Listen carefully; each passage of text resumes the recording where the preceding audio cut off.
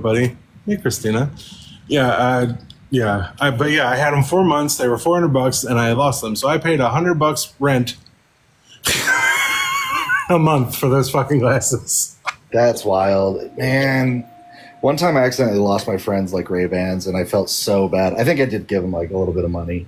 I brought him to Bonnaroo one time, so I think that's worth it. Well, I'm gonna have to buy more glasses, which is gonna be like another $200, $300, maybe $400, $500. I don't fucking know at this point. We'll see. And it's Trump's America now, so they might be $2,000 by the time I fucking get there. Who fucking knows? Do you have vision insurance? I do, but I don't mean change what I said. Yeah, I mean it's true. I don't change it. Usually they knock off if you get like glasses 1 year or get sunglasses 1 year and then get glasses the next year, because glasses can last like 2 years. Yeah. Then like it'll knock off like $150 on the frames or something. No, see, Temu is not where I'm going to get my glasses from. Pay. Also, you could wait and you could like go like full out on sunglasses and get the new Google ones that are coming out that like have like cameras and they're gonna have like a little screen where you can like read text messages and stuff, like, and they'll have like little headphones and a mic. Yeah, you could actually like sync it up and like host your show, and like it would all just go through your glasses. I remember when I worked at Circuit City. I know I'm aging myself, but whatever. When I worked at Circuit City, they had glasses that were like internet connected, but I think all they had on them was like yeah, Ray-Ban's got something. Ray-Ban's got ones with like Schmalexa or something on them. Mm. But these ones are like, it's going to have like a little, kind of like that Google Glass, but it's going to be like built into where you'll have like a little display that you can mess around with. But yeah, Circuit City's wild, dude. But let's talk about this for real, y'all. What are we going to do about the fact that TikTok is now going to become M's owned by Oracle? I want no part of that. Honestly, I've been that's why I'm kind of like hosting this show that's like half on pretty much I have the same thing going on that like Justin's got going on, where it's casting directly to YouTube and it's casting directly to TikTok. Yeah. So, but my hope is to get like a really good interface to just get guests on YouTube, because we get better crowds out there anyways. Like right now you probably have about 50 people at least watching. That's what I got here on TikTok right now. Oh yeah, you got, okay, let's see. Where are we at? But like, I want no part of being on an Oracle platform. Oracle's who's helped Trump this whole time. I have no desire to be a part of a company that's why I quit all the Meta platforms. The only reason I have an Instagram still is so I can get hold of Chicago whenever I have a problem here on TikTok. Yeah. Hold on. To join up people that are watching on YouTube, you're gonna have to come on on TikTok mobile, like on your phone or your tablet. It's free, and you could just search Dugald, and yeah, let's talk. Let's chat. Let's discuss. Let's actually discuss these things that are over here. Like, and they hear TikTok and they're like, "Nah, never mind. You lazy MFers." Like, I'm hoping one of the talked about other platforms that are supposed to be TikTok like that, like Mark Cuban was going to put out, or the one that was started by the creators from here. Here we go. What is that one? Neptune. I'm hoping one of them comes out before then. We can try building over there. But like, I don't want to be part of this new thing that TikTok's going to be. I don't want part of it. Do you know who Atheist Z is? He's here on TikTok. Yeah.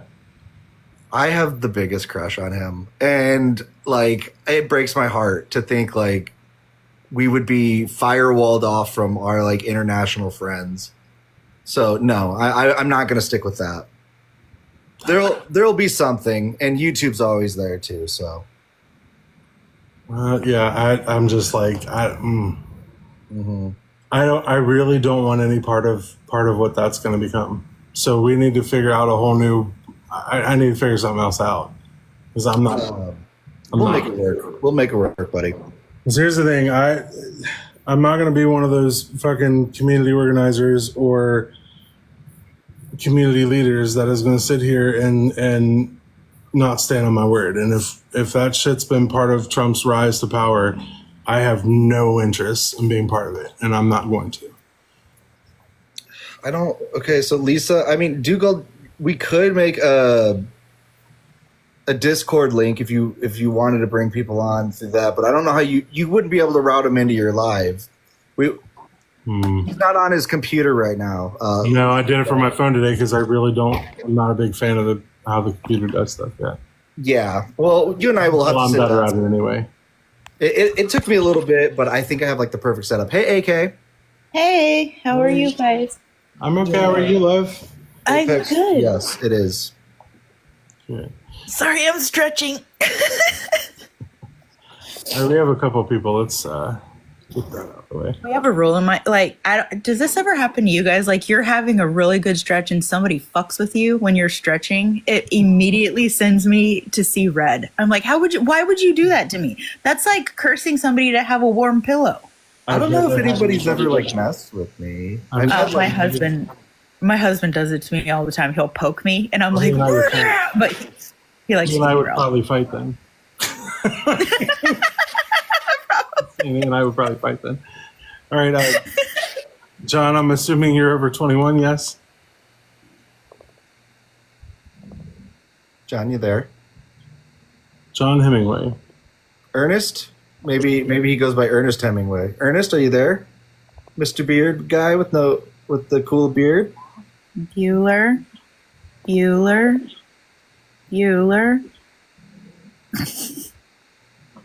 Anyways. I think John meant to be up here. What was that, John? What was that? Yeah, you don't like Christianity either? You think that Trump's an idiot? Cool. Yeah. Well, I'm so excited that you were so pro-woman. Hold on. He's LGBTQIA, so he might be. Okay. Aw. Well, now I love John. I'm gonna add him. All right, well, I'm not sure John knows he's up here, so we're just gonna let John go. Hey, Lords. Yeah, we'll just let John go. We've got. Yeah, if there's anybody that wants to discuss these topics, come on up. If you're watching from YouTube, you do have to come on TikTok mobile. I know, guys. Are they too hard to read? Do I need to change the words? Well, I'm curious, is there a mistake in the third prompt? How can an imperfect being make an imperfection? Well, hold up first, Jesse. How are you? I'm 36. Okay, thank you. That might have been. I think that meant to be, how can a perfect being make Right. That makes more sense.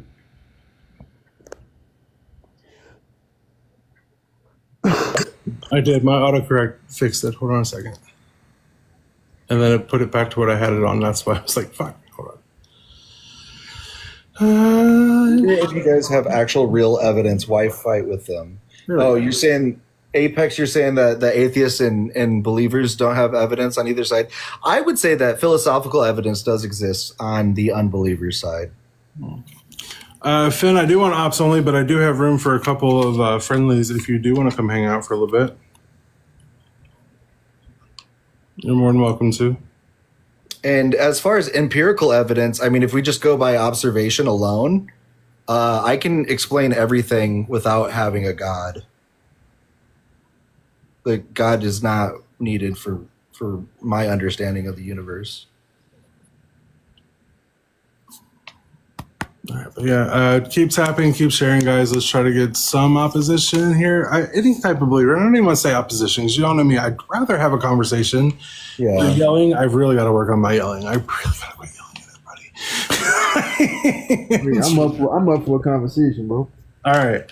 Which topic did you want to talk about then, Jesse? And are you over 21? Yeah, I'm 36. We can start with the last one. Why should I be subject to your beliefs? What exactly do you mean by that, you being subject to my belief? Well, Christianity, if you are indeed a Christian, pretty much has inserted itself has always tried to insert itself into everybody's everyday lives, but it also now is inserted itself into our very ruling government. So Christianity is very much being forced upon people. So I'm trying to figure out why they think that that's okay. I would agree that's happening. I would disagree with it happening though.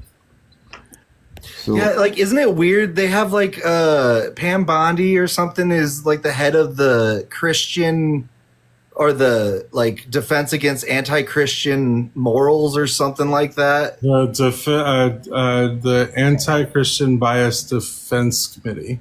Yeah, something like that. And it's like Defense against anti-Christian bias. why would we have any government tax paid for committee that's got like a religion's name in it? Because apparently there's fucking anti-Christian something happening that and nobody's aware of. It's the Yeah. persecution.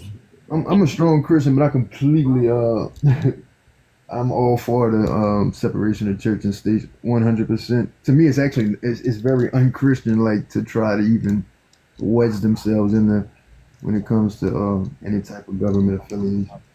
I'm going to go ahead and tell you, you are a minority of Christians who think that, and I appreciate it a lot, to be honest. Yeah, we Yeah. appreciate Christians that think and speak out against that kind of stuff because it's just, It's bad. you know, like how would you feel as a Christian if like say like they said, oh yeah, we're all Muslim now in America. Exactly. Yeah, right. Everybody has to read the Quran. We're going to put up, you know, the Quran as a textbook that every one of your kids has to read and follow, and they have to pray a certain way. And you wouldn't be too happy with that, I don't think. I most definitely wouldn't. I'm reading the prompt. The first one. God could have given choices without the sin of suffering. I'm just trying to think about this just from a purely philosophical point of view. I don't. Are you saying that you could have 100% pure free will without the consequences? I'm sorry, what was that? I'm sorry. I had a lot of dogs walking by me. I couldn't hear anything anyway. I was just trying to clarify the first prompt. God could have given choices without the sin or suffering. Yeah. You have a all-powerful, all-perfect being who has free will of his own, correct? Sure. Right. And he doesn't sin, right? Sure. So why couldn't he have made it so that we have free will but don't sin? It's interesting. I'm trying to. I'm not going to say I can just respond quickly with an accurate answer for that. I'm thinking about it right now. Okay, no problem.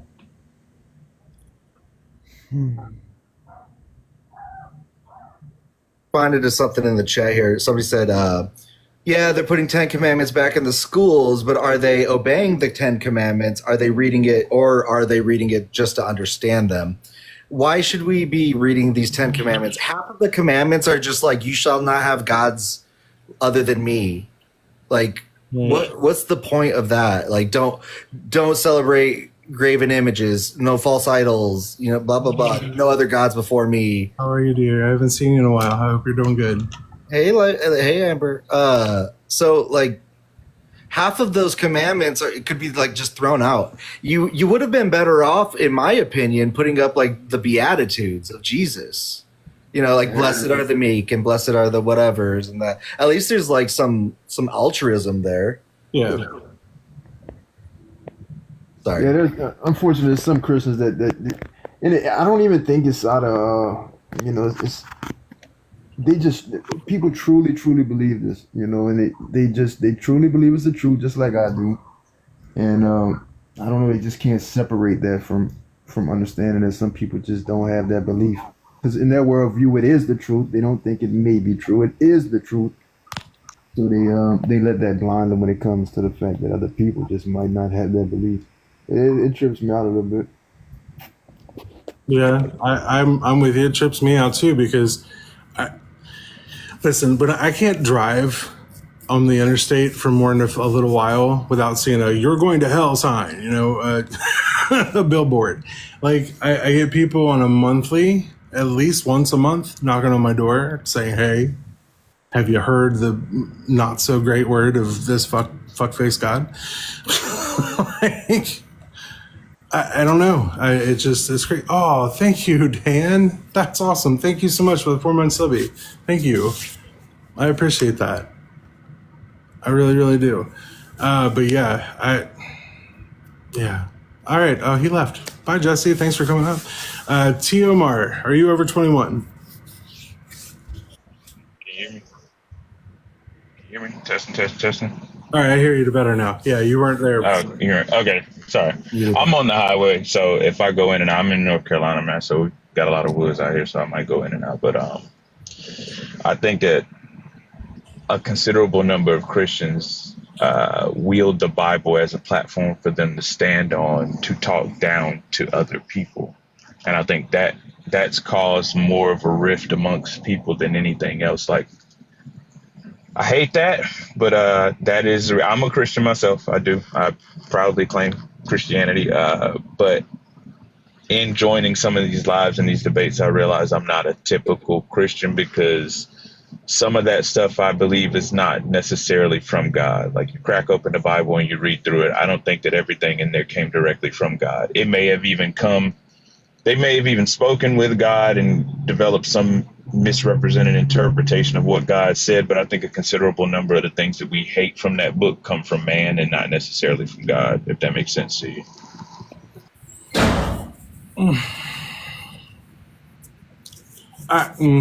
I agree that about most that coming from humans, but so the answer now is what are Christians that don't believe that in the forcing of it? What do we do? I don't believe in the forcing of it, the force feeding of the Bible, or the Bible thumping or bludgeoning people to death with the Bible.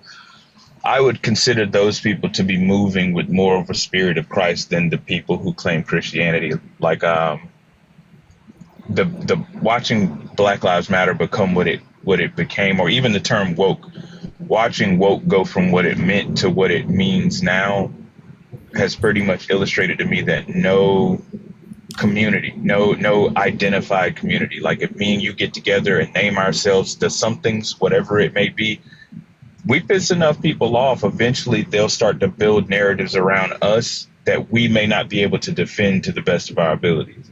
Like, even if we aren't doing the things that they claim that we're doing, it'll be easy to get enough people to hate us that it'll be on our jacket, even if it's not true. And I think that's what's happening to most all organizations. Then if you say you don't necessarily believe everything in the book, and you don't believe it should be forced, like, I guess the ultimate question is, number one, why would you believe Bless you.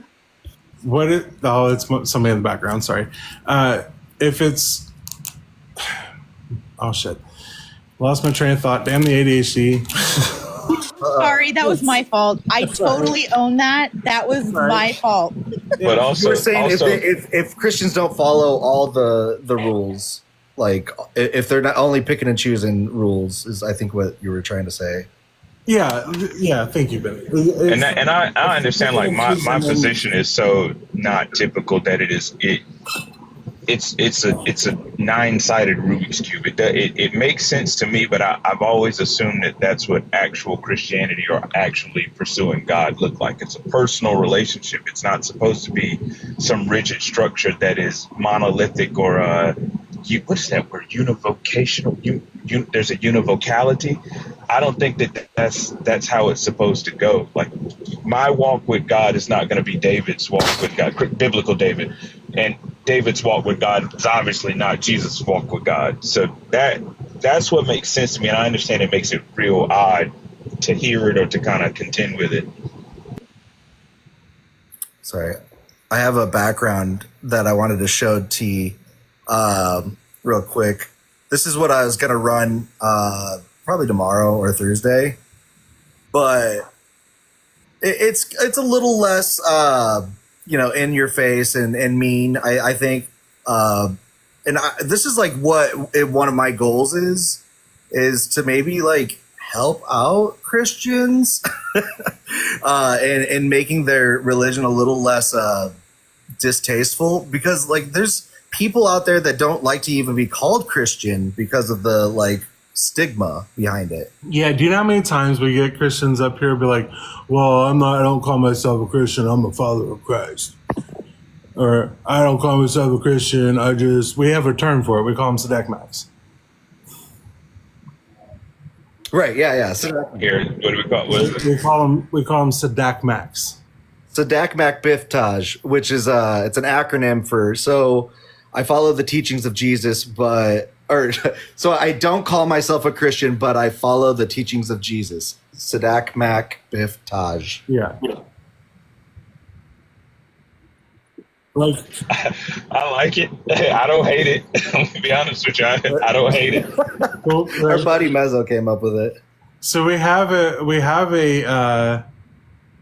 a government now that is forcing it. We have a whole millions of people that back it through their votes in support of that. We have, like I said, the billboards and all that kind of stuff. And we have no two Christians who agree on anything within the book.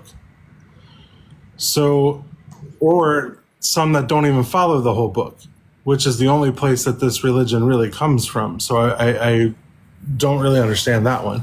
But so what is us as a country supposed to do with that without Christians like you who don't agree with the forcing standing up as Christians against it? I'm gonna be honest with you, man. I think that Christianity has kind of become, or maybe has been for some time, like a very thin veil to hide racially motivated nationalism behind. You can say, look, I'm under no disillusion of what people who look like me have done.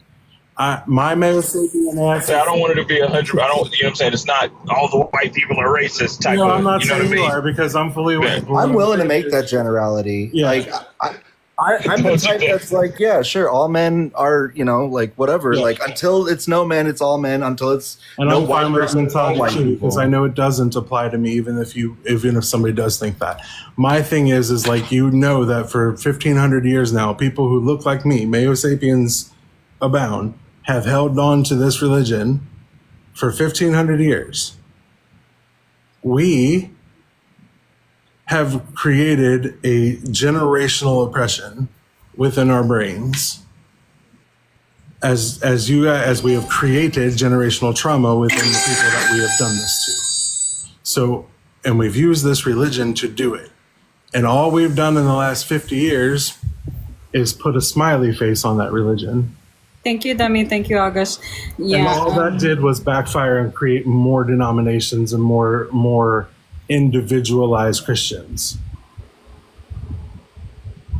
I feel like even though you seem, and I'm gonna go based off of that, you seem like a nice Christian, but every time I say that, holy shit, do they prove me wrong every time? So, I've heard some literally mid-sentence go completely off the walls. or like a couple of days later, you see them in another live stream, and you're just like, "Oh, you racist motherfucker!" Anyway, Did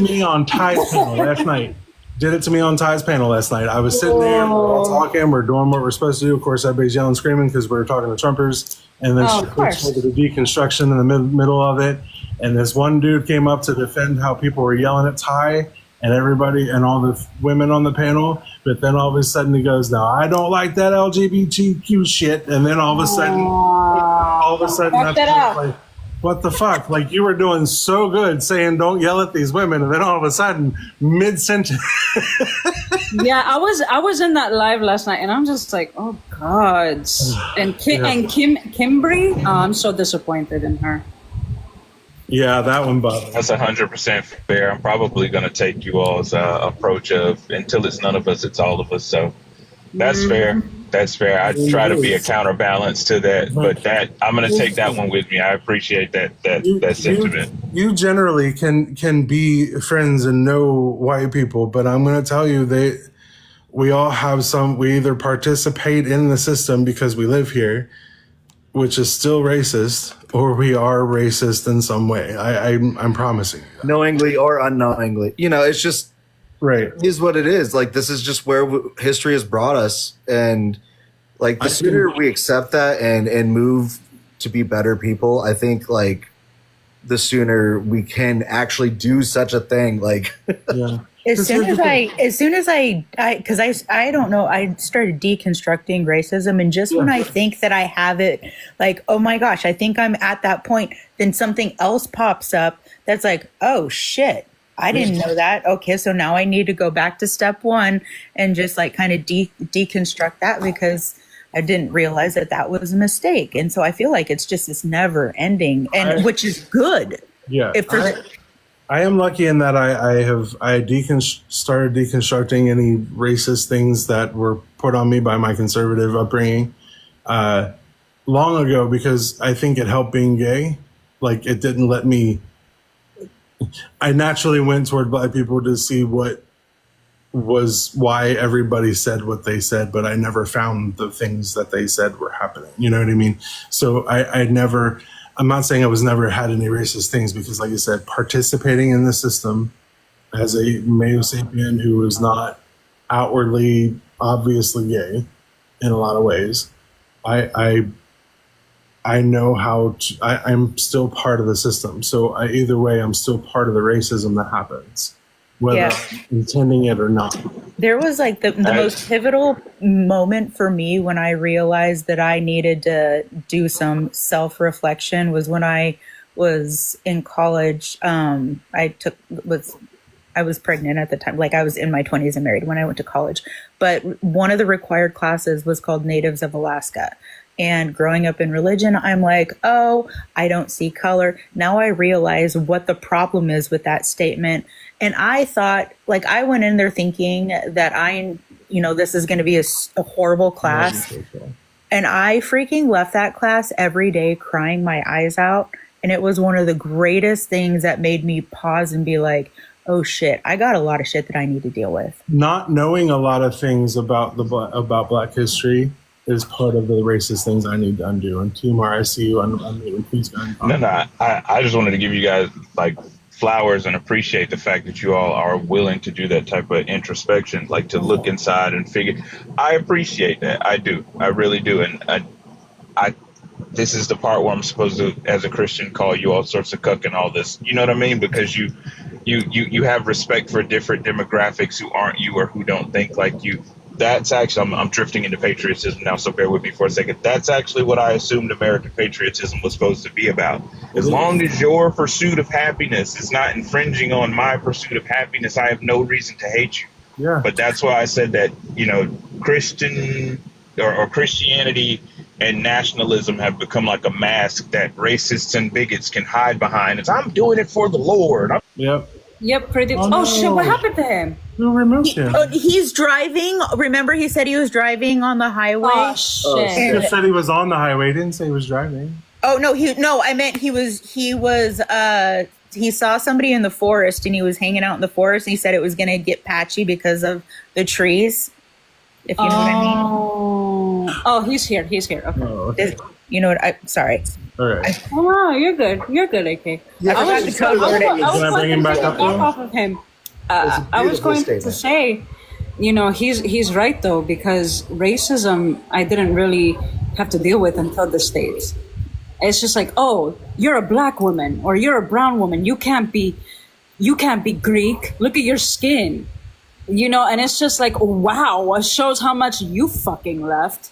If I can be completely transparent for a second, my biggest thing is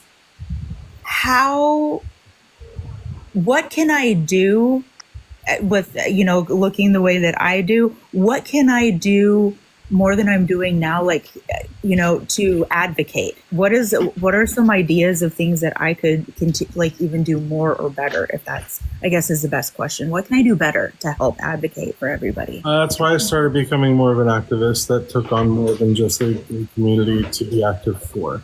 I would say if you want to be an activist, especially for my brothers and sisters here like Cray and T. Omar, why are people dropping so much? When it comes to activism, don't just talk about it. Be about it. Actually, do the paperwork. Go out there. Talk to your prime ministers or America's your legislature and your government. Because at the end of the day, you can make all the TikToks you want all day. you can, yell into the TikTok God void, right? But unless you're physically doing something, physically speaking up in real time, in the real world, whether it's you see racism happening in your store, speak up, say something. Because at the end of the day, nothing is going to get done if it's just behind the screen. Yeah. Like a lot of white people, because of their racism, will not listen to anybody other than other white people. Unfortunately. Yeah.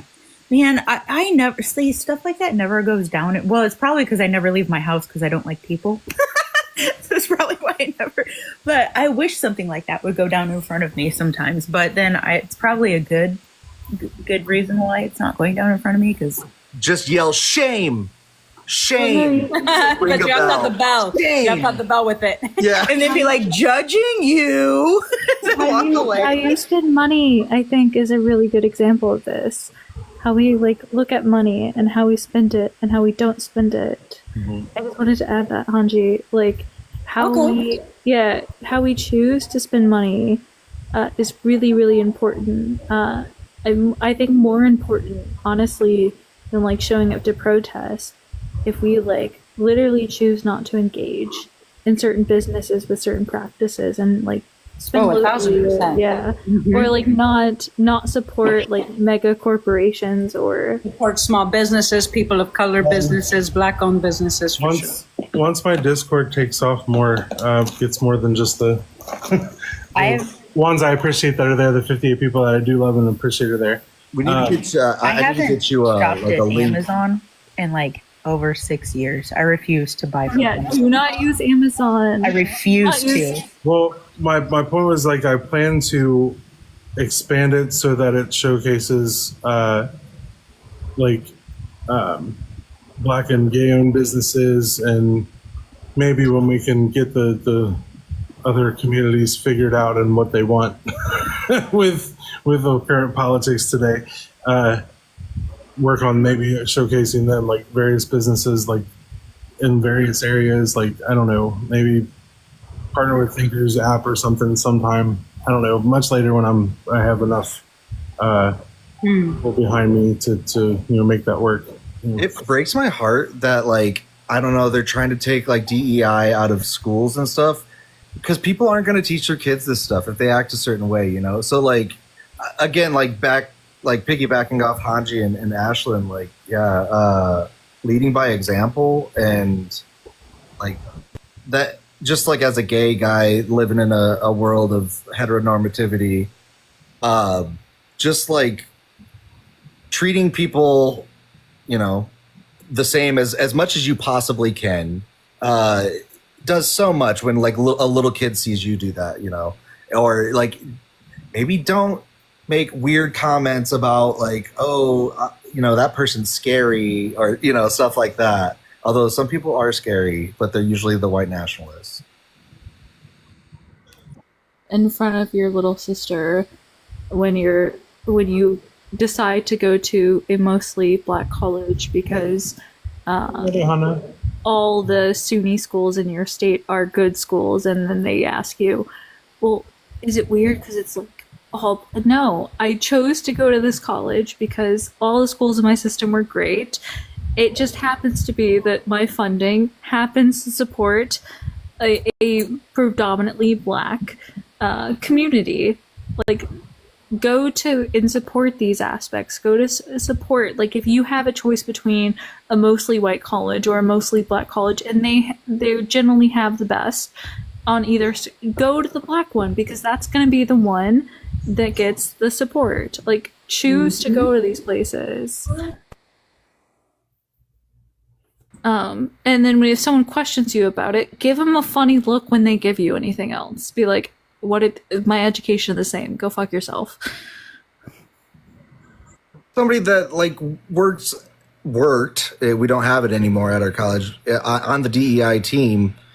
DEI really is not much more complicated than that. DEI is basically a lens you put on, where you kind of see it for what it really is, and you try and treat people, if you understand their history, maybe the hardships they've gone through, and you know, like you understand that, yeah, you're treated a certain way, but other people are not.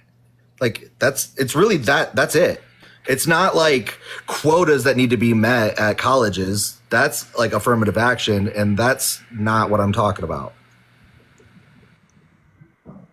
A systematic pessimist.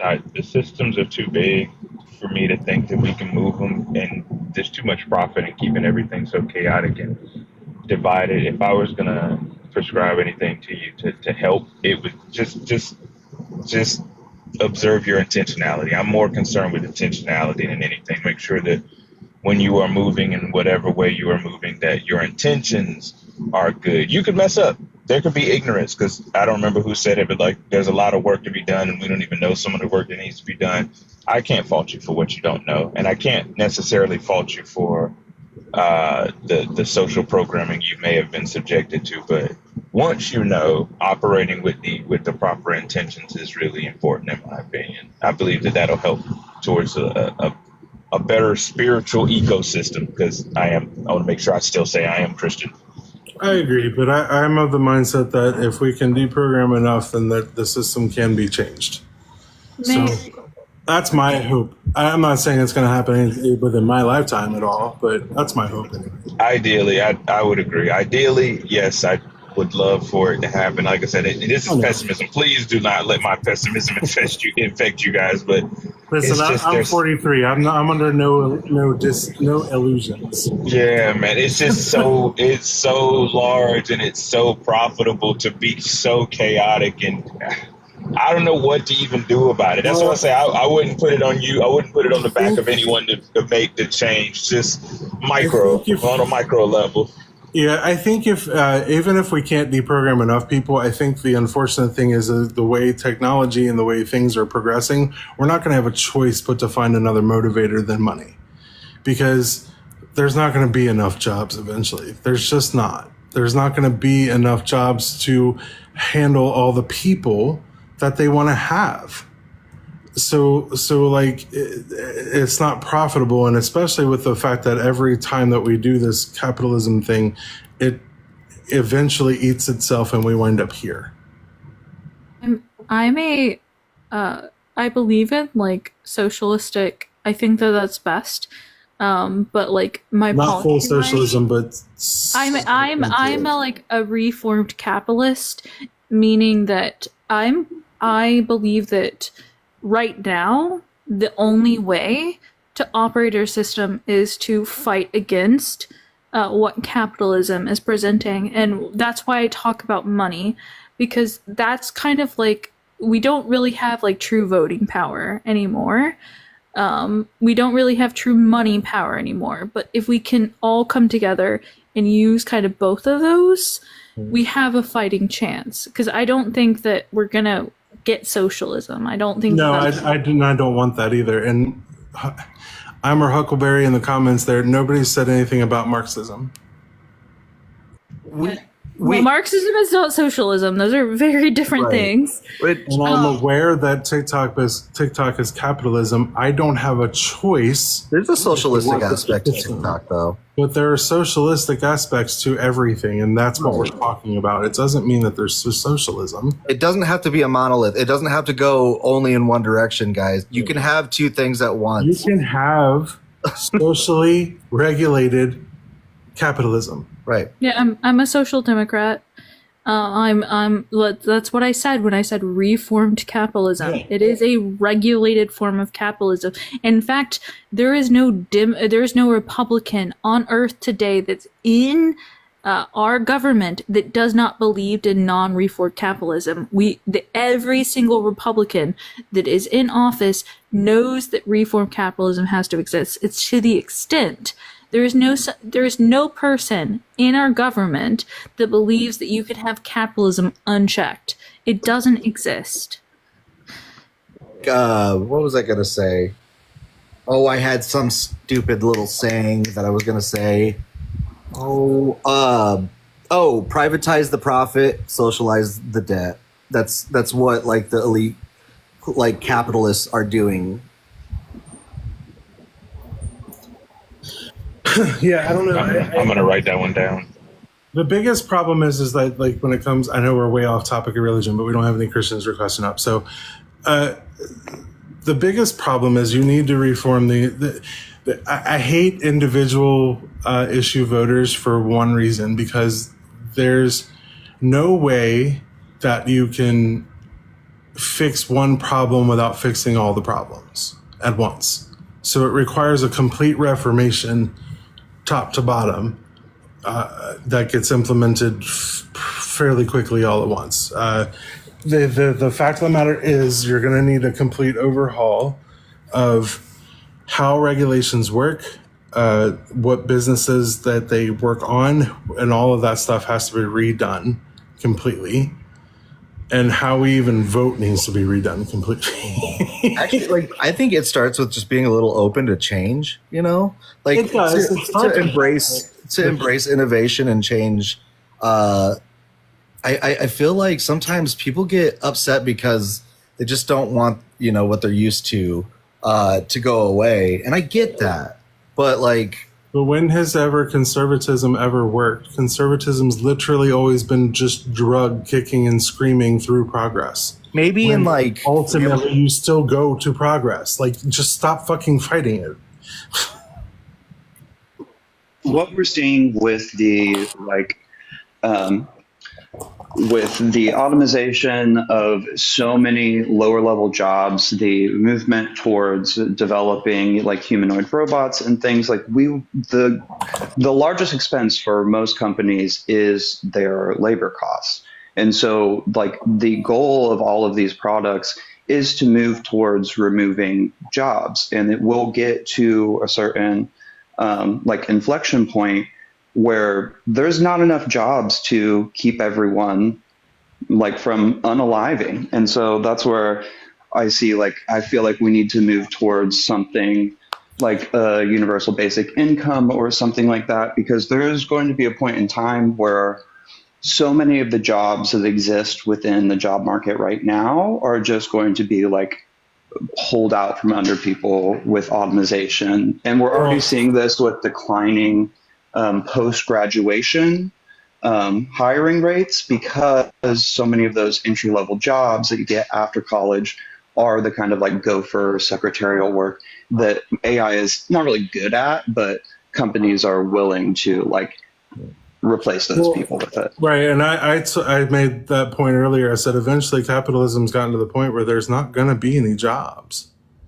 There's just not. There's going to be way more people than there are jobs to pay them. There just is. There's no way around that. Progress, when you only, this is the biggest problem with capitalism.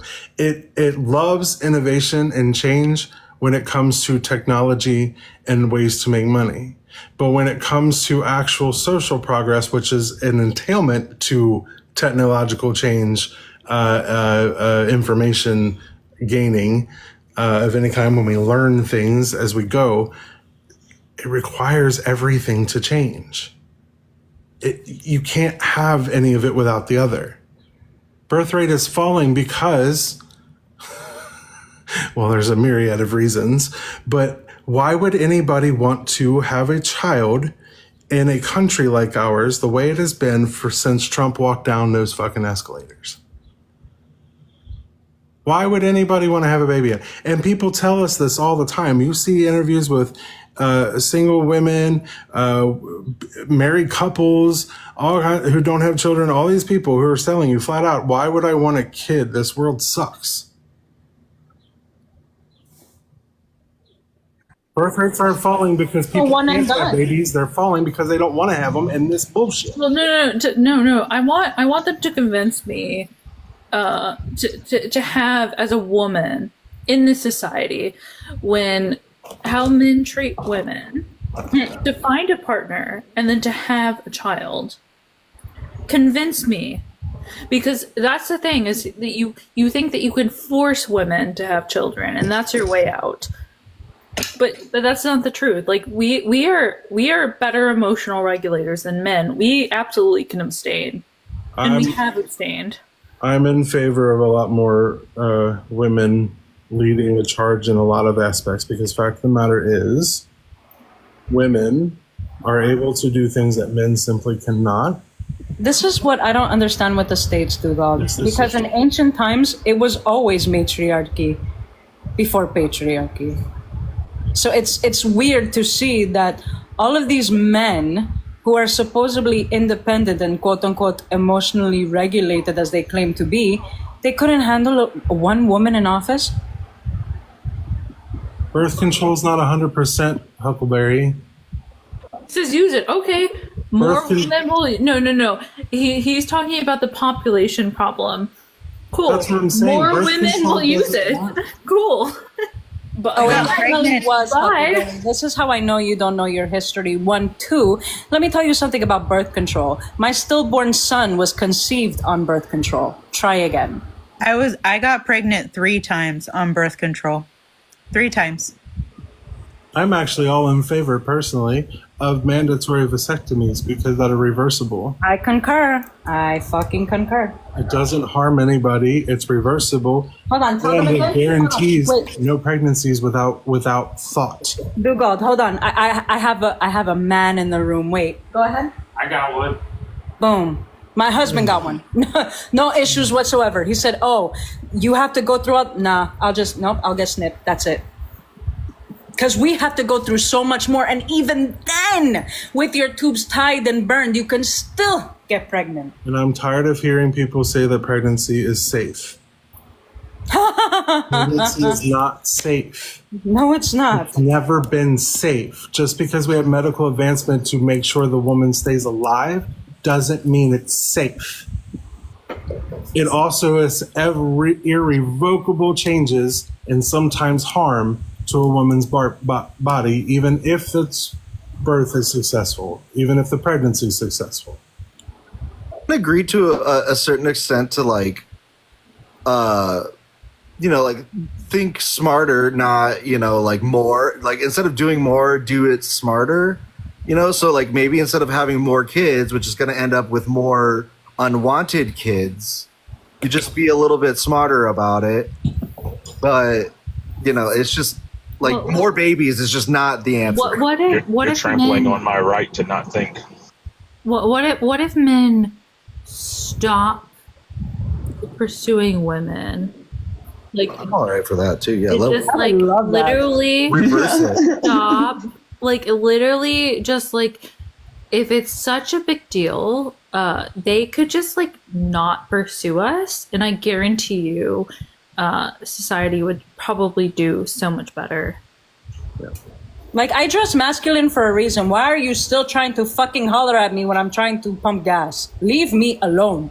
I was just watching a video of this lady just getting like bugged the fuck out of on the subway, and she was wearing basically like long sleeve shirt, long jeans, baggy. Like, Is she skinny with black hair? something like, yeah, it was something like that. And it I've was seen a lot of her videos. She records men in general while she's just walking down the street. And It's never how they're dressed. Literally, we can literally just be doing anything in any clothing. A dude And it's followed like- me around Costco This is yesterday. Followed me around Costco and called me a "see you next Tuesday" because I would not give him my number when I told him I was married. Oh, he actually got mad at you? Listen, I've had these malakias, these dirty, disgusting malakias tell me, "Oh, he don't gotta know." On a TikTok live goes, "I could have you anytime I wanted." And then I told him that I was like, "Buddy, you're just mad that my the people D word opener is bigger than can yours and I use don't veins." have one." You know what I would have said to that? I would have said, well, my people opener can open veins in separate ways. Pick one. And this is why I don't leave my home. And then I tell people, listen, if I'm wearing high heels, I could put that where your liver is, and you would bleed out before the medics got Go there. for the eyes first. Oh no! Don't make it quick. Liver though. The medics will get there and they'll bleed out beforehand.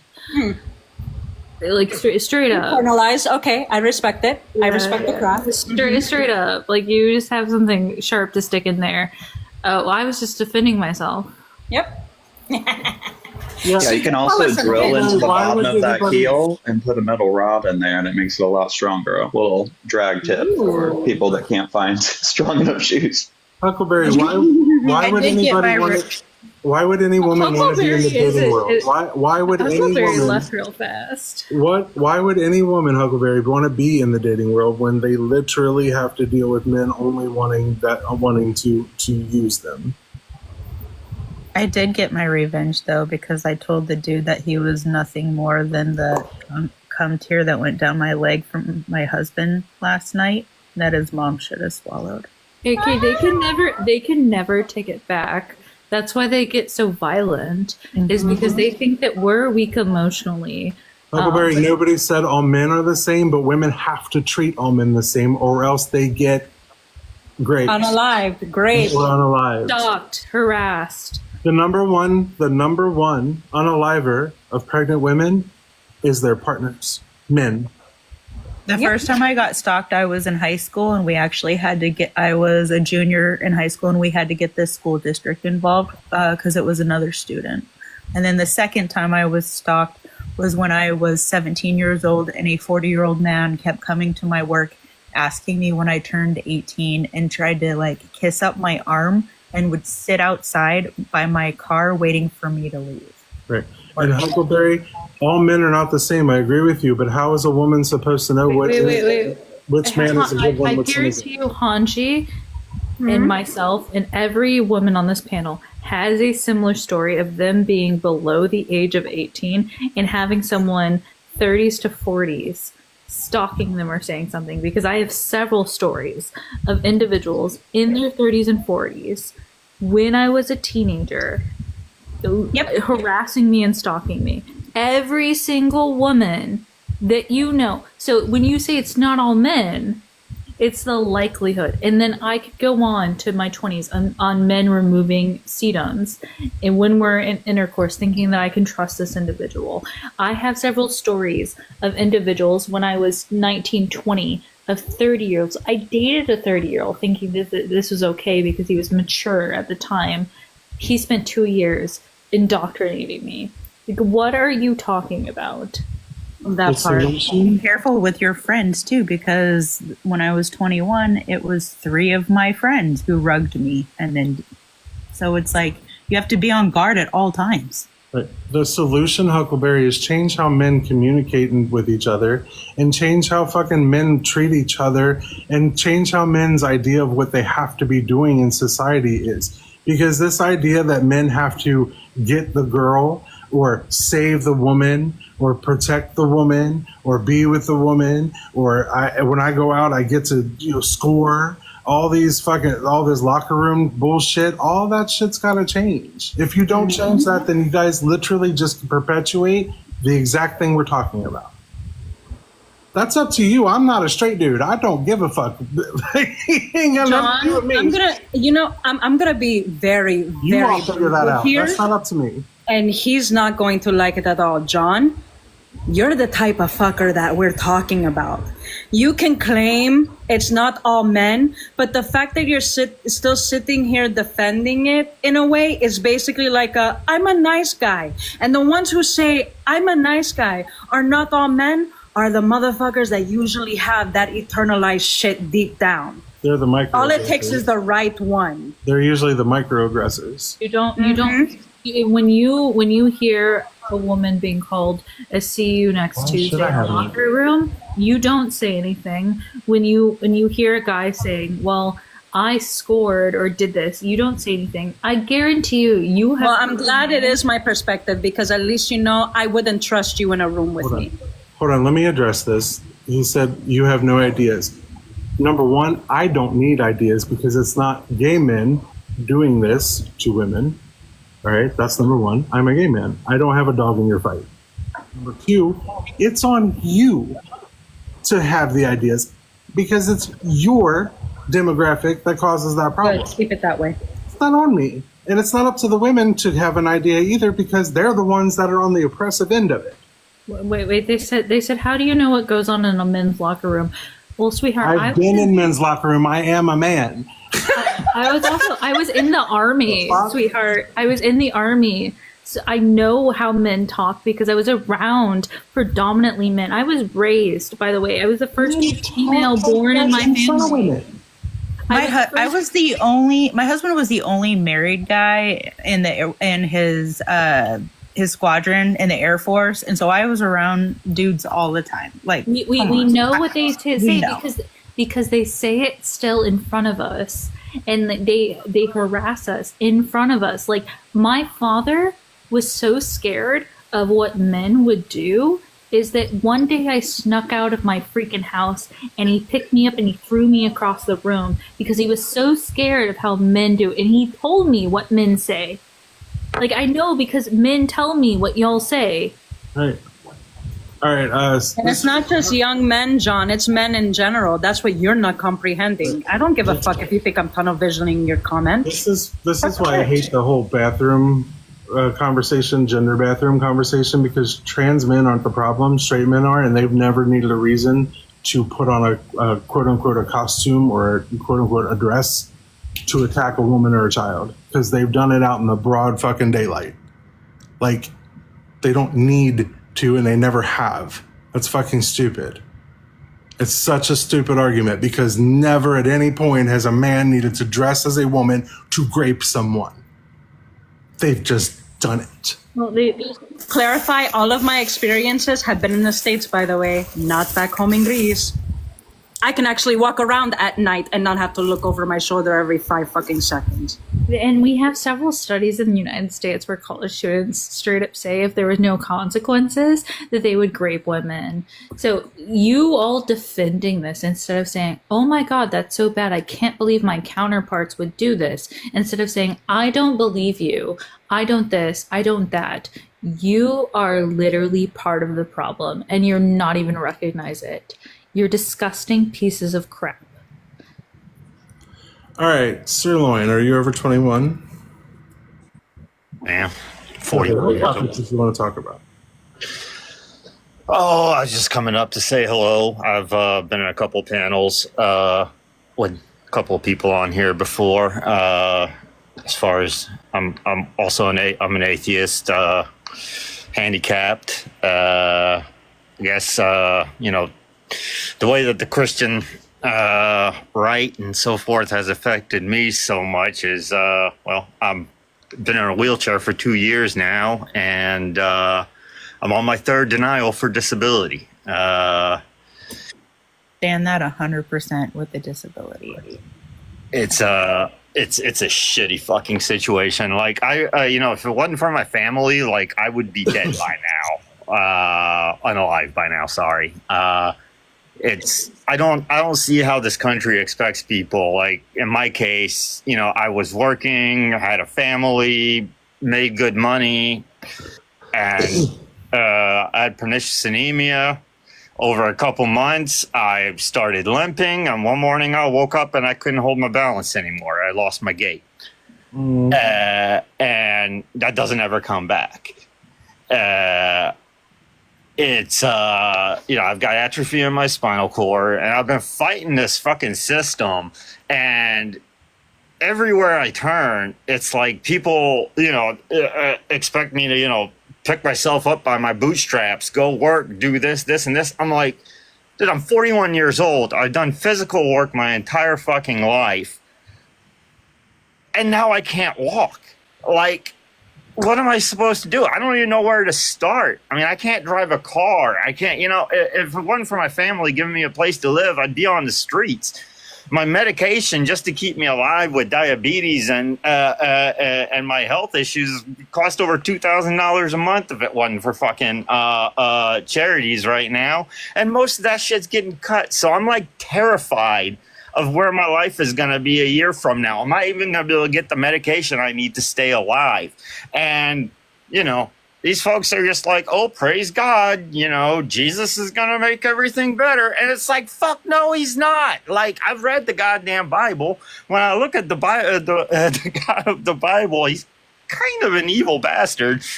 And I really don't expect people that follow that and the rules that are in there to be kind to anyone like myself or the LGBTQ community or respect women or anything else, because that's not what the book teaches.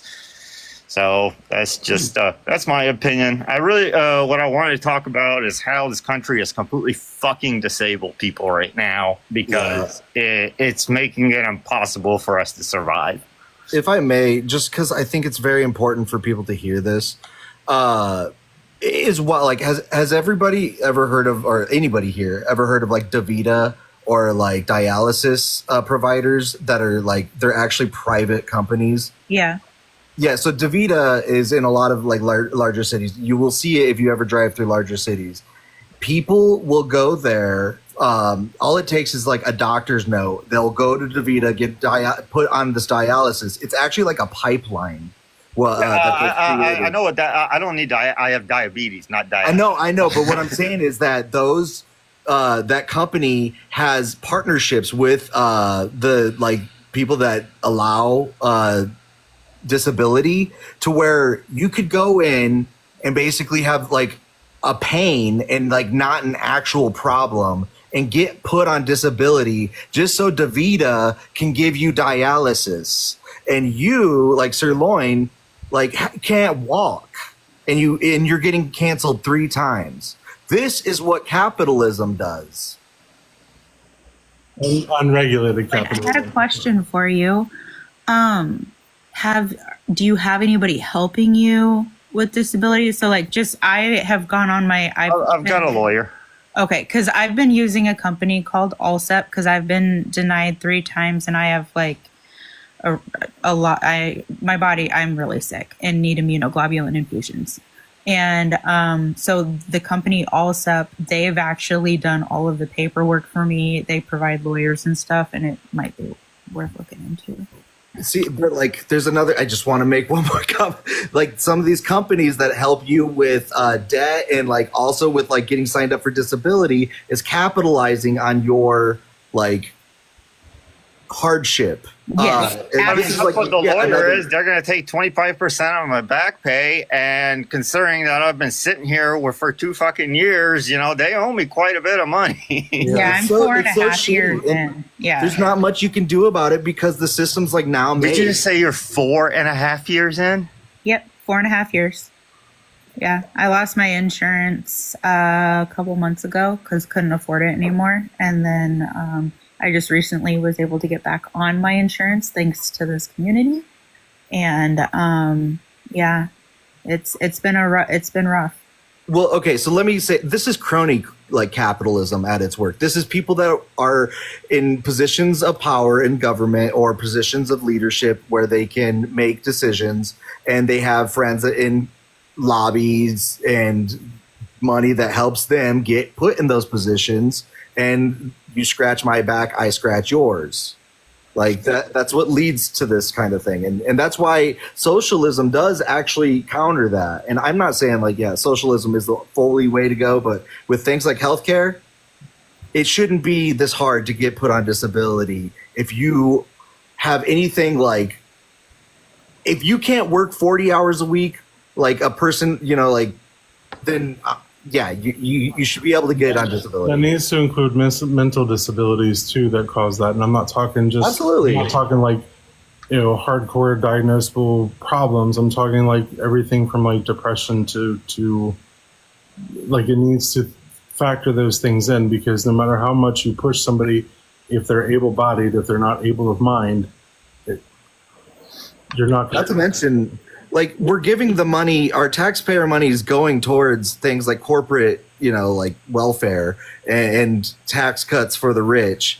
So like, why can't we help out the people that like seriously can't do these things for themselves? Instead, we just passed a huge bill that is actually going to take away. That's going to, and make people like me have to work like just to get Medicaid. Like, it makes me want to start I should have started a nonprofit. I don't know if maybe I can like hire everybody, but for like free. I have an LLC. My thing is I want to work. I want to do something, but I can't without help. It's like this is the part that the government it seems to just, and especially people on the right, completely ignore, is people need help sometimes to be able to do something. Someone in my situation, without transportation, without the aid of disability to get me on my feet, so that I can learn how to drive a car with hand controls, be able to get hand controls put on my car, because guess what pays for that? Medicaid. Well, not only all these things are possible once they approve me, and then I could actually get on to doing something with my life, have some kind of work, and actually contribute to society. But until then, I'm stuck. Yes, snaps to that. And not just this. Like, this limits with this new big beautiful bill. This also does the same thing that is being required of you. When there's someone that's finds a good position and it's fitting within their disability, and they're like, oh well, now I found a job and I don't really need that much from SNAP. I don't need that much from Medicare and Medicaid, because I'm getting my exercise in with working. I'm now paying for my Social Security by working 75 hours per se, because 80 hours, by the way, does not make sense in a 2-day work week for anyone that's disabled. If you actually look in 16 hours a week times 4.3, it does not make sense in 80 hours. You would have to work 3 days a week to fit that. So anyone who is disabled, who is hey, by the way, I'm not going to take disability. I'm just going to, take SNAP, and I'm going to take Medicare and Medicaid, and I'm going to work 2 days a week, and I'm going to do this to survive. You've just now effed them. Yeah. I think it's funny. It hurts both. It hurts both. It does. I think it's funny that they're assuming that the people that are being cut, every one of them that I keep hearing talk about supporting these cuts for Medicare or Medicaid, are people who just keep telling me that these people are all able-bodied and should be able to do this, that, and the other thing. And I'm like, you make these assumptions with no information. You literally don't know anybody that they're talking about. You all make up these stories that you know a guy who abuses the system, but you can't abuse Medicare, especially not if you're an immigrant, because you don't have a social. Okay, Medicaid and Medicare ain't paying your rent. I'll tell you that much. They sure the fuck ain't. Yeah, they stopped giving Social Security numbers to immigrants. Actually, I'm an immigrant. We immigrated here in '93, and I actually was still issued a Social Security number back in '93 when we immigrated over. But my Social Security card said not valid for employment on it, and I never got a new Social Security card, and I was almost 30 and getting a new job, and they're like, yeah, we can't take your Social Security card. This is not eligible for employment. I'm like, I'm a citizen. They're like, oh, you still have to go get that changed. So it's the whole citizenship process, it took us, God, we came here in '93. I got my citizenship, I think, in 2004. And my mom and sister had already been approved. And when I was 18, I got drunk at my mom's house, and she got mad at me, and she called the police. And when the cops got there, I punched a wall in front of the cops, and they charged me with domestic violence for punching a wall. And anyway, so my mom and my sister got approved for their citizenship, and I got a letter from Homeland Security that was like, hey, you're getting deported because you've committed a crime of moral turpitude. Wait, you got that letter? Yeah. This was in 2003. Because I punched a wall in front of a cop, and I pled guilty because I thought it was a $300 fine and no big deal. And I was 18 years old. And now I'm 21. Then I was 21 getting my citizenship, and they literally wanted to deport me because of that. I had to get an immigration lawyer. We had to take that case all the way back to the state Supreme Court to get it overturned. For me to be able to get my citizenship. Like The bureaucracy. no and way. stuff, Like it's gets never been wild. easy to get to become a citizen of this country. So I don't understand why they're trying to make it more difficult. It's crazy. Yes, because I think the right now, the cruelty is the point. Well, yeah, it's just the similarities to Like, because when you think history about is the, just frightening. yeah, when you think about the things like that try to help, like for example, student loan forgiveness, the biggest gripe all of them seem to have is that they had to pay their student loans. Yeah. And it's like, so nobody can have better because you didn't have better? Like that doesn't make sense to me. It's like the idea that you have to make other people suffer or go through something that you had to go through just because you had to go through it too. Like that mentality never has made sense to me. It seems to be very common on the right, especially and they treat every social program the exact same way. It's like you're trying to get something for nothing, or you're trying to be a freeloader when you're just trying to survive. Nobody's wanting to be a freeloader. Do we want to not have to grind so hard just to get by? Yeah. Oh, I have a perfect verse for this, actually. Well, like, not really verse. It's more of a parable. Matthew 20, there's the parable of the workers in the vineyard. I don't know if anybody has ever heard of that parable. But I actually think it's kind of woke. I don't remember that. That one's where basically it speaks of a landowner who hires these workers that are out in his yard in the morning, in the very early morning, and then he goes back out and he hires some more workers in the like noonish time, and then he hires some more workers in the like afternoon and then evening, and then like an hour before he's going to give the day's pay, he says, I'll pay them from last to first. So he actually pays the person and they all get paid the same. And a bunch of people start grumbling up that were hired early in the morning that had to like work the whole day. They're like, well, what the hell? Like, why are you paying them as much as you're paying me? I worked more for it. And, it's basically Christian apparently to just say, well, like, what are you like mad at me for being generous? Right. So, like, I don't even understand where like this Christian idea of like helping people out with student loans is a bad idea. It's going to help out the economy. It's going to help out your community. Like, so, like, and somebody's got to be the first. The boomer generation makes up primarily a majority of the Republican Party, right? Or the MAGA Party. And boomers are the only, are like the worst generation to have literally had the easiest of means talk about it as if it was the hardest existence in life. I had to walk 12 miles in the snow, blah, blah, blah, kind of stuff. But then once you worked and you got everything you needed. But shit on everybody else because we do have it harder and they don't see it.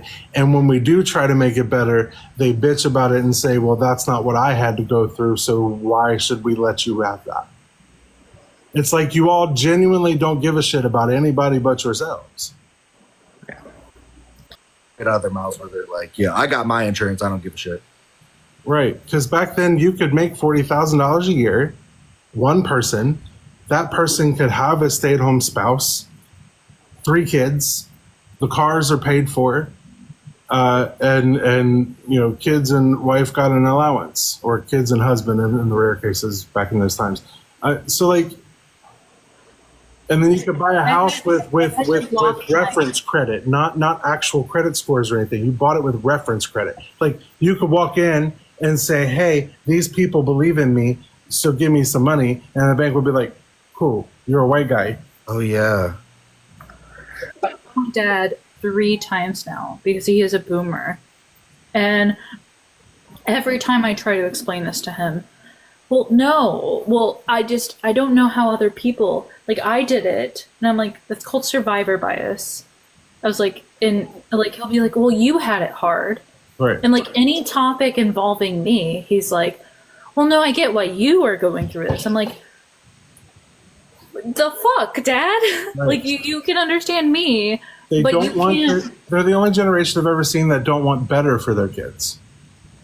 Yeah.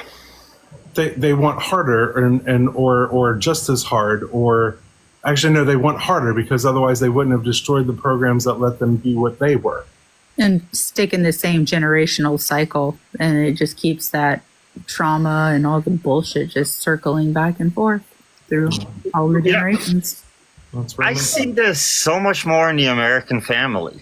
It's like my family doesn't do that. Like, we stick together. Like I said, I'm only around right now because of my family. Like, my mom has fucking stepped up and saved my life in the last couple of years because I couldn't do it. And I'm so grateful. Like, I'm so grateful I've got a place to live and that I have a chance to do something. But it damn sure wasn't this government or God giving me a chance. My dad will straight up be like, oh, and I'll explain to him like, oh, yeah, this happened to me. Like, the guy removed the sedum, and he'll be like, well, yeah, I believe in, I think every woman should have a choice. Okay, cool. So you're going to vote that way? Well, no, I'm not going to vote that way. I was like, you're literally pro-choice. What are you talking about? He's like, well, yeah, I don't think women should be restricted. And I'm like, what is happening? Like, where is the shortfall? There's like a weird mental block that's going on. It's like, I don't know. Somebody described it as like how people feel about like football teams or like sports teams, and like how they can like hate each other, but like just because they're different fans of a different sports team. But it's not really that big of a deal because, you know, like, it doesn't really matter. They like apply that same like type of thought. And I don't know, like, I'm not Ashlyn, you're the psychologist, you know, like. All right. Real quick, guys. Well, I mean, but you know psychiatry and psychology better than I do. Real quick. It's like, what's up with that? Group thing. Hold on a second, guys. Tap screen, guys. Share out the live. I'm only at 16K likes, and I've been on for like an hour and a half. I know TikTok makes you work. I'm sorry about that. I hate that, but you know, I love TikTok Shop. But please tap. Give me some bigger numbers, some more shares. Let's get out the. We have not yet had a Christian op, so please tap, share, do all things. Let's get out to the algorithm. You know what isn't Christian?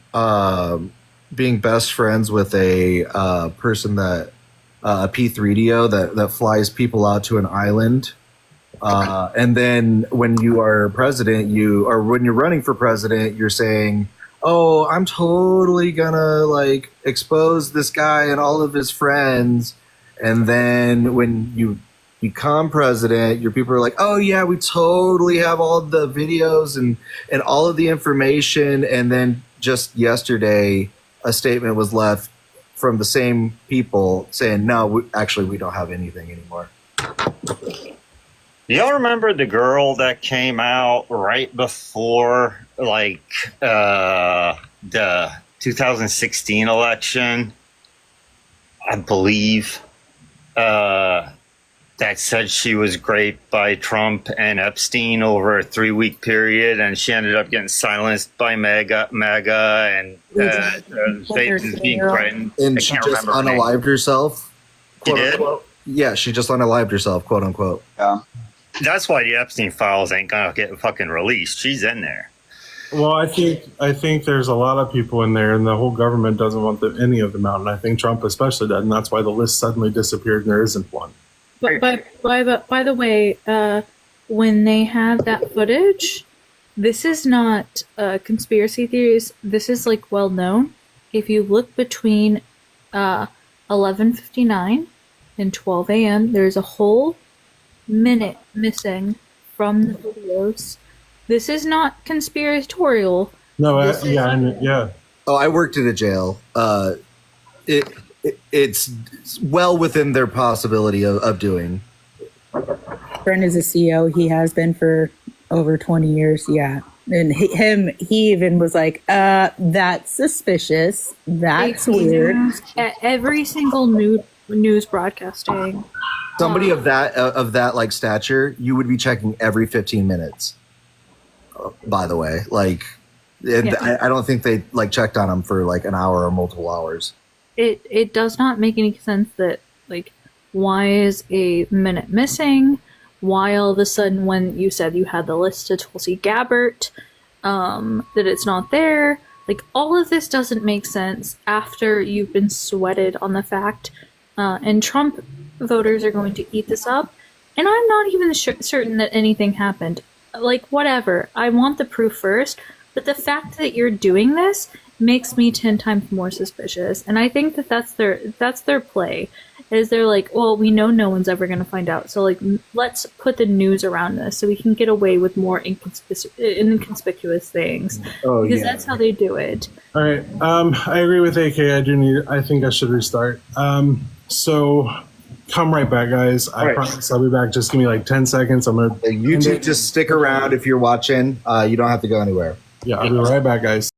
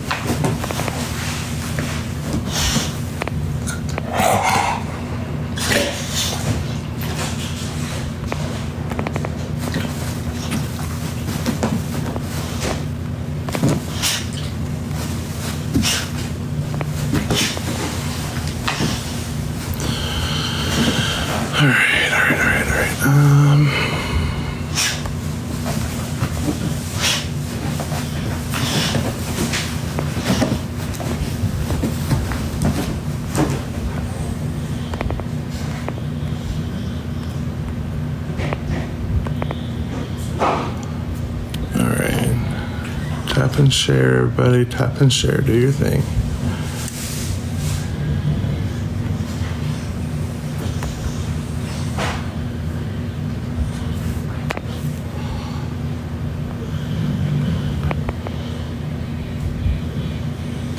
There we go.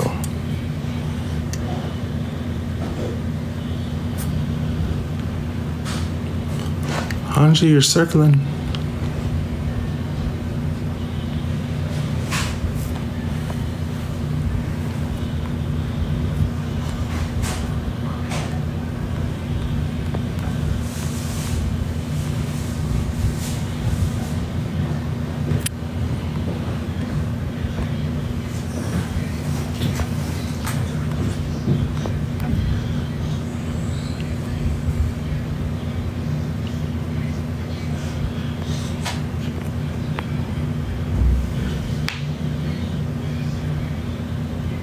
I don't know what's going on, Hanji. You're just spinning and spinning and spinning. Try that again.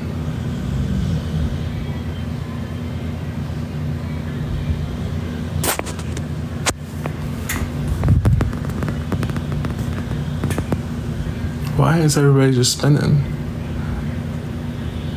Can you all even hear me?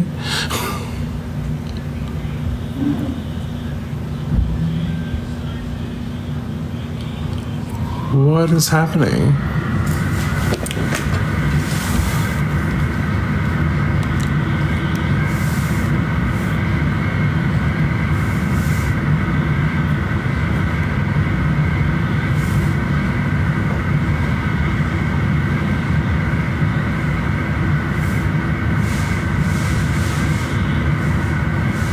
I don't have any system alerts or anything. What the fuck is going on? I can't hear you at all.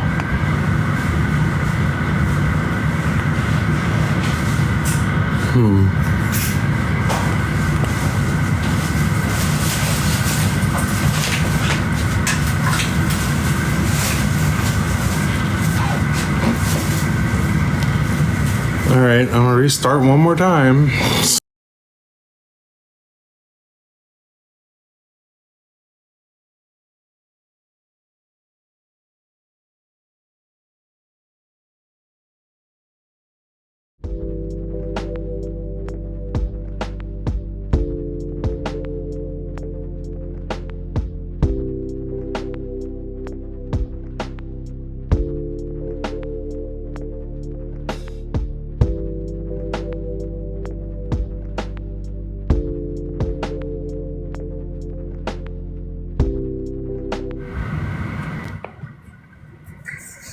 There we go. What the fuck? Can you hear me? Yes. Okay, that was strange. That was really weird. Okay. Okay. Now we gotta do all that sharing again. Wait, did you restart?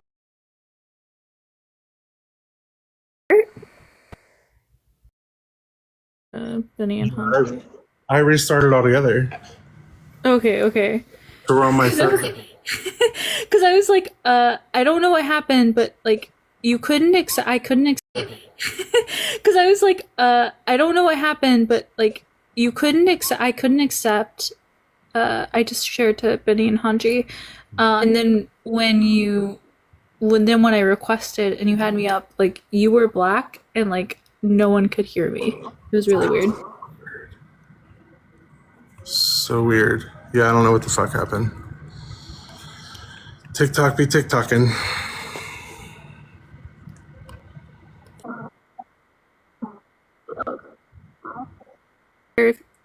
To as many times as possible because that's gonna mess up the algorithm. I love TikTok Shop. TikTok Shop is amazing. Why? Hunty's back, yay. Did that fix it? Yep. Good. We're on my third restart, or my what is that? Second restart, third live, and now that's probably gonna fuck with the algorithm. So we're gonna have to do extra sharing and extra tapping now, y'all. And I'm sorry.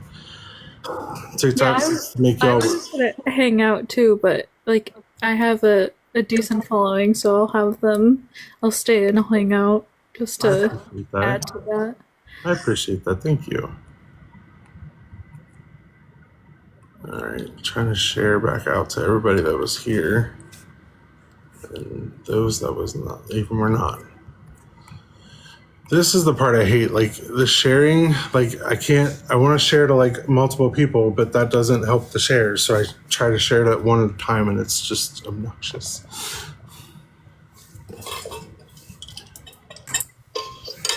Hey, Joyful, how are you, buddy? Pretty good. How are you? Good. Glad to see you. And you're taking a bit of a sabbatical. I am. I just came up to say hi. I can't stay on long. I just wanted to say hey, bud. Well, I appreciate that, my friend. I'm gonna hit you up for a date for your new setup. Yeah, hit me up with the date to co-host, and we'll definitely make that happen. Yeah, I just wanted to say hey. I appreciate you, buddy. Thank you for coming. Good night, bud. Night. We love Joy. I do. I love Joyful. He's an awesome guy. He's a very supportive guy, too. Does what he can for you. Benny's back. Put Benny back up on panel if he wants. Yo. Do I need to turn the camera on? Do I need to bring some of that freshness in? Is that what you're trying to say right now? They don't want to see my bald, shiny head no more. Maybe I should go off camera. Whoa, somebody's at my door.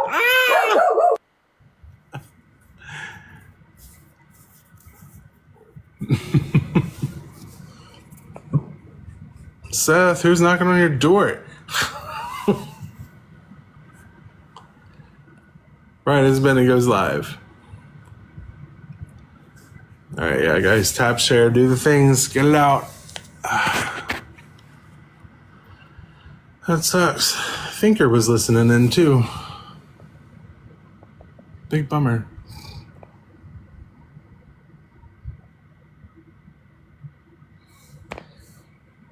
Usually when she's in the audience, I do pretty well. So she'd been sitting there for not too long, but oh well. It was just Amazon. Even though we were just like talking about not using Amazon. I don't know who said it's probably the Freddie Mercury gear he ordered. Oh, I forgot. Yeah, we have Pride in July, and Seth's gonna be marching in the parade. Why in July?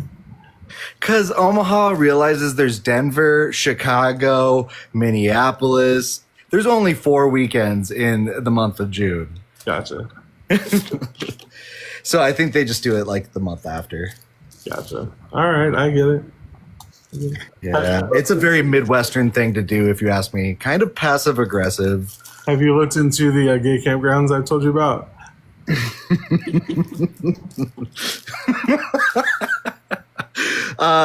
No. But I'm not saying that I'm not interested. I'd say, come on, big boys, let's go camping. They're very everyone of them I've been to are very bear heavy. Seth and I went out last weekend, and we were dressed a certain way, and we had a lot of very elderly gentlemen say very nice things to us. That's all I'm gonna say. Well, all the ones I've been to, and my partner's actually in the comments. He and I have been to a few of them, and they're all usually bear-centered in varying ages. Yeah, you have your older ones who are there like all the time seasonally because they have campers there, like permanent RV setups there. I had no idea these things. Yeah, but that's because they have a lot of money and they're usually like the older crowd. That's why, so they can do that. But they're at these campgrounds pretty often. But like, no, it's usually a mixed crowd of ages, but it's usually bear heavy. Somebody in the YouTube chat just said Jesus was ultimately gay. He was nailed by men. Well, I mean, for 3 whole days at that. No, it's just. I've never heard that one. 3 whole days he was nailed there. I'm okay with like. I mean, who is denying? Is anyone denying? I mean, what's up with the naked boy in the garden? That's all I'm gonna say. Nailed by a bunch of Roman soldiers for 3 whole days to a really large piece of wood. I honestly don't even believe that actually happened. So, like, I don't either, but I would, just because like they probably would have used a more economic way of getting the job done, but that's just the history buff in me. Well, how much more economic is it than just nailing someone to a thing? I mean, all you need is like a rope. Oh, now we're heading down strange fruit territory. I'm sorry. But like, that's what I'm saying though. Like the Romans actually, they would do those things, but normally they wouldn't do it for like that situation. Yeah. Oh, what sick fucks they all were. Yeah, I mean, like, it's not our fault that we are talking about the death of this man, though. I mean, even Seth said, "Yikes, Benny." Only that death of his, like it's on billboards everywhere, and like in every home. So, don't mind me for being a little too taboo.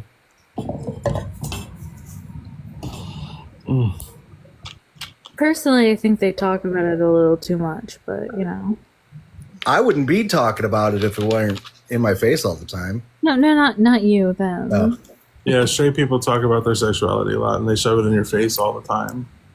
That's true. But we have to be okay with it. But when we just are visible, they're so upset.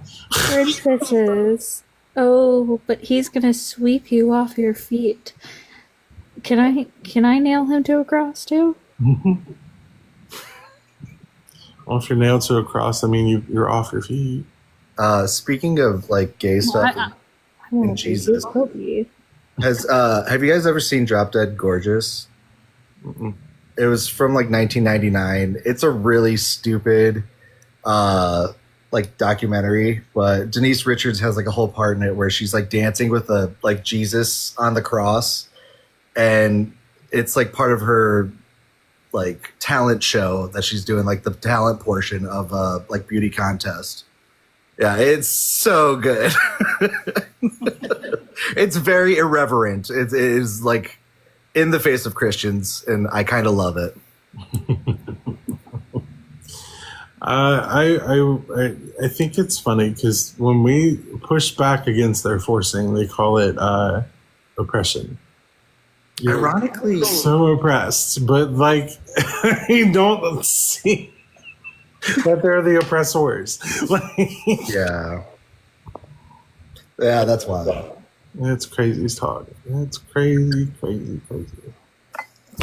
Oh shit. Oh, easy, Benny. Wardrobe malfunctions, camera malfunctions. What are we doing? Oh, this like thing is on a magnet. So yeah, I got to figure out my camera too because I bought one that just unfolds. It doesn't really stick or go anywhere. So if I put it too low, this going. Put it too high, it's like just the top of my head. I'm like, fuck. I don't have any place to put this. It's not like right in front of the monitor. yeah, they sell ones now that like have a little like string or something on them, and then they like sit in the middle of the monitor.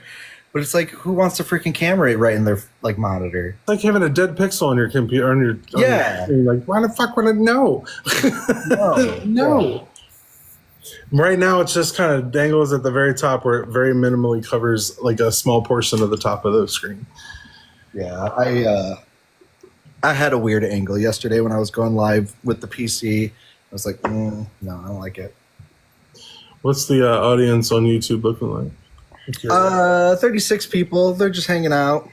Awesome. Who's responsible for evil then? Christopher Sieber. God? Yeah. Is responsible? If we're taking on their worldview, a Christian worldview, yeah, it's your God. If you want to come up and discuss this, Chuck Pike or Christopher Sieber or Outlaw, if you can get on TikTok mobile, just look up Dugald. I'm right there. Me and my backup. I mean, we can interact with chat over there. You can tell a couple women to be quiet, even though we were not speaking, type of thing, because that's what always happens. So You sad. can do that. Yeah, say, buddy. All right, we got. Who's this one? German. Oh, he's not up yet. Hold on. Hi. German, are you over 21? Yeah, I'm actually 32. Perfect. And what topic did you want to talk about?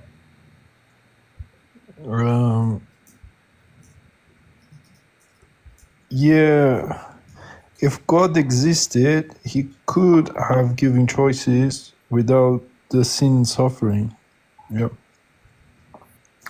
But the situation is that the Abrahamic God probably, most likely, I'm 99 point all the nines in the universe, almost to the infinite nine numbers possible to exist, sure their God doesn't exist.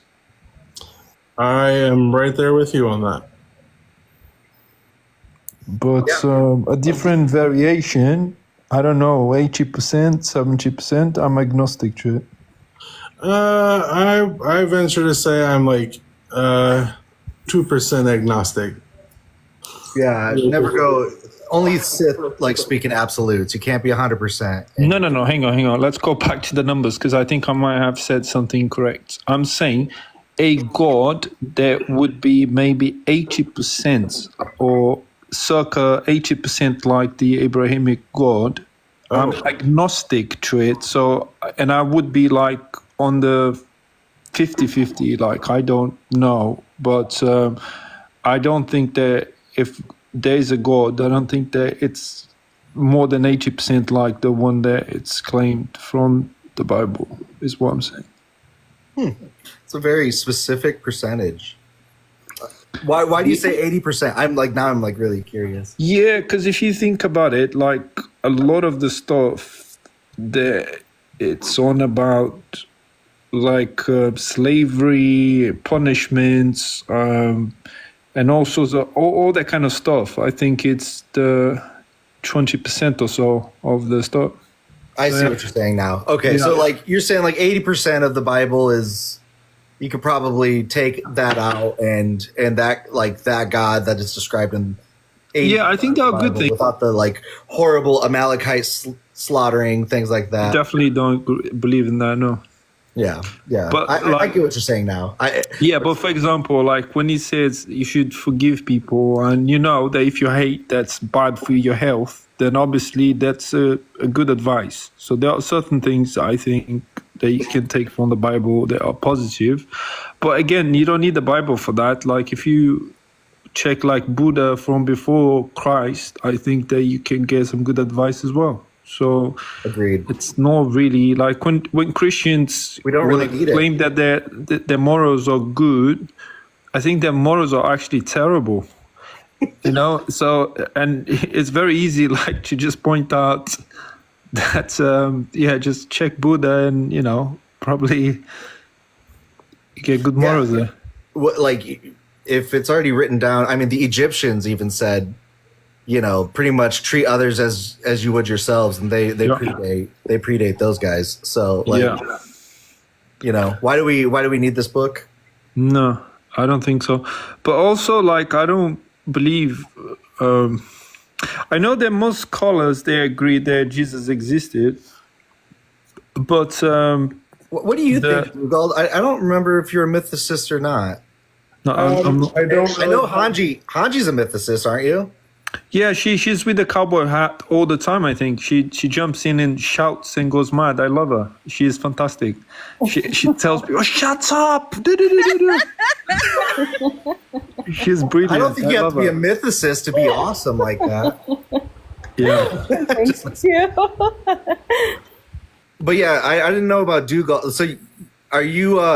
Do you think that Jesus was a real person, German? I don't personally have a hard line on it. I could care less, to be quite honest. I'm agnostic to it, but I am sure. The thing is, you see, I've got an issue because I'm a data scientist, so I understand that a lot of people, for example, talk about AI or language models, and they don't have a clue. So they talk like they know, and the minute that you press them against the wall, they collapse. Yeah. Have you read his book or listened to his lives? Have you read Jaren's book or listened to his lives?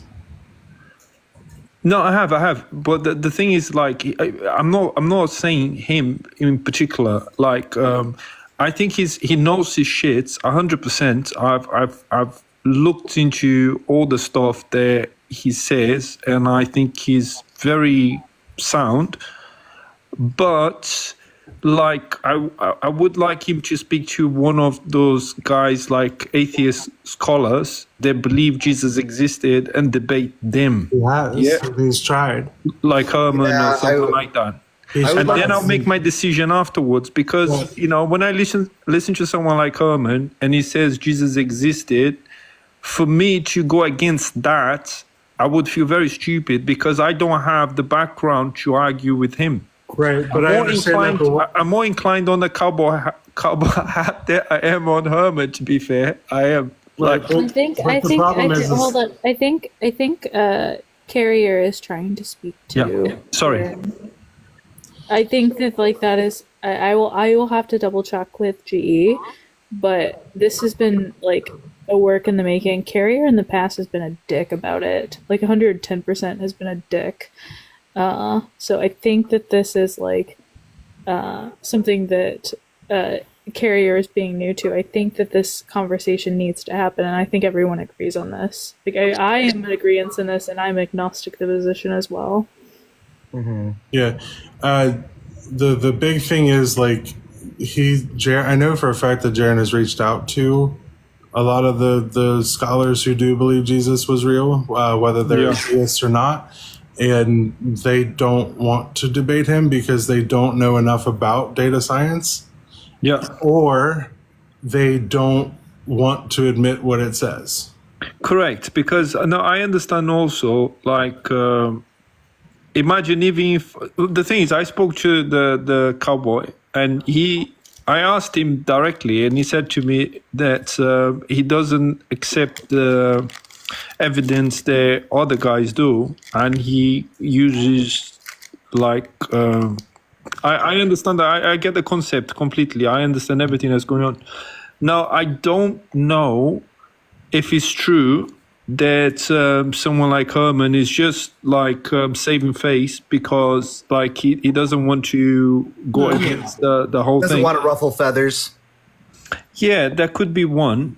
Or that, like, he could also be in a position to, like, win the case. I don't know. The reality is I need to see. Yeah, I'm not I don't know either. Yeah, I don't think a lot of us know, and that's the problem. That's why, like, as fans, like, we've been trying to get them to come together and have a conversation. Yeah. Oh, wait, guys, are we talking about the Attican like the like secret church people that are like controlling the secret Christians that control the world? I'm not talking about that. Are you talking about that? Like, in regards to, like, how Ehrman, if he were to, like, you know, take a stance on that, where it would, like, upset the powers that be too. It really comes down to. I'm not talking about that. Are you? I thought. Bro, but you know what? You know what pisses me off so much? Yeah, the fact that I know scripture, and when I get on Christian lives, I argue with them based on their nonsense. Yeah, and they all call me Muslim because, like, normally the agnostic people, they try to go with philosophy, and I think it's so fruitless, like, with Christians, because, like, you can beat them on philosophy, it's not going to do it. You know, at the end of the day, it changes nothing. You just really have to show them that the whole thing is corrupt. It's the only way, I think, that you can start to plant a seed in their mind that the whole thing I argue against Muslim lives, and they think I'm Christian.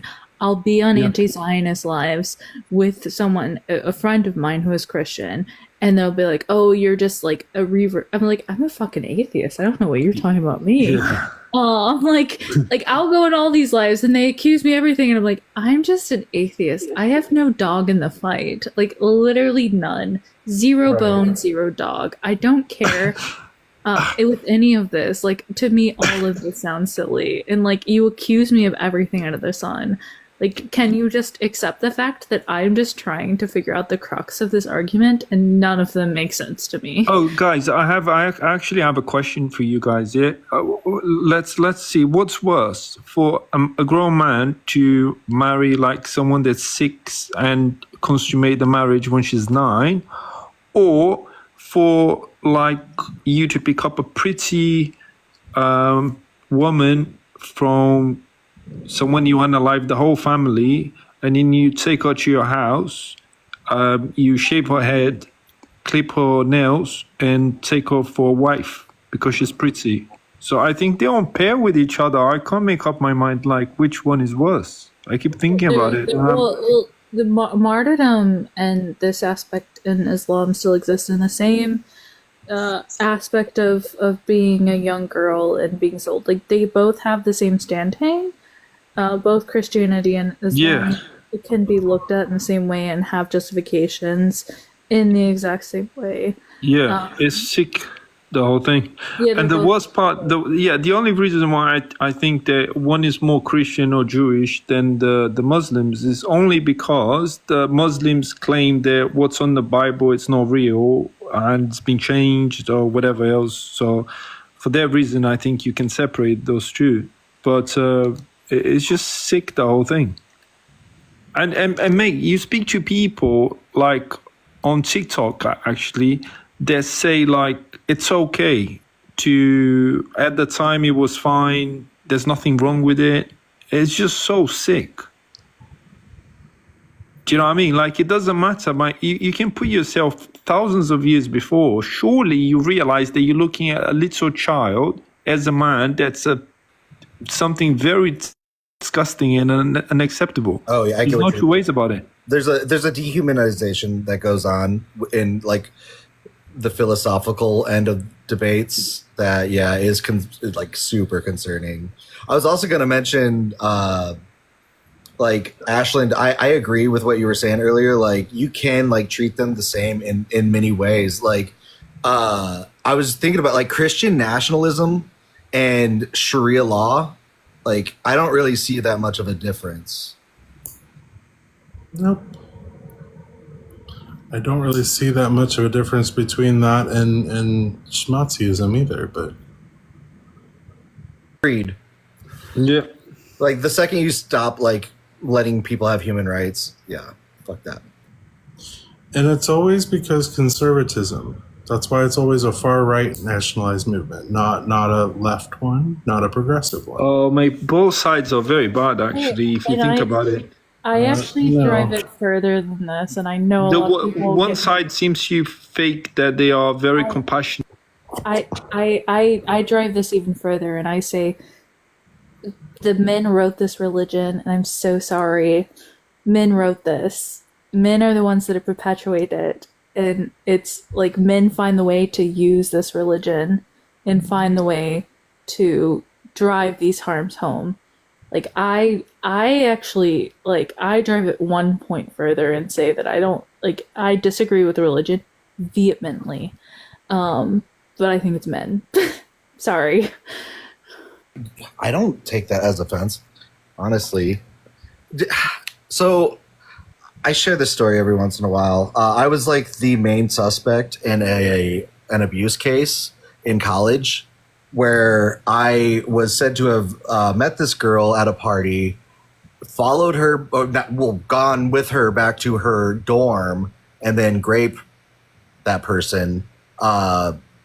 I remember that night, and that night I did meet somebody else with the same first name, and they had like crutches, and they were really funny. And then by the end of the night, I just like walked home, and I'm gay, so like I don't know how I would have done a thing like that, but it ended up I got like brought into like a Law and Order like type of like interrogation where they're like banging on the table and like screaming like, if you take a DNA test, are you gonna show up on this? And I was like, sure, I'll take a DNA test. And now I'm even thinking back, like I probably should have had a lawyer either way, but regardless of all of this, and later on, 6 months later, I find out by reading in a newspaper, she made it all up.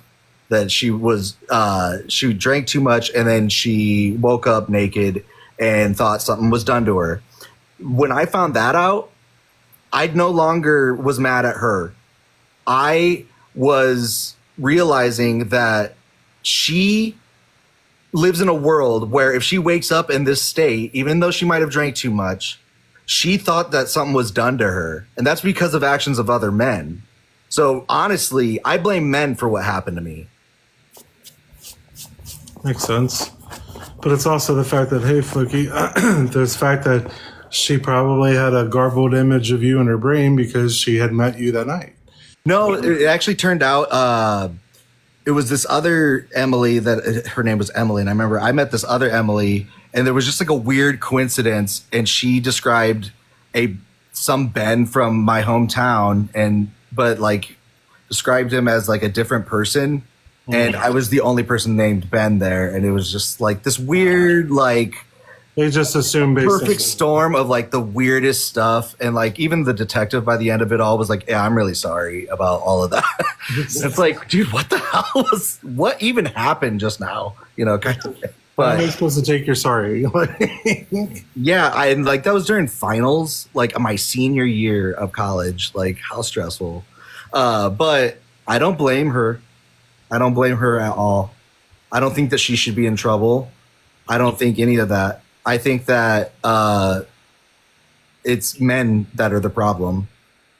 Like, it has nothing to do with what she did, what choices she made, or anything. We live in a society where if somebody wakes up in that state, they think a man did that to them, and that's just messed up. I agree with that. Sorry you were put in that position. Like, seriously. That sucks. That really does suck. Sorry, I just got like really open there with that story. But it's like a good story to share, isn't it? Like, it's pretty fucked up. Yeah. Another story, I can share one as well. And the thing that pisses me off is like, in the UK at least, men are like, oh, if you go out with a woman that's too drunk, it's not consensual, you get in trouble. And then you start to think about it and you're like, hang on one second. They are two humans. Yeah, it can go both ways. With me, I had an experience that I went too drunk sometime and I fell asleep and I woke up with my hand being used on someone. Yeah. She was using my hand when I was unconscious. That's so I don't see how is that different to anything else. It's and not. Right. So if it can happen to a guy, why is the law only there to protect the women? That doesn't make sense to me at all. It's just more likely. It's just more likely. Yeah. Like U.S. law and German. I don't know if there's like a different, type of law either. But yeah. Yeah, but the law is meant to be like for women. Yeah, like in the US, if the woman is too drunk and you. No, in the US, like it wasn't until after the Trump case that even like penetrating a woman with digits was considered rape, and like it's still not in many states. Or even spousal. Yeah, spousal like rape wasn't a thing. Like, and it still isn't in many states. Like, I'm very, very sorry for what happened to you. No, don't worry about it. I mean, to be fair, it didn't upset me at all. I didn't have an issue with it. But the main thing is like, right though. She shouldn't. No, I get it. Now, in retrospect, I think about it and I'm like, okay, well, that's not okay. But it's not something that I feel like hurt me or anything like that. But the situation is like, how can I explain? For example, men are worse off if they commit a crime. Yeah. So like, if they were to go to prison, they get longer sentences. They get harsher treatment in the court systems. In countries like, for example, Norway or other countries, they have conscription. Men are drafted into the army. They might have to fight a war. Women don't have that. The worst jobs normally are done by men. If you look at the harsher jobs No, first off, in the United States and many other states, the last time that they had a draft was far prior to your birth. Signing up for selective service is not a harm. Like it's very like it has not been. There's no NATO country in your lifetime, or even likely within your parents' lifetime. Norway is a NATO country. They have to. Norway. Men have to join the army in Norway by law. You have to join it. The United States. I joined the army. Okay. Let's leave that one then. Let's go to the next one. So four times the amount of suicide by men compared to women. Yeah, in Western countries, you can check in your country. Western countries teach toxic masculinity, but they're not supposed to. That's also complete. No. Look. Hold on. I'm not defending. I haven't spoken yet. When women have like 2 times the suicide, women attempt it more often. Men complete it more often. Yep, I know because my brother completed it and I tried it twice. So I think also because society expects men to be tough, and women, I think they have more support. But who put that pressure on them? Men. Men have less access to support. But in any case, look, the only reason why I'm saying, guys, hold on though. You keep saying this that it's set up to protect more women, but who writes these laws? Who writes the shit that happens and who does the things that happens? But brother, the women vote. Men are the We one have in equal control rights. of There's, writing the numbers are balanced. In Yeah? the state that I live in, it's over 57% of women have had an encounter of some kind of abuse like this. But darling, let me just ask you a question. Honest now, I'm asking you a question. Hold on. Women can vote. If you're not happy about the law, you get women to pass law. No, it's so simple. No, how many of them will likely get voted into office? How many of them get equal protection when it comes to leave and can actually do these things because they give this leave of absence is pertaining to women still needing to procreate and to reproduce? Like, and not only this, you still abide by the same medical aspects. It wasn't until 93 that the United States allowed or had the FDA, and I know that you use a lot of American studies, that they require women in these studies. When it comes to seatbelt laws, we just now figured out that we were, by the way, forgetting that women were a part of these crash test dummies. When it comes to literally everything in society, women are put last when it comes down to studying them. And to add on to that, sorry, really fast before I forget my ADHD, I'm so sorry. They also, when it comes to medication testing, up until recently, they were not using women in the medication trials. So they recently discovered with a certain sleep medication, they were actually over medicating women compared to men. And so now my blood pressure medicine is based off of how it works on a man, not based off on how it works for a woman. Sorry, Ashland. But guys, please, yeah, I'm not someone that's anti-women or anything like that. I just believe society revolves around women. Men. I think humans should be equal rights, completely equal rights. And the thing is, no, not equal, equitable rights.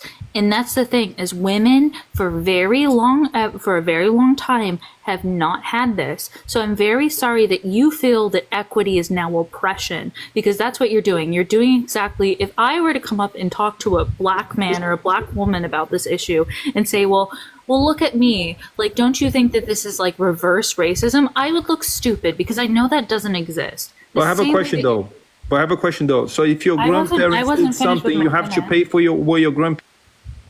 Yeah, like when she's talking like that, don't interrupt, please. I wanted to hear what Craig, yeah, sorry. First of all, can we have your age for TikTok POS, please? I'm 17, if that's okay. I'm turning 18 in like a month. No, we appreciate your honesty, but no. No children. You have to be 21 plus to be in this chat room. Okay. Continue the conversation, Ashlyn. Yeah, it would look like we have systemically not had power for a long period of times. When we look at PhD programs, when we look at CEOs, when we look at literally everything in society, which when we look at patriarchy, who holds power, it is the men that hold all these positions, where women disproportionately do not hold these positions. And I'm very sorry that you feel hurt by some of these things, but you have no idea what women have systematically felt.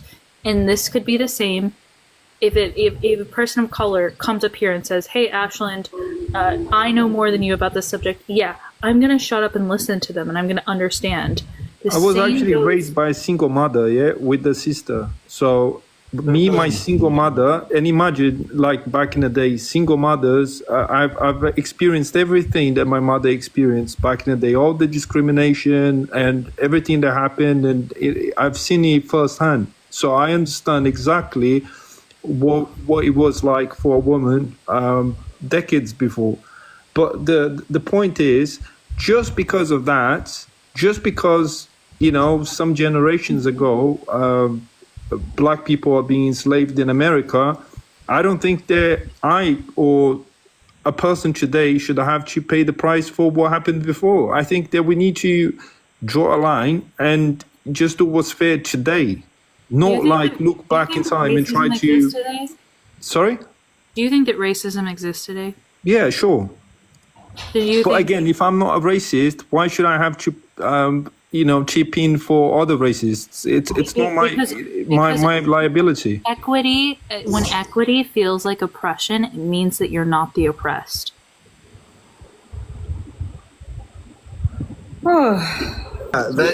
That's a really, really like beautiful way to put that. Like, holy. Can you repeat that? I want to hear that one more time. Yeah.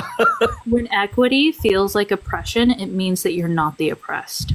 No, I get it. And guys, also, we're having a conversation that's not sensible anyway. I'm in Norway right now. You guys are in America. Everything is very different. So my point of view is not going to be.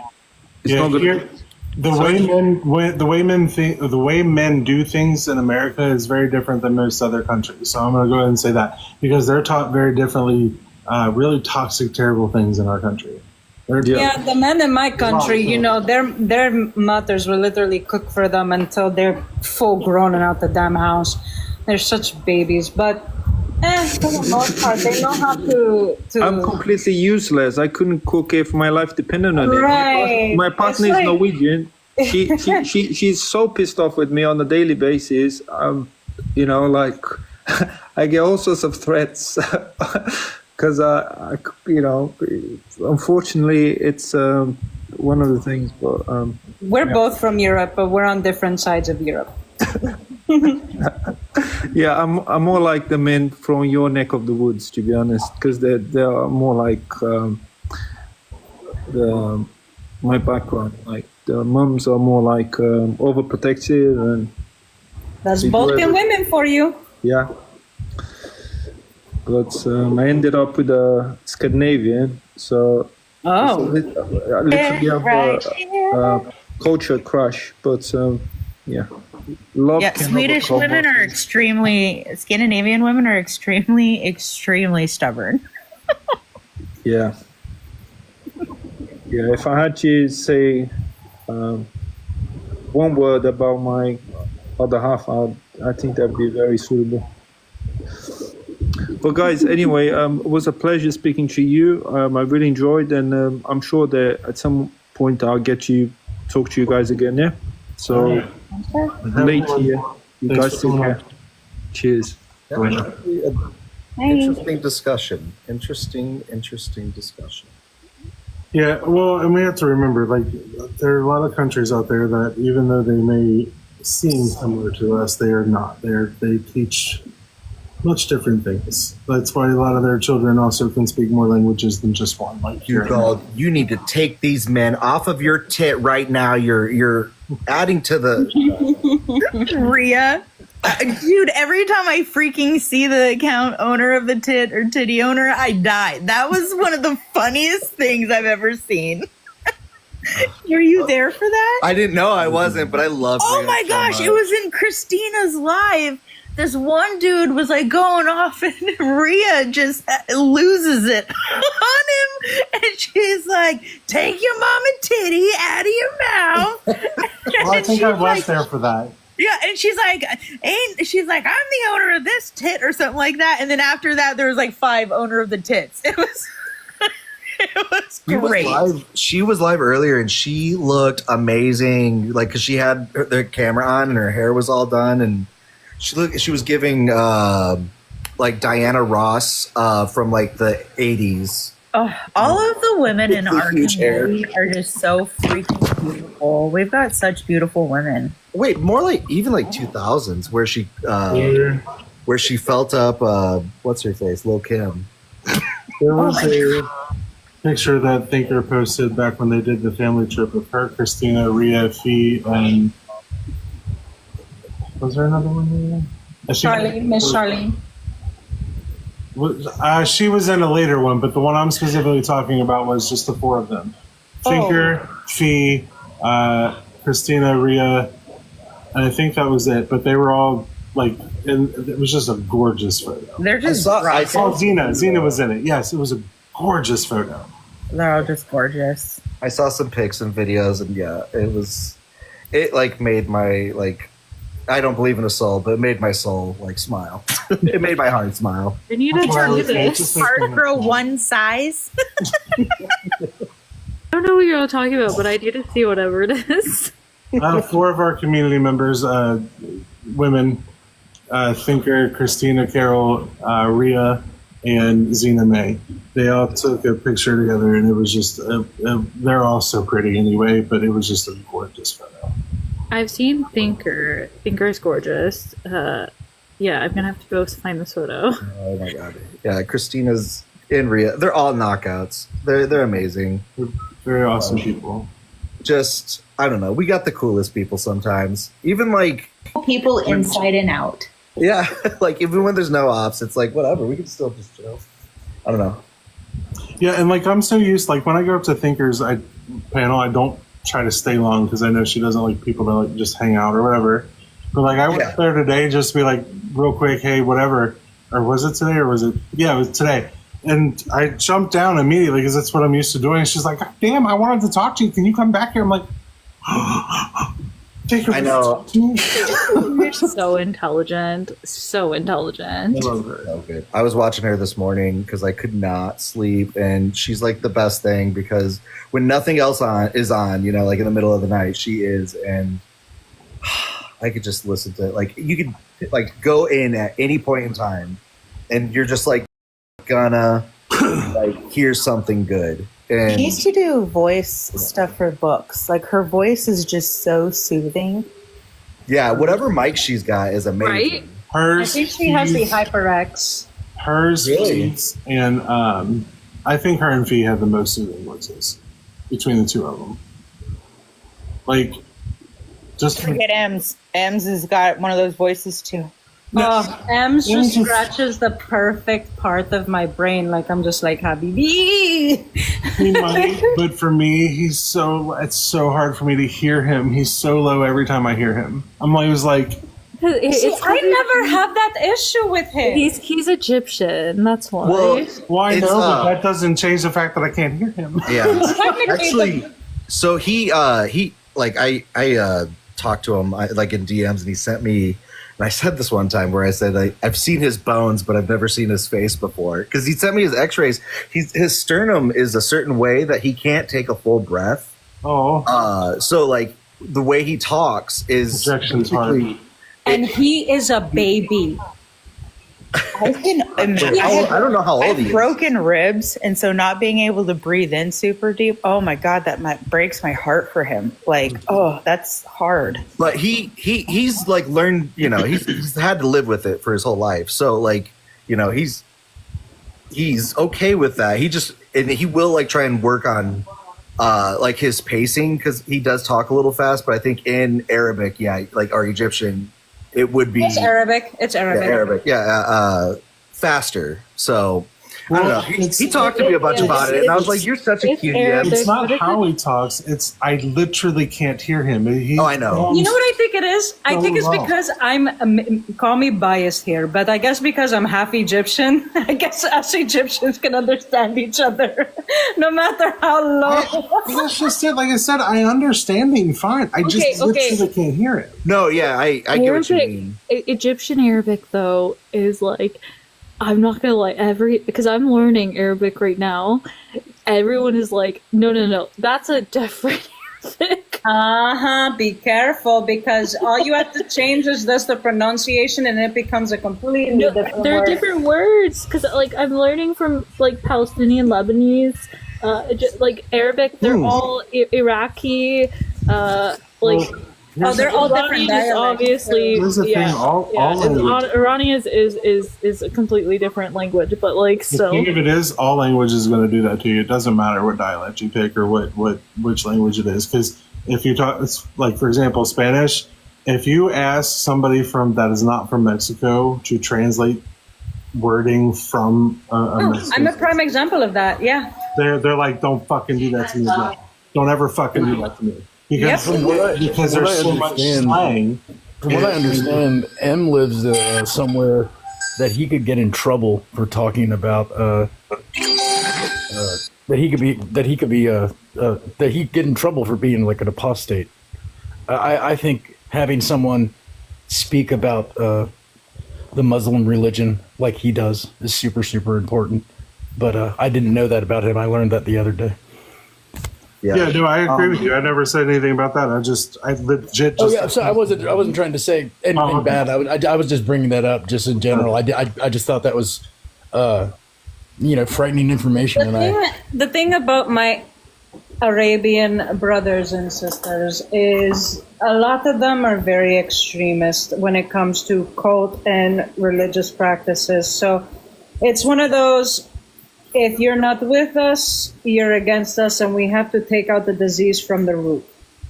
Does he actually still live in an Arabic country then? Uh-huh. I thought he left. Working on, I think, coming over sooner or later. Don't come here. Come to the Well, I feel like I think he's in. America. I don't want to give out too much information. No, so. don't leave it alone. I was just saying. I feel like America is going to be, America. That's where a lot of people in the administration. That's kind of where they want to take us, as far as like. Question. Anyways, Pete Hegseth and stuff. Other Christian nationals. Yeah. I just found Gabriel, out. I forgot Gabriel was here. Sorry. Yeah, I was kind of just letting y'all talk. I figured y'all were having your own conversation and whatnot. All right, Gabriel, you're over 21? Yes, sir. 24. Which topic did you want to pick? The first one, I guess. If without sin and suffering, how could there have been choice? Well, does God have free will? Does God have free will? Of course. Okay. Does God does he sin? Does he sin? Yeah, or does he suffer or sin? He doesn't suffer, no. Doesn't sin, no. Okay. So why couldn't a perfect, all-powerful being who doesn't suffer nor sin have not create a creation that doesn't suffer or sin, but also can have choices? But then that begs the question, how is it choice if he's just making you to not sin at all? How is it free will for him to be able to do it? What do you mean? He's choosing not to do it. Right. Why couldn't he have made us to just not want to choose to do it? Because then that's not us making a choice. He's just making us that way. He doesn't want to do it. And because he's choosing not to. He didn't make himself that way. He's just choosing not to. You're saying he is love. He is all loving. He is good. He is all good. Right. All these things. Then that doesn't make it a choice of his. It makes it his nature. Why couldn't he have made our nature to not gravitate towards sin? Wait, how does that make it not a choice of his? Because it's his nature. That's what he is at his core. It's not a choice he's making. It's what he is, according to your book. Right. Look, and that's the thing, right? He is love, yes, but he is also aware that he's also aware of the thing if you are the thing. Huh? You can't choose a thing if you are the thing. If he is love, he can't choose love because he is love. There's no, you can't choose something else if you are that thing. How is that? How can you not choose? I'm sorry, that doesn't make any sense. How does it not make sense? If I am love, how can I possibly make a choice about love if I am love? It's not so much that he is just the emotion love. He is God. He is the creator. It's an example. I'm not saying he is just the emotion. I'm saying that's the example. But if you're going off of your example, then yes, obviously by your that's example. Just an example. It's not my only thing. I am simply giving you a framework for you to understand what I'm saying. If God is love, like that is his very being is love, that means he cannot choose to not love.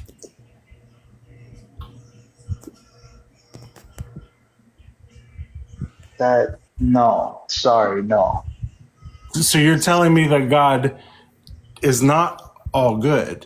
He just chooses. I didn't say that God isn't all. Well, yeah, he chooses to be good. Yeah, I didn't hear that second part. So he could just as easily choose to be evil. He could choose that, yes, but he doesn't. He doesn't want to because that's not what he wants. Then why couldn't he have made us to not want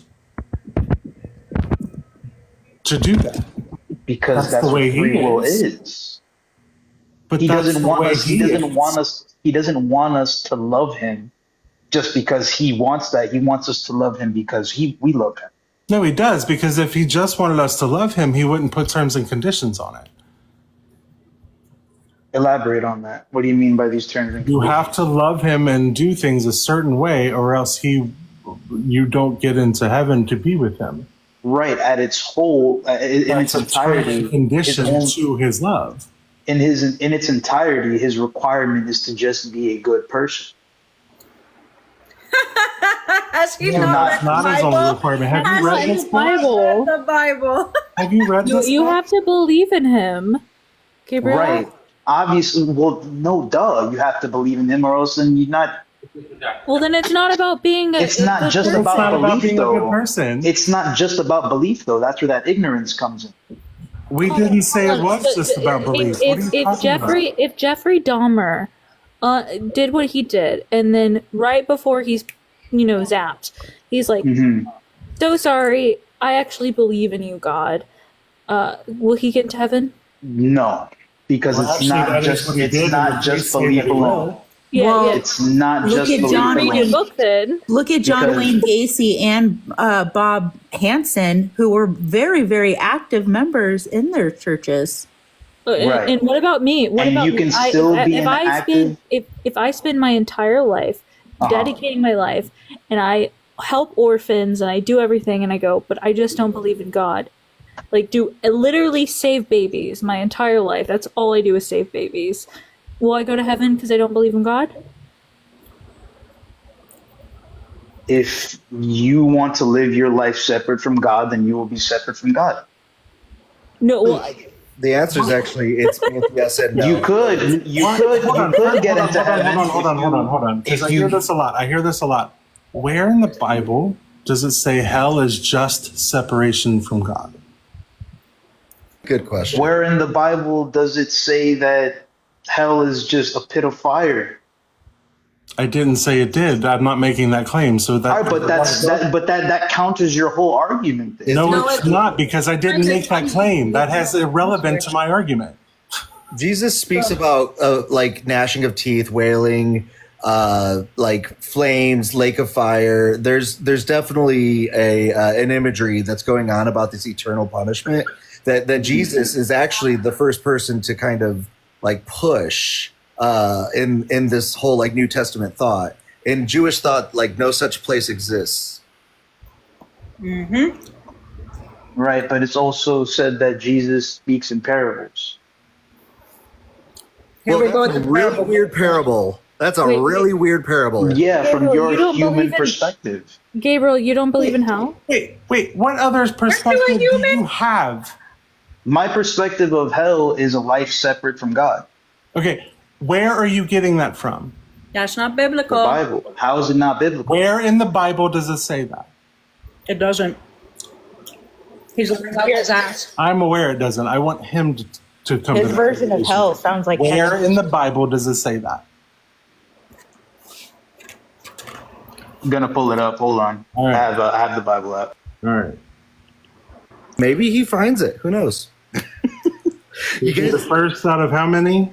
So I was like side thing here. I was reading some of the like random stuff that Jaren's always talking about, like Irenaeus against heresies, and then it sent me down this like Gnostic like thing where I had to read, or I also read the Apocrypha or the Apocalypse of Peter, and in that it talks about like how they are like they're like, what is up with this sect of Christians that are all like obsessed with death?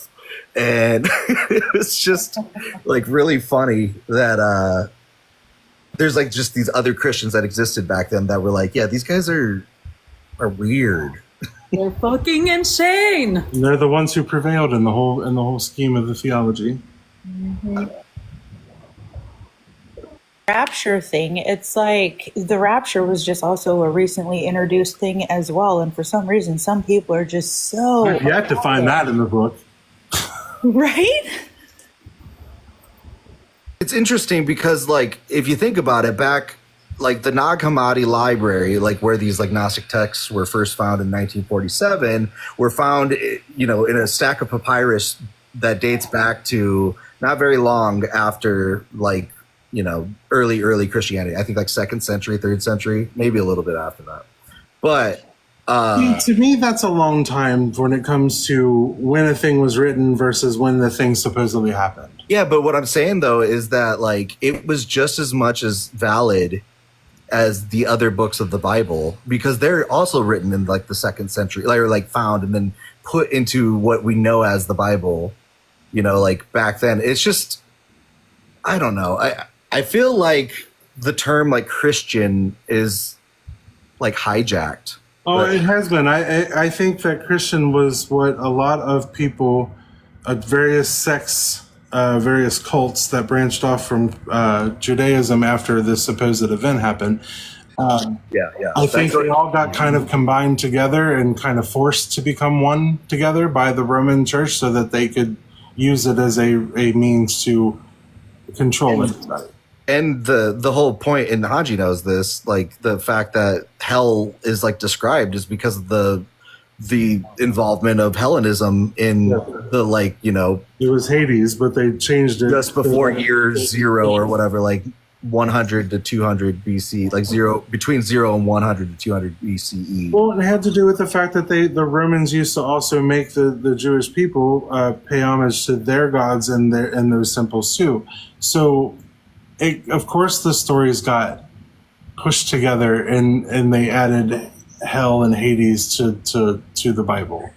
Hell in Scandinavian mythology, Norse mythology, is not a bad place. No, it's just where Hel, the goddess of. Yeah, her name is Hel, based off of Helheim. Yeah. But yeah, and yes, Jen is correct. Even in Orthodoxy in my country, they still refer to hell as Hades. Oh, they do? See, like, that's so, like, the fact that it's, like, interchangeable,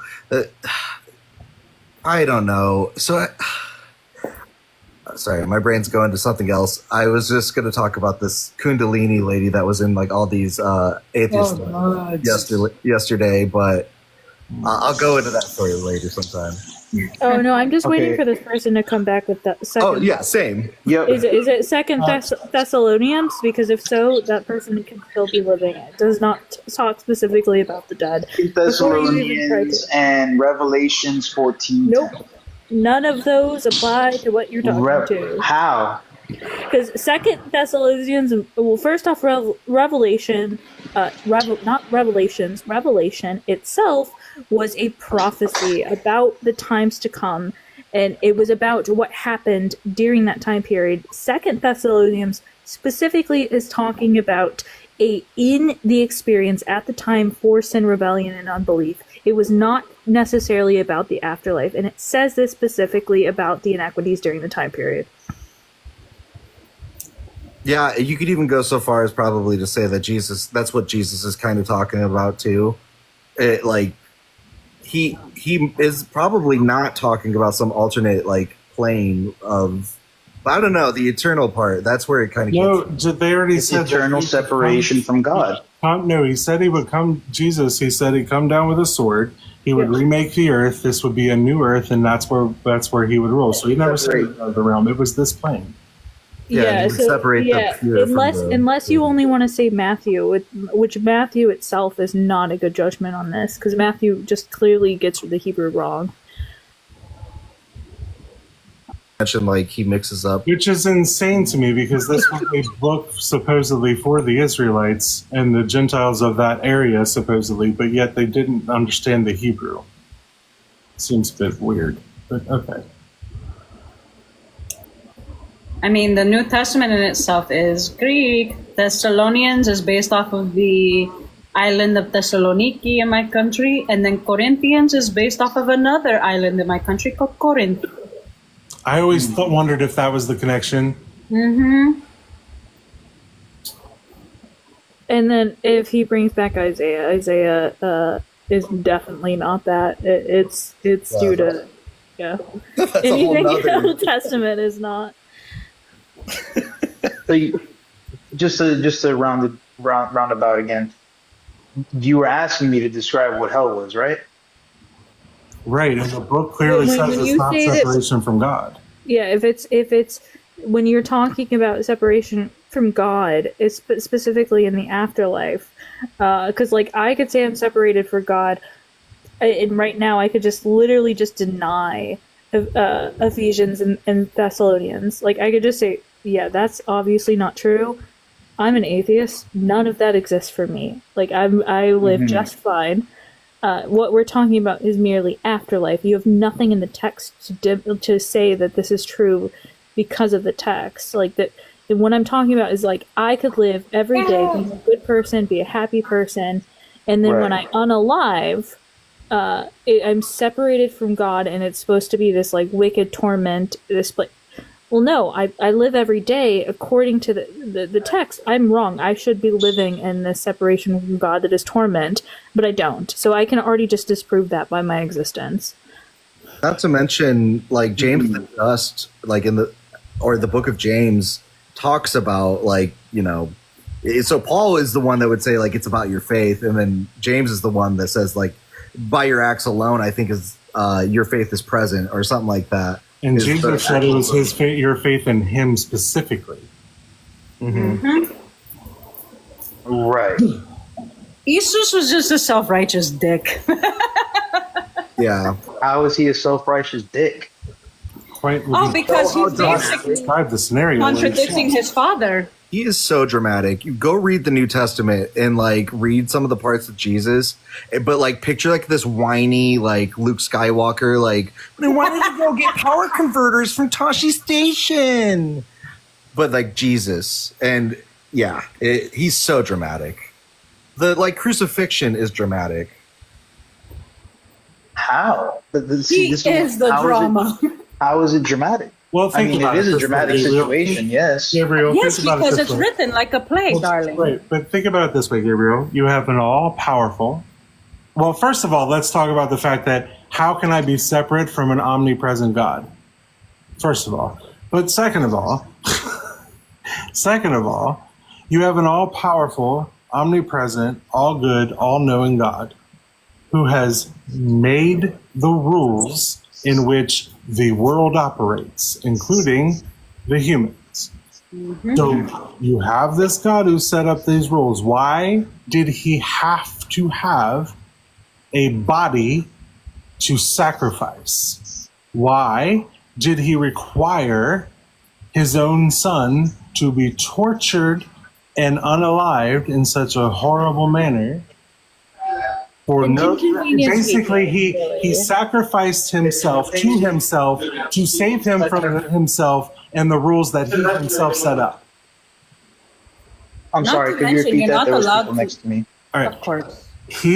He basically sacrificed himself to save himself from the rules he himself set up.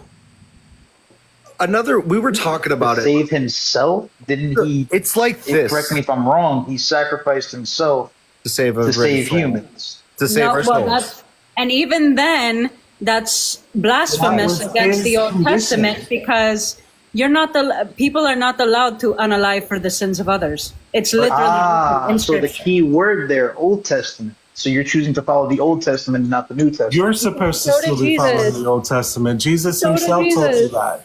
The Sermon on the Mount, Matthew 5:17. I did not come to abolish the law; I came to fulfill until heaven and earth, not a jot or a tittle. Fulfilled Literally. does not mean to get rid of, or else he wouldn't have said, I didn't come to Till abolish. heaven and earth pass away. Pass away. Why are we still repenting for our sin if he was the one who supposedly unalived to abolish all of it? Hold on, guys. We're all kind of dogpiling on him. Hold on. Sorry. Hold on. Hold on. I'd like to answer that one. Why are we still repenting? Of course, Yeah. you would answer that one. But Are you I'll- She's saying if Jesus paid the bill, why are we still talking about it? Why are we still dealing with original sin? Is Jesus just like, hey, I paid that bill for you? You remember how I paid that bill for well, you? sorry, Right. that check bounced, Benny. We forgot to tip. We forgot to tip. That's what happened. and Jesus. By the way, Jesus is like continues to go on about it. He's like, oh, by the way, don't even have hate in your heart. Like, don't even think about schmurder, don't even have hate in your heart. Like, he continues, like, to explain what the bill means, and, like, all of this, and saying, like, don't do it. But apparently he paid the bill, but he, like, continuously goes on about it for another, like, 4 chapters. Right. No big deal. Through him, right? Through him, he paid the price for our sins. Which is against scripture, because you cannot unalive for other people's sins. Which also proves right, that the unless Bible. you're Hold on, the one that created the I'm scriptures. I'm not done. I'm not fucking done. Oh, you're an angry little baby. No, you're just an insufferable little You're maggot. so angry. Hey, Pumpkin, I was speaking. I'm tired of you interrupting everybody, Gabriel. You've done it consistently with everybody up here. Now, I have a bit. We have dogpiled on you a little bit, so I get it. But at the same time, you have been interrupting everybody, and Hanji hasn't spoken to you yet. So I'm more talking mess on Jesus, by the way. I'm not talking any mess on you, Gabriel. And also, when it comes to God, your book, that's a human sacrifice right there, which you Christians claim your God doesn't do. Because was Jesus not a human or human form? Guess what? That's still a human sacrifice. like, and you even said it. God's the one that made the scripture. God's the one that made the rules. Why did he have to make a rule where that required suffering and blood? I want the purest, unblemished children and animals to be sacrificed in my name. Thank you. Oh, yeah, God's words. Somebody said it like, what if like I were to come in and like save you from a fire and I get like burned and I have this like horrid scar on my back, and every time you see me after that, I'm like, hey, do you remember this? And like pull up my shirt and like show you this scar and make you feel guilty about it. Like, what kind of good person is that? And like, can we talk about how dramatic that is? Right. Well, we can, but I really want him to answer my question. Why did God set up the rule that required blood and suffering? Why did he create the rule? Yeah. Why did he make that a term and condition? Me personally, I'll tell you right now, I don't know. You don't think that sounds a little that Christians really limit and make this God unbelievable by giving him these triomni properties. You all make it impossible to believe this impossible thing. Is it so impossible to understand that God doesn't have to live by our ideologies and our thought processes? You only have our that? ideology and thought processes to go by. Right. So if we're talking about a being who essentially created everything, how can we, with our human ideologies, possibly understand the workings of him? Gabriel, you have to live by the way Jesus taught. And Jesus said, do not think that I have come to abolish the law or the prophets. I have come not to abolish them, but fulfill. For I truly tell you, until heaven and earth pass away, not one letter, not one stroke of a letter will pass until the law is accomplished. Therefore, whoever breaks one of these and the least of these commandments and teaches others to do the same will be called out least in the kingdom of heaven. But whoever does and teaches them will be called among great in the kingdom of heaven. For I tell you, unless your righteousness exceeds that of the scribes and the Pharisees, for all that will enter the kingdom, or will never enter the kingdom of heaven. And then he goes on. He goes on to describe this. They're called the laws concerning anger, the laws concerning adultery, divorce, oaths. He literally goes on to affirm the Torah for another several chapters. He is confirming the Torah in Matthew 5, 6, and 7. If you've ever actually read Sermon on the Mount, you would know this. And even Jewish people can look at this and say, yeah, these are the Torah. This is what he is confirming. It's called building the house around the Torah. He is reaffirming the scriptures. He is not saying break them. Not once does he say to break them. When he says abolish, I did not come to abolish, that would mean I did not come to get rid of. And when he says I came to fulfill, that means I came to follow and and show you how to be part of these laws. It's just like the speed limit. If you go the speed limit, you're fulfilling that law. He told you all that you were still under the Old Testament. Told you all this. Okay. Paul was the one who told you otherwise. Well, and like It was literally Paul that disagreed with this. Jesus, Which is why Paul is called a heretic. Yeah. Right. Right. Okay. Go ahead, Gabriel. Well, I guess my follow up to that is I guess I got to do some more reading because personally, I believe that Jesus came down. Well, not Jesus, God came down in human form. You say that, he created the rule that there should be no human sacrifice, but, once again, he created said rules. So who else to change said rules but him? We have our human understandings. But he didn't change the rule. That's what I'm trying to tell you. He didn't. You didn't read Matthew 5:17, like one of the most important texts of the Christian faith? I don't really remember it from the back of my hand. I don't study it like that. It's just blind faith, like literally. Like This is like red letters. Not necessarily. I've read it, but I haven't studied it. It's not necessarily blind faith. You guys also need to remember, you wouldn't have your New Testament without the Old Testament. You need to take it as a whole. And even then, it contradicts each other. And a lot of people who actually go to seminary end up being atheists because they end up reading the book and finding out that it was all bullshit. And it's way too many contradictions. They didn't know what time the fucker was crucified. So you really need to actually read the book. Yeah, Jesus was born 10 years before Jesus was born, when Quirinius was the governor of Syria and Herod was the king. So, I don't, literally so. Ramses of the time period is not the right Ramses. That's not even the right pharaoh. It would have been either Thutmose the third or it would have been Akhenaten during that time. None of it, if you actually study this, Gabriel, makes any sense. It's really going to blow your mind to find out that there's actually more than one God in this pantheon and in this. Oh yeah. Yeah, Exodus 6:3 is a really good way to point this out. If you look at the original scripture, it's when El Shaddai became Yahweh. Specifically, before you knew me, Abraham knew me as El Shaddai, and now you know me as Yahweh. Before you never knew me as such. I can actually read you that in the ancient text. It literally is the Exodus 6:3 is the change of this.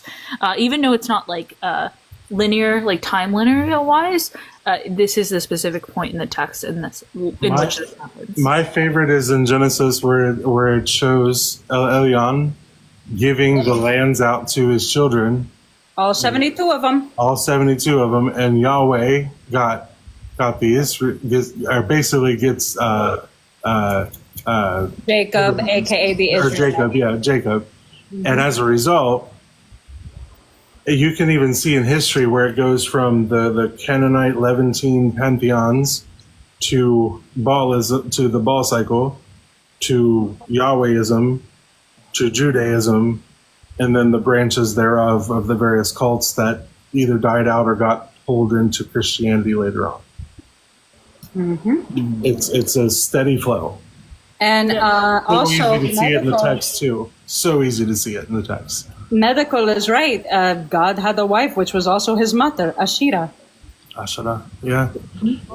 But that only happened because of Yahwehism. After Baal got her, then when Yahweh got replaced Baal, then she basically just got passed down from dad to son to other son. Ironic, because that's also in scripture. When your husband dies, you're supposed to be passed down to the next of kin. Thanks, God. So, yeah.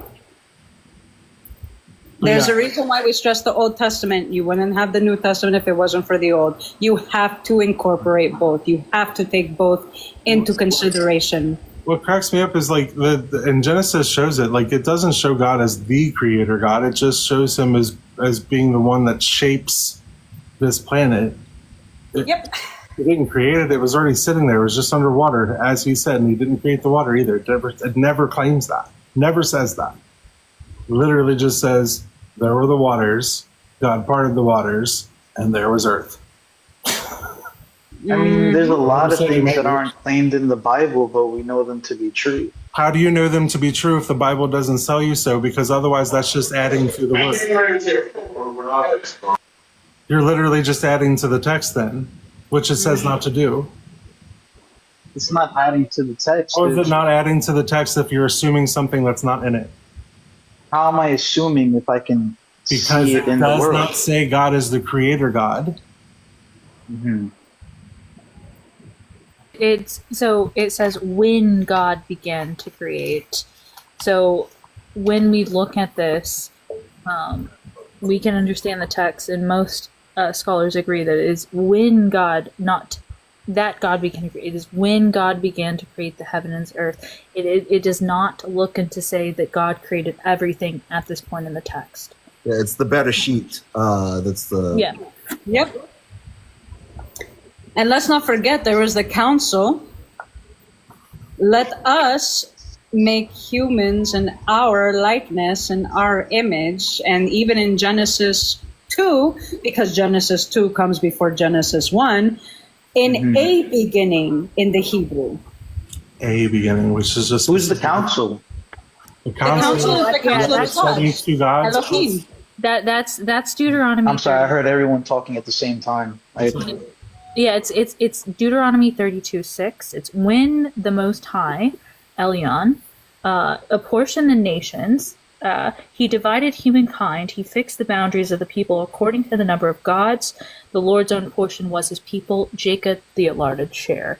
And when they say, there's a reason they say the Most High and the Lord there, they're specifically differentiating between the Most High, El Elyon, and the Lord, Yahweh. Or Elohim. It's literally all in the text, dude. If you can, it's literally all written there. If you own a Bible, you have all access to this. So they speak it. So the Bible. So you telling me the Bible that I have speaks about multiple gods? Yes, Yeah. in multiple places. Yes. Especially if you know the history of this area, like the history of this area, the Levantine area. If you know anything about the pantheon they had, the stories from them, the names of their gods, you can easily see where, and then you got historians where it shows you the pathway of how this all happened. You can see the pantheon of gods we're talking about, all the texts that they had in their stories. Some of those bled into the next cycle or the next phase of that religion, which was called the Baal cycle. I can show it to you in my Bible. I can literally show it to you. So when it says, hold 1 second, Ashley, let me get through this, and then I'll let you show it. Sorry, I apologize. That's all right. So you can see it. Baal, one of the 72 gods' children, takes over as basically the main god of this entire thing. And then Yahwehism starts, which is where Yahweh took over the entire thing. And you can see where the texts have all started to piece together the various things from the Old Testament as being stories from all these various forms of this religion. And then Ashlyn can show you where it's talking about those very texts getting mashed together. It can show you where there's multiple gods. So I have the NRSVU update edition with Apocrypha. It's the Holy Bible, right? This is so much prettier than mine. Yeah, that's pretty. Hers is so much prettier than mine. So when the Most High, see the asterisk? Red. So see this asterisk? I can go down the traditioning rendering of the Hebrew, Elyon. So that's why I have Elyon Yahweh. So then I can go back to Exodus, and I'm going to go back to Exodus, like I was talking to you, 6:3. And when I go down to 6:3, I am the Lord. And when we say the Lord, the traditional Hebrew, El Shaddai, and then Yahweh. So we can see that there is a transference of this title. Are you following, Gabriel? Yeah, I'm following. I can explain El Shaddai real quick. So El Shaddai is because they can't literally say God's name. So they can't say Yahweh, so they call him El Shaddai, which is indicative of the actual Hebrew lettering. And now it's vowel sounds. The vowel sounds of it. And then prior to this tradition, they call him Adonai.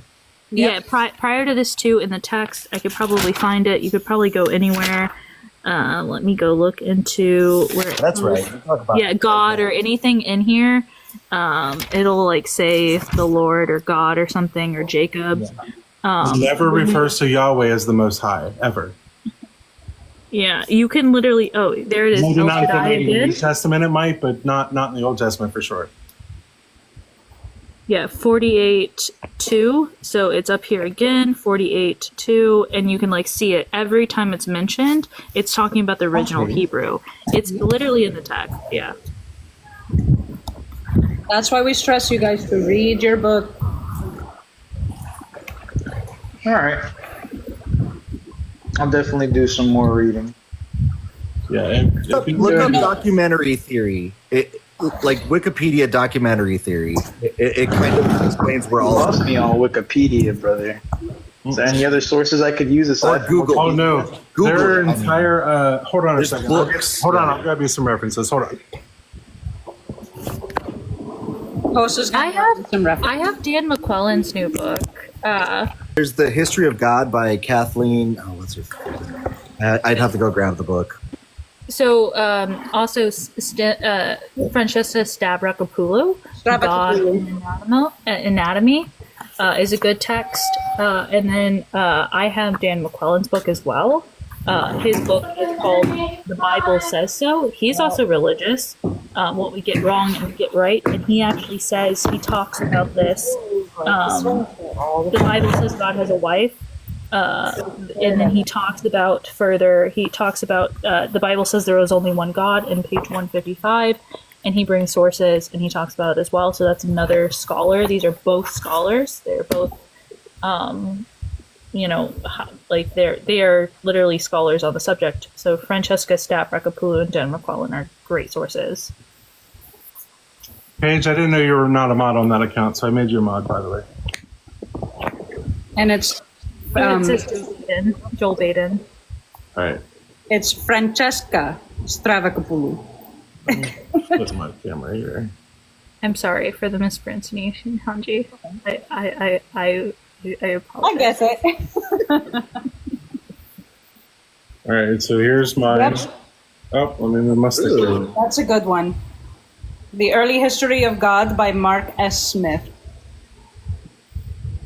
Yahweh and Other Deities. Is that a Justin rec? Yes, it is. Yeah.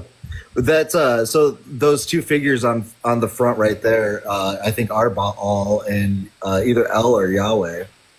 Yep. It's Baal and Yahweh. Yep. They're brothers. That's why he's always missing. Then we've got Stories from Ancient Canaan, 2nd edition by Michael. Lower it, darling. There we go. Michael D. Coogan and Mark S. Smith again. That looks Sumerian. Those are textbooks, though. How expensive are those? these were actually really cheap on Amazon. No, they're cheap. Oh, really? Yeah.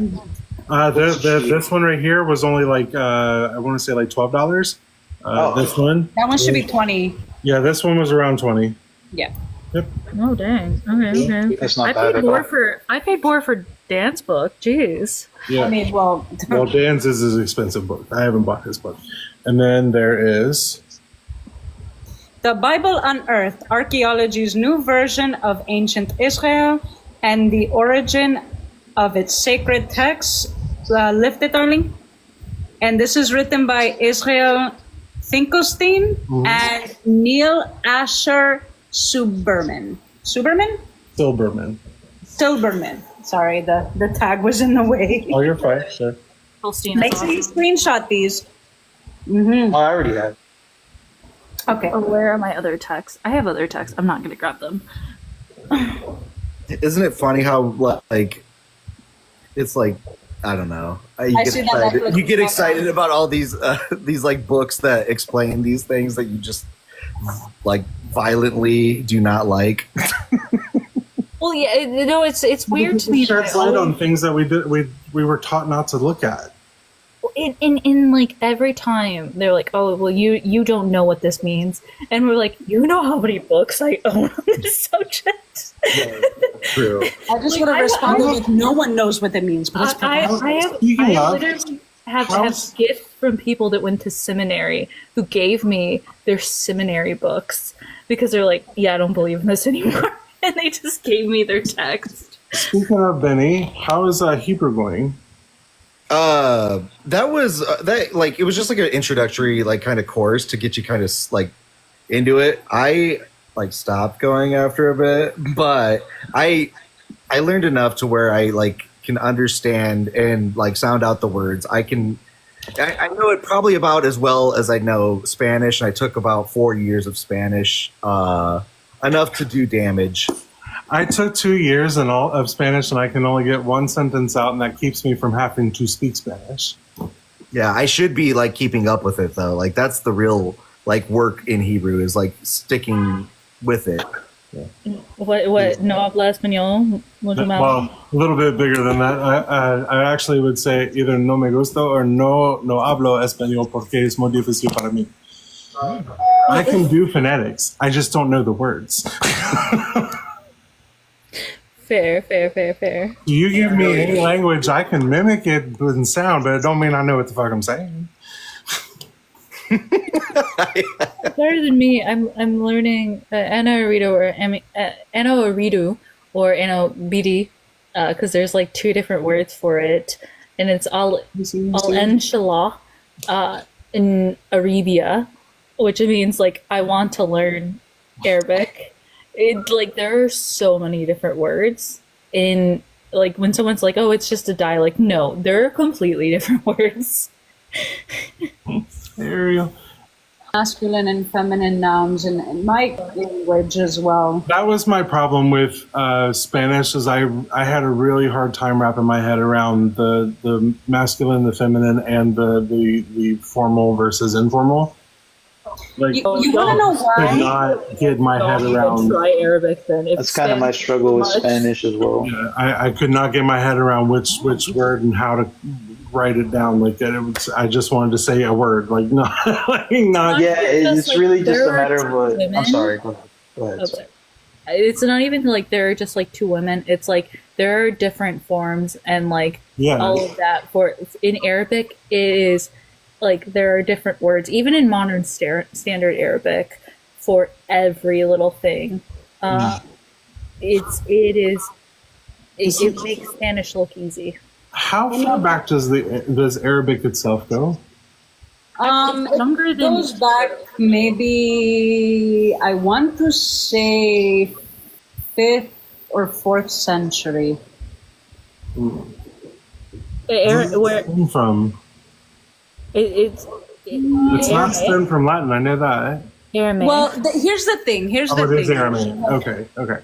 Well, here's the thing, because when it comes to Arabic, the main reason why us Greeks are able to, like, if you listen to our music, they sound very similar to the Arabic sound and verses, because we come from an Indo-European language. So we're able to understand Latin, Spanish, Arabic, and our own language because they're all sisters in tongue. Yeah. Which is why you'll see Greek artists that can sing in fluent and speak in fluent Spanish or Latin, or in some cases Arabic.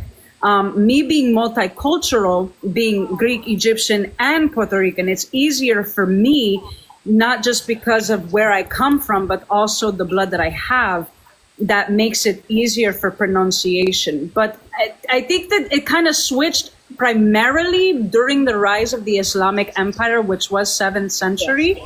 But it's kind of hard to really date because we still really don't know. It's younger. It's younger than It's still younger than Hebrew. It is younger than Hebrew. That's why I said I want to say between the 4th and 7th century. But I'm going to go with the 7th because of the rise of Islam. Gabriel, did you want to say something? Sorry. You're fine. Gabriel, did you want to say something? I saw your box light up. I apologize. Tiny. Oh, no. That was just the noise in my background. Sorry, I was just listening to you guys. No worries. I was just curious because if, is Aramaean still spoken anywhere? It became a dead language. Yeah. The roots are still similar, the same way that ancient Hebrew and like even like Koine Greek, like the alphabet's still the same. Hanji can talk about this. Yeah, Hanji can talk about this way more than I can. But like I know a bit of Koine Greek. I've studied a little bit of Koine Greek. And it's not the same language, but it has like so much similarity in the same way that Arabic and Aramaic do as well. Hmm. As a matter of fact, what people don't know is during early Spain, when it was Portugal, like Portugal, Spain, a lot of the words were Arabic, but they wanted to separate themselves from the Arabic belief systems, traditions, and language. So that's where you get the Spaniard Spanish. Mhm. A lot of the words are very similar to Arabic, but with a few tweaks. You can see Wait. this if you ever, Arabic and Spanish have a lot of similar words, believe it or not. Oh, So yeah. where does wait? So where does Latin come in then?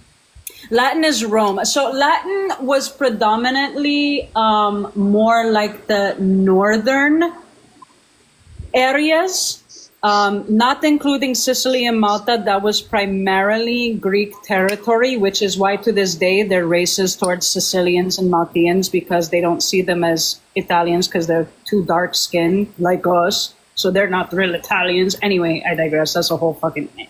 Anyways, but when it comes to Rome, it was a lot of the upper nations, the northern nations, when it came down, that it started tweaking the dialect.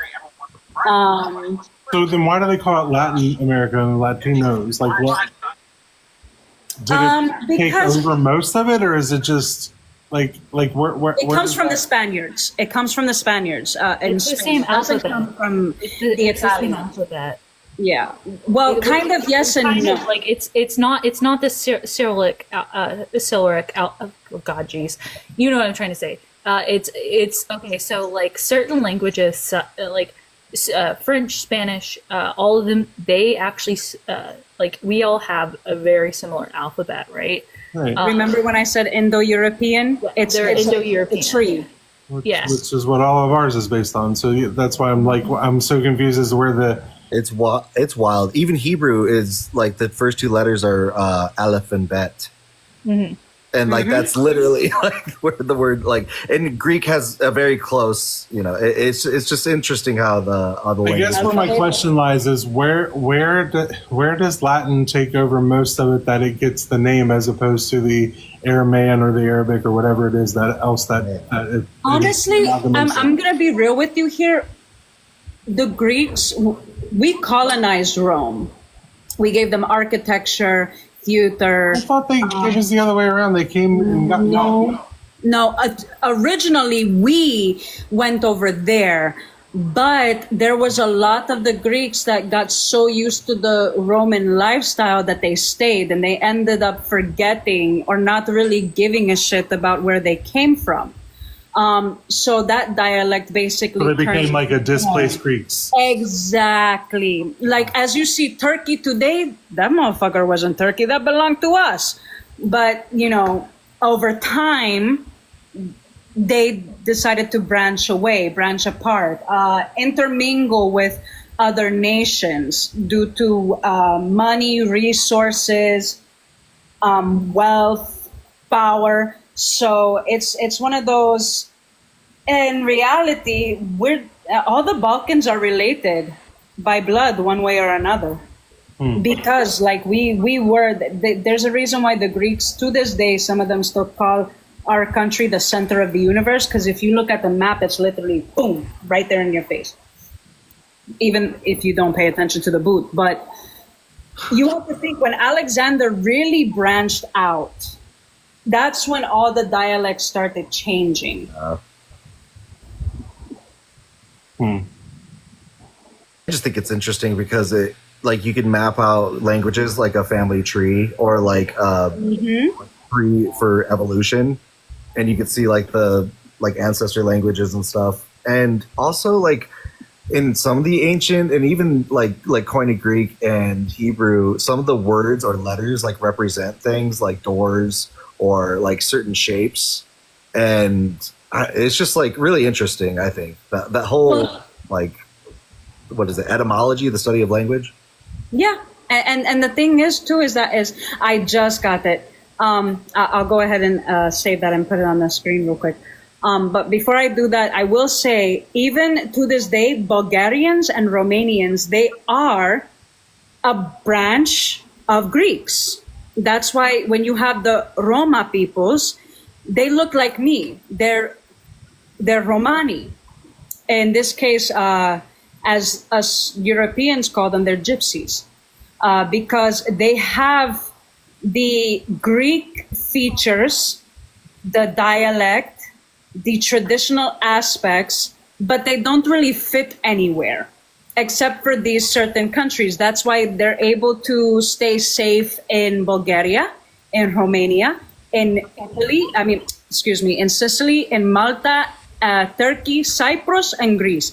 These are the only places where the Romani feel safe because they're basically our descendants, ancient-wise. And if you actually look at genealogy, people who are from Malta and Sicily have a closer connection to the ancient Greeks than the Greeks that you see today. I actually have a closer connection to the ancient Greeks than the Greeks that exist today because of the Egyptian that I have, which traced back to 150,000 years ago. And they were actually able to trace it that far.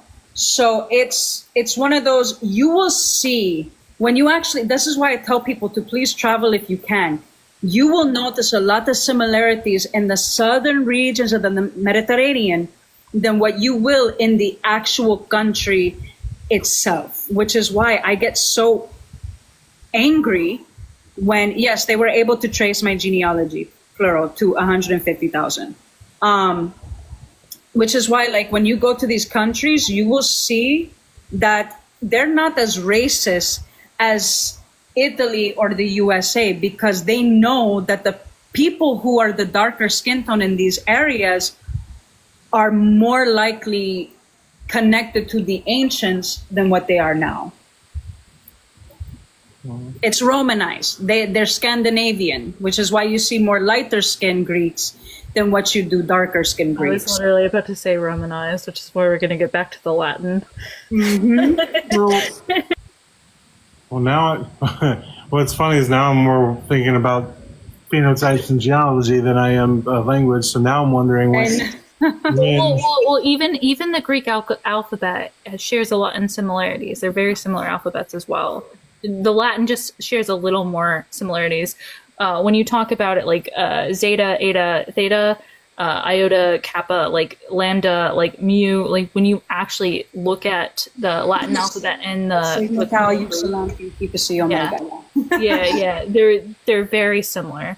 And this is the alphabet that we use. It's closer than the Cyrillic Cyrillic alphabet, and it's closer than the Arabic.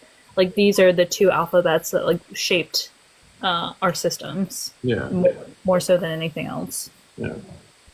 I actually have an aunt from Kriti, Jen. And yes, that's how you say it. It's not Crete, it's Kriti.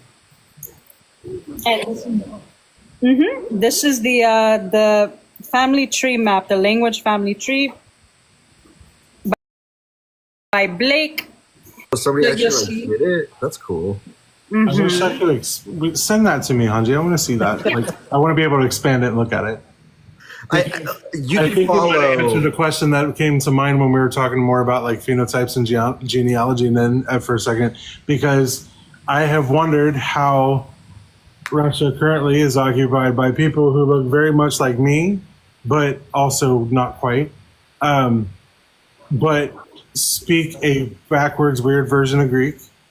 And the people who came across the land bridge who look like Native Americans and First Nations people, and also indigenous to Mexico and other South American and Central American countries.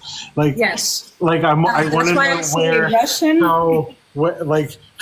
That's why I tell people all the time, like, they're just like, how can you understand Russian? And I'm just like, Russian is just basically Greek backwards and cursive. Right. If you drink enough, you'll be able to understand it. Trust me. But that's my thing, though. It's like, okay, yes, the Spaniards conquered like South America and Central America for the most part. I get that, They didn't get North America, and they didn't get the people who crossed the land bridge from the Russian side, who look very much like those people still. How, you know what I mean? Like, how did we get the characteristics from the people in North America and South America and Central America that came from Russia, who currently has people who look more like me? So I'm like, I want to know when that, like, literal shift in people. There was like something posted of like how like Neanderthals and early like humanoid or whatever they call it. But that happened more toward the Middle East and more north of that where the Neanderthals were happening, because most of the rest of the Homo sapiens from Africa itself. You get the Denisovans from Asia, but I want to say that that's probably a lot more of what we're seeing in North America, probably the more Denisovan aspect, but I don't know. I'm not a geneticist or anything, so I can't sit here and tell you, or even a historian in that. So I don't know for sure. All I know is like maybe that's where that comes from, that influence, and then I can speak on that a little bit. The thing is that humanity has been trading with each other for eons. Absolutely, yeah. And people think, oh well, how were these people able to come over here when, you know, it was already surrounded by ocean? You do know that there's a land bridge. Scandinavians land bridge.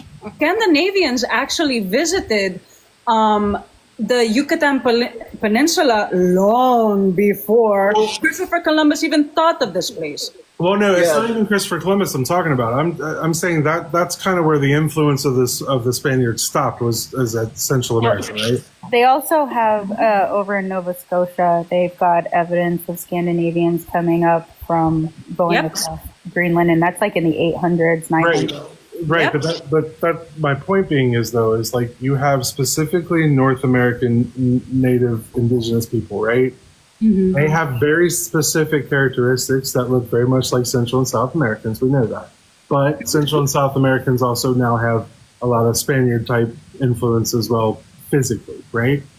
My purely genealogical brain or curiosity is wanting to know how we got this pocket of people here in North America. Like, when did they get removed completely from, or even really showing up in the Russian area?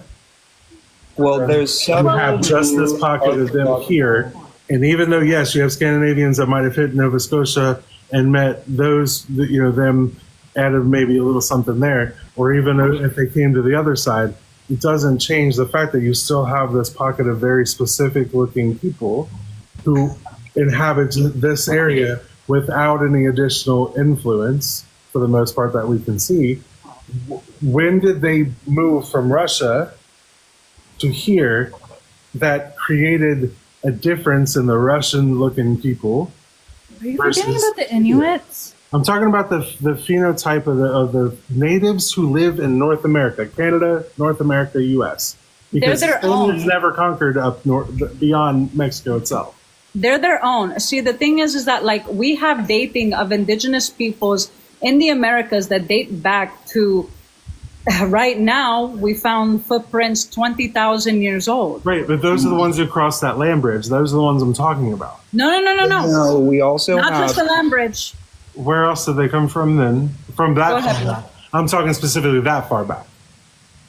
If it was so we have several different now there's evidence of several different migration events, and like even within cultural knowledge with like indigenous people, there has been a record of more than one migration to the Americas.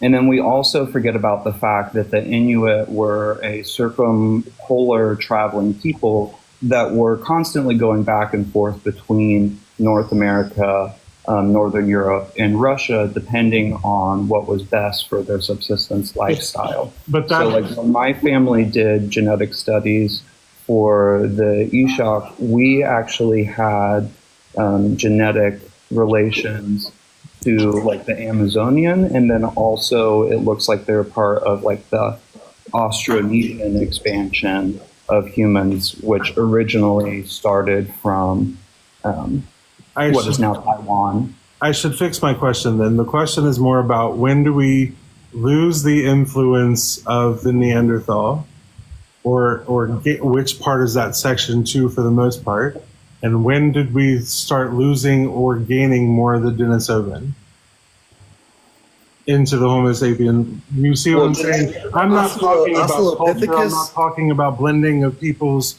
about that. I'm talking about the initial Homo sapien, the addition of Neanderthal, which is what me and Vinny had originally brought up, and the versus the Denisovans, that migration that caused those introductions that led to specifically the very specific people group that came across that land bridge that I'm talking about. Yeah, but also, are you asking this because you think that these certain admixtures of different hominids are what cause differences in phenotypes between different ethnic Not groups? necessarily the only cause, no, but I think it has a lot to do with the initial aspect of it, because otherwise, because very obviously Neanderthal tends to be what introduces my more characteristics of being, not necessarily white, because that came 1,500 years ago, or 3,000. Yeah, exactly. Because what we see, like the lighter eyes, or even the larger frame, the cold from being in the cold or whatever,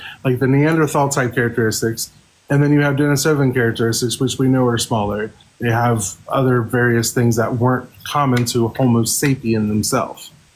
So I'm trying to trace the pattern of their influence of in our phenotypes. I'm trying to invite someone with a master's level in history and see if they can. Where's Oblivion when I need him? He'd be the one. Yeah, they can answer this. I have a couple people that might be able to answer this, and I'm trying to invite them because I do not know the answer to this question. I'm just going to be completely frank. Because it's not it's such a good question. Well, Yeah. it's not necessarily about culture itself. It's just about when those phenotypes were added into the Homo sapiens. yeah, so that we that's what I'm trying to get at, though, is that, like, so we have a lot more evidence that, like, disease resistance, weather resistance, those types of things are resultant from Neanderthal admixture. But we see in, like, genetic studies that modern, like, phenotypes or ethnicities are much more resultant from sexual pressures rather than environmental pressures, and what is thought to be sexually desirable within that culture.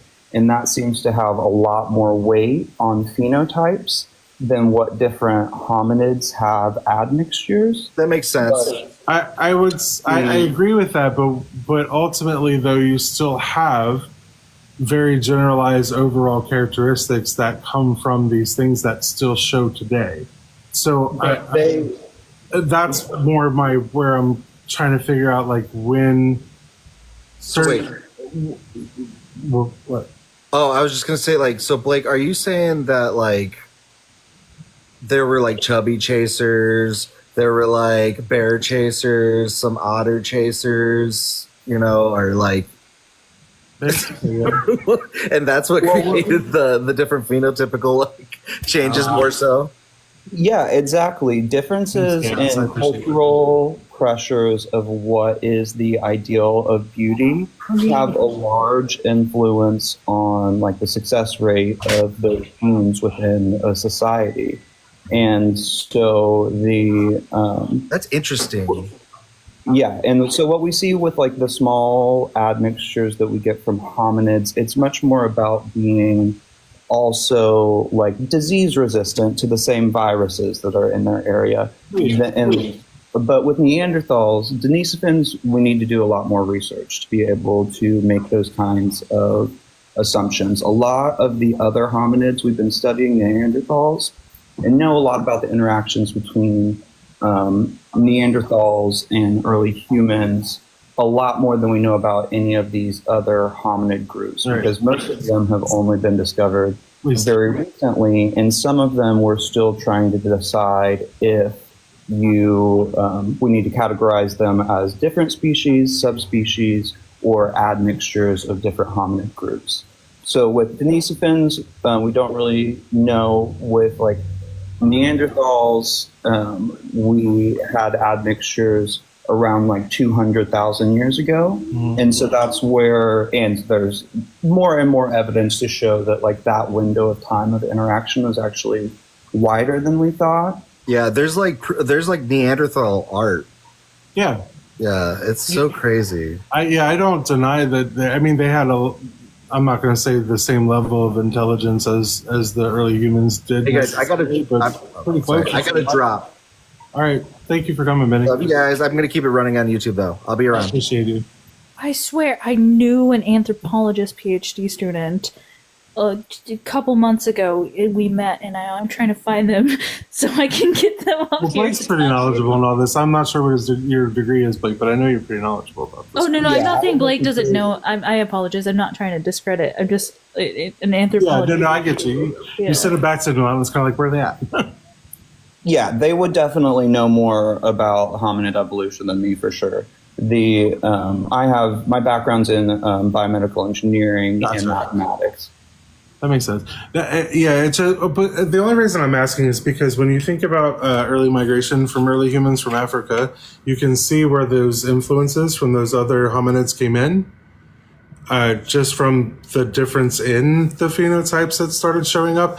Yes, I granted it was because they were also introduced into this new environment and that too. But like you can see direct things like we had already talked about, like certain features that just are not in the early humans by themselves, you know what I mean? So I'm very curious now all of a sudden when we were talking about the phenotypes earlier, just like of the genetics of it all, like how those are still impactful and what those mean like from that migration, because you see those people that came, or the early humans that came up, from Africa into the Middle East, sectioned off to the east and the west, and then encountered different hominins when they did that. And then the ones that came across that land bridge thereafter, you know what I mean? So I'm just curious where that influence still goes and resides, Yeah, and that's something that definitely needs explored a lot more. Genetic clock studies and how these trying to extract DNA from these sites to see if there is any kind of salvageable DNA.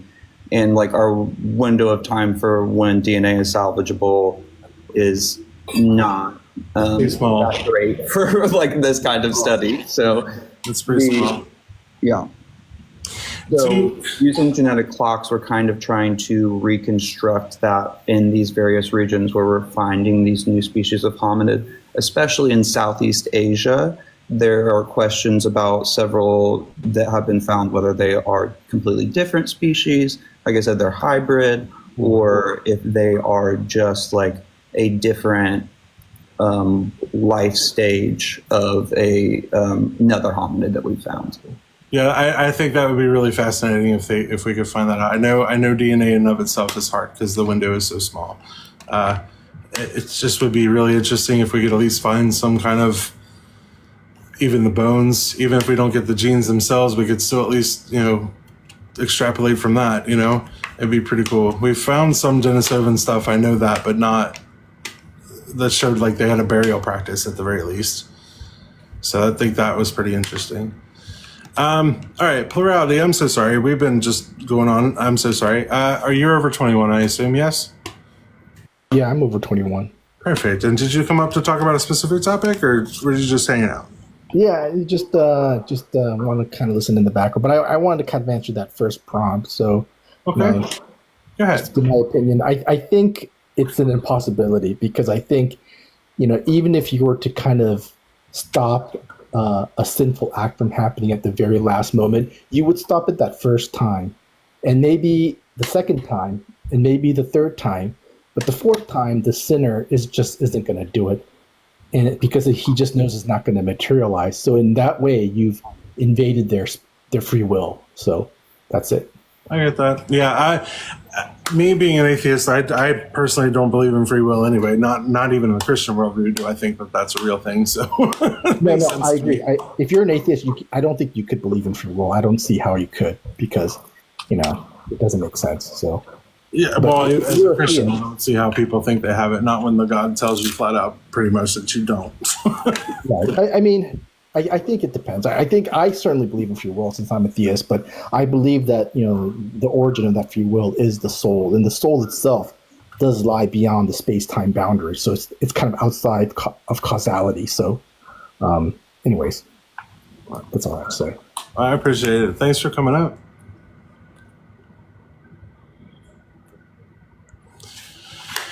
All right, y'all. Tap and share. Tap and share. Let's try to get back out the algorithm. I have had no oppositions tonight, and I know there's a bunch of other people live too, isn't there? Still.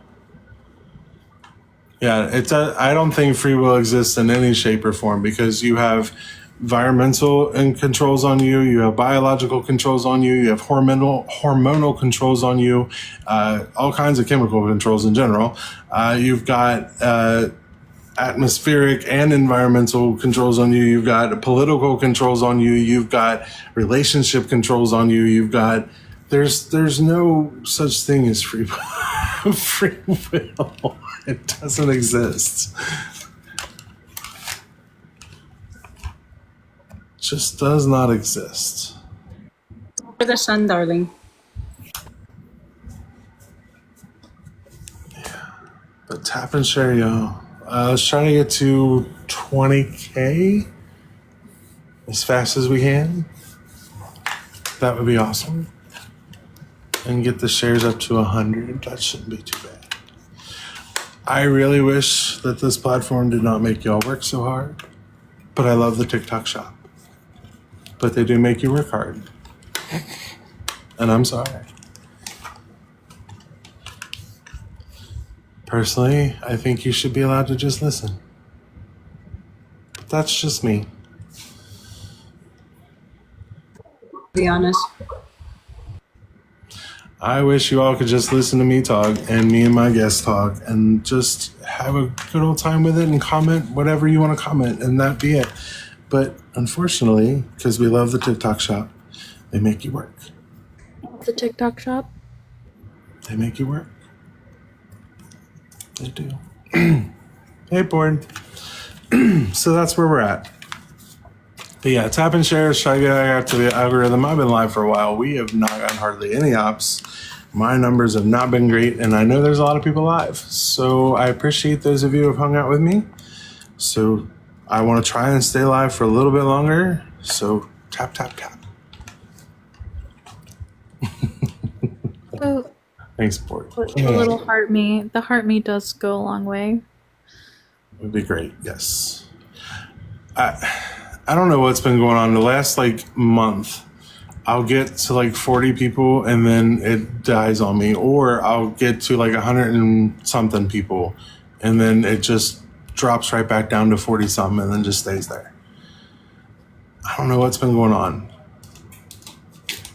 Just don't know. I'm not going to lie. I stopped giving a shit about numbers, and here's why. Right, the way. I don't know if it's after the blackout or whatever when it came to the app shutting down, but I've noticed a lot of people are, and I'm not saying you obviously, but I noticed a lot of people are more worried about the numbers rather than the education. I notice if you focus more on the education, the discussions and stuff, that'll actually bring the crowd in. It's gotten to the point to where no one wants to yell. No one wants to deal with bullshit. I hate it when I have to yell at these people, and I'm trying really hard not to yell at them all. But they all say stupid things, and it triggers me, and then I have to. I know. It's a work in progress. I get really it. got to modulate it. I know. But it's gotten to the point to where the more you show education, the more it'll be pushed out, because at the end of the day, it's gonna come to a point to where the app is gonna tone police people. Oh, you can't be yelling like this or doing that because Well, let's go ahead and talk about this, because here's the thing. It's been announced that TikTok it's currently in the process for Oracle to be buying the American section of TikTok from BrightDance.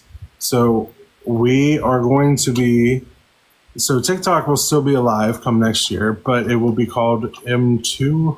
I think it was called M2. Yeah, M2. Yeah. And it's going to be owned by Oracle, which was the people who were instrumental and helpful in Trump being elected, and still do a lot of shit for him now. So I really don't want to be on this app when that happens. So I could do that, to be honest. To be moving to a different platform. I'm giving y'all a heads up now. I'm going to move to a different platform. I will not support this. I do have a YouTube. My thing is that I think when it came to this app, because I remember when I first joined Secra 2019, it was very cringy, cosplay, nerdy. You know, everyone was original. Everyone was truly themselves. Now I just see nothing but a whole bunch of pick-me's, a whole bunch of people that are unoriginal, copy and paste almost every couple of live streams or even just content in general. No originality. And I think people also forgot to touch fucking grass. Truly. They forget there's a real world out there. So they're buying up the American section from, that's why they're changing the name, because they're making it an American only TikTok. But they're buying the initial section, the base of their code and all of that from BrightDance. So and it's most likely going to be Oracle who buys it. There are other people buying for it, but the people who are buying for it are also massive Trumpers. And as you all know, because of my political lives, that I will not and do not support this bullshit. So I didn't get into TikTok until like a year or so ago. Same. So this platform does have something special though. I know it's like over and over again, it's like the same stuff, but like it does. Well, at least on the American side, I pretty much stay on the European side. It's a lot more, no offense, but it is a lot more educational and actually touches real issues that the U.S. is too smussy to call out. I guess I have a very like multicultural algorithm, I think. Because I get things like the T app, and I learn about like all different cultures on my algorithm. It is definitely like I'll get like Spanish, I'll get like Korean, like it won't even be in my languages. Like, how did this wind up on my algorithm? I don't speak these languages. Mine is mostly politics, and because I follow and am followed by so many deconstructioners and atheists that a lot of my, and because I also interact with content of it, that's what most of my FYP is those two things. Random other funny stuff maybe otherwise, but it's mostly those two things. Because it's not necessarily that TikTok is going to change. It's not even that somebody else is going to buy it. It's who's buying it. I will not support it. I can't claim to be a social justice person. I can't claim to be a community leader or try to be anything for activism and not stand on some principle there. So I'm going to have to bow out when that happens. And when I do, I will let you all know what app it will be on that I move to. I know I'll be on YouTube, but I will probably be on one of the other like apps. Like either Neptune, if it comes out before that happens, or the one Mark Cuban's putting out, which is what, Skylight, I think it's called, if that comes out beforehand. But as far as TikTok's concerned, if that's who winds up owning it, either him or Mr. Beast, or one of the other right-wingers who is instrumental or helpful or extremely supportive of Trump and his regime, I'm not going to be part of it. Beast is in politics? No, but he wants to buy up TikTok. Oh, I was about to say, like, I don't know anything about. I know Mr. Beast. Like, who doesn't know Mr. Beast? But I know nothing. I was like, I've never heard of him being in politics. Great Trey, I'll still be on other apps and I'll still be on Discord. So don't worry, I won't forget about you. But if it comes down to it, I can't put my stamp on it, y'all. I'm sorry. But like I said, I'll be on one of the other ones that are going to be just like TikTok. They've already got ones working out. They've got one, the Neptune, which is supposed to be out at some point, created by people who used to be on TikTok. As far as social influencers and stuff goes, so there are other creators. But then there's also the one that Cuban's putting out, I'm hoping comes out. Supposedly it's going to be much like this app too, just not so crazy. There's also Red Note, but I think Red Note's like a pay-as-you-do thing, even though it's set up just exactly like TikTok is. But it seems like there's like a money aspect to it that TikTok doesn't make you do. Endlessly scroll on Red Note. I don't know where you heard that. No, I'm talking about as like for like the lives and stuff. Like By if the way, you, be careful mentioning all these apps. oh well. Yeah, just for your algo. Well, if they want to, I mean, Everything triggers this damn algorithm. Right, TikTok, stop being sensitive. right, like calm down. Like, I feel like a Christian right now, TikTok. but like I don't know. I like I said, I can't be a community activist and you know, be part of it. It's just not the way it works. First of all, shepherds, nothing's wrong with me, and I didn't say God was beholden to my opinion. I'm talking about simple, logical thoughts here. You're trying to hand me this bullshit. You see how emotional he's getting? What's wrong with you? Nothing's wrong with me. I'm just asking questions. Blaspheme! Honestly, so much is wrong with me. I'll just admit it. Just straight up. Is that what you wanted to hear? All right, 50 is the new. Are you over 21? I'm assuming. Well, he's gone anyway, but I'm assuming by that name you were. Gravity Falls, what are you talking about? Enjoy existence. He gave you. Prove to me he gave it to me.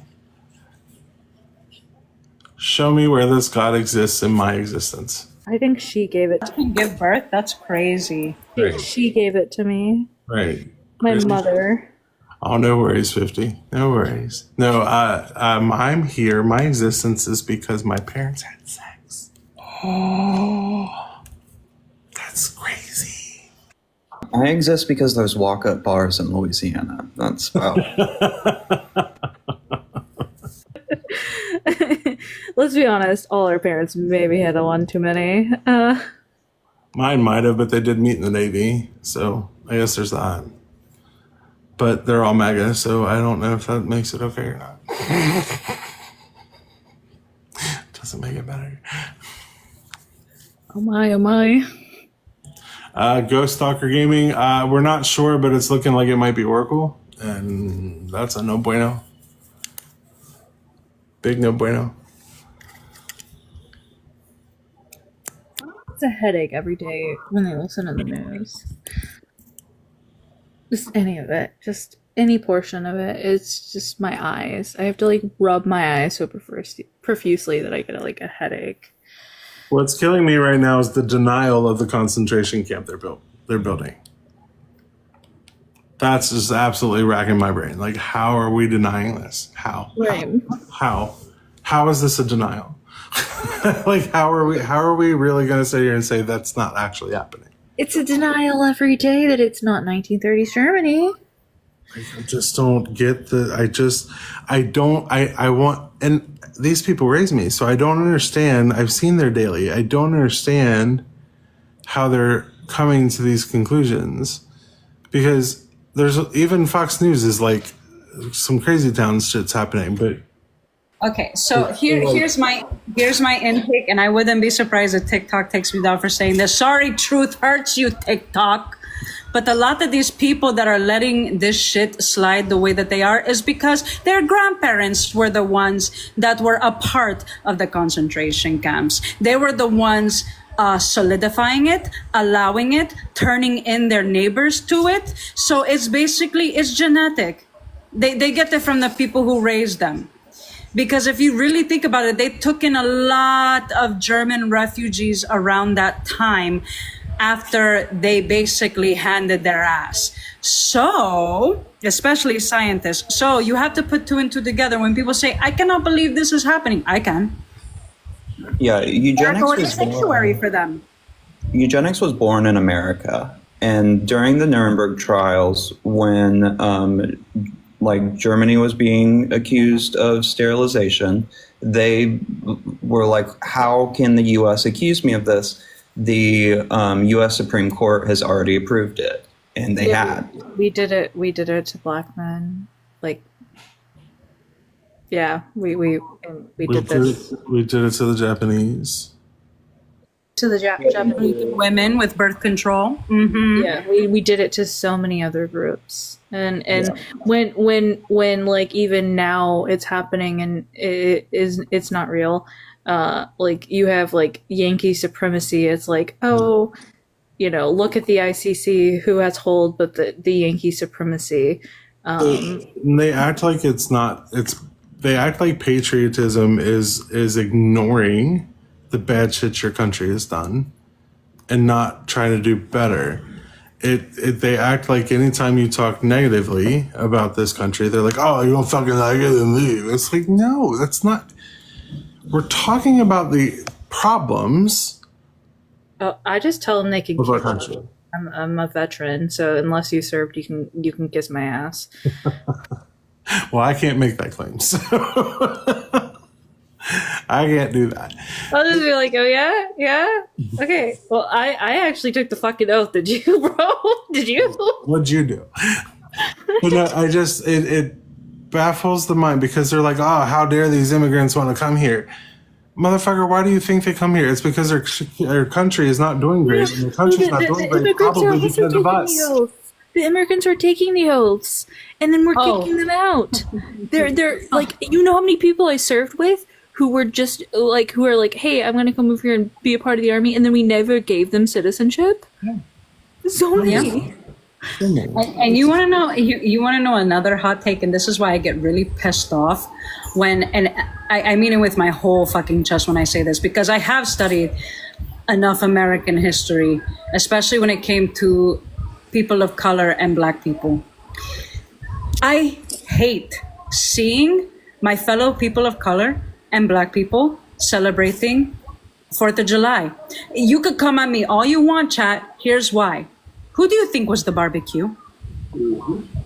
That's true.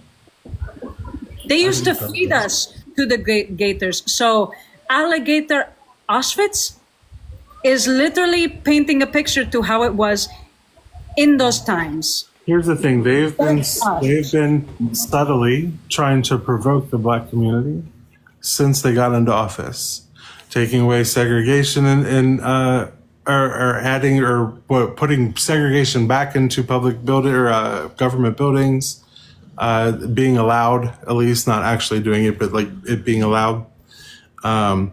The alligator Auschwitz thing is a nod to what they used to do to black people in this country. And don't be surprised if you start seeing certain leathers in purses and shoes, because guess what they did with black and brown people back then too? They literally used our skin as merchandise. They have some of them in museums, and it makes me so disgusted. So disgusted. Just fucking gross. Just so fucking gross. And that is exactly how they're treating immigrants right now. Jared. Wow.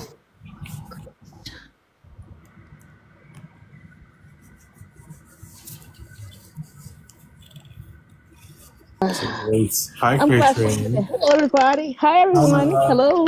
Hi, my love. Hi. Hi, my friends. I'm glad you said that about the 4th of July. Well, I'm going to tell you what breaks my heart right now about my community. Right now, it really breaks my heart when I see a black MAGA.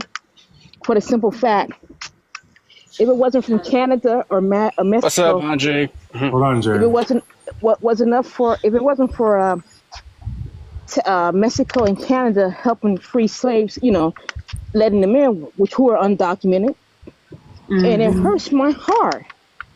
When I see a black man. I'm like, do you realize what happened to your ancestors? If it wasn't for Mexico helping so many of us escape, it's sad. It is so sad.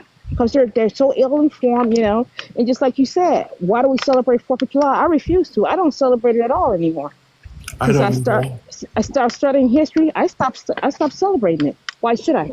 Right. It's just I don't have anything to do with Columbus Day. I don't give a fuck about no Columbus Day. Oh, the murderers day? Yeah, him, that guy. I don't give a fuck about 4th of July. Oh, you want to hear another atrocious thing about that Malakia?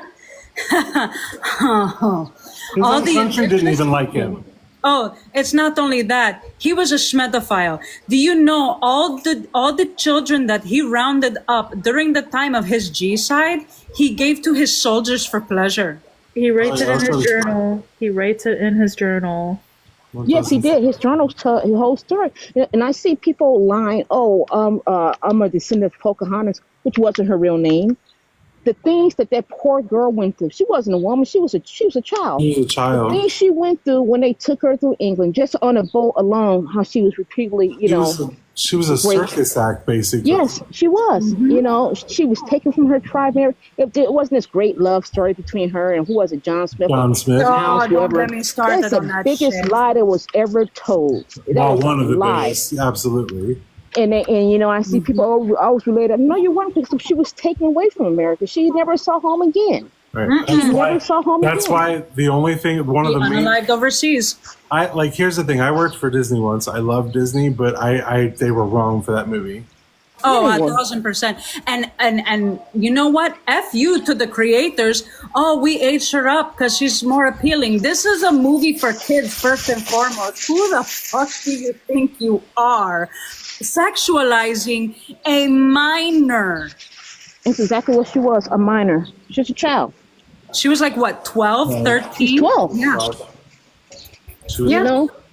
And things Columbus did to the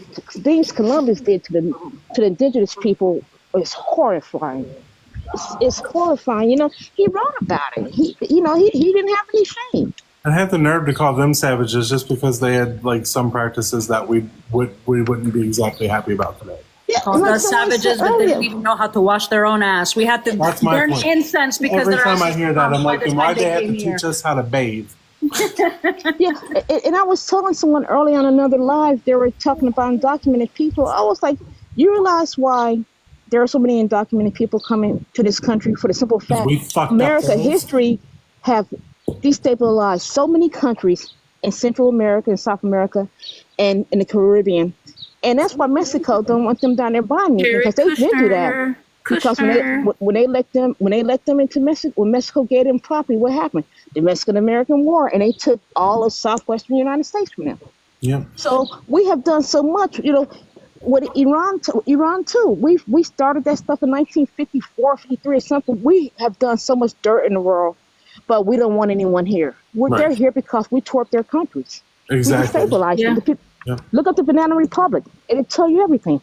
And I know it's the truth, because I know it's about racism, because here's the thing. They're not rounding up all the Russians and Europeans who stay past. No, they're not. They ain't rounding up none of them. No, they're not. They're not. A damn white person getting rounded up. They don't care. They're being open. Right now, they don't care anymore. Indiscriminate as fuck. And here's the thing.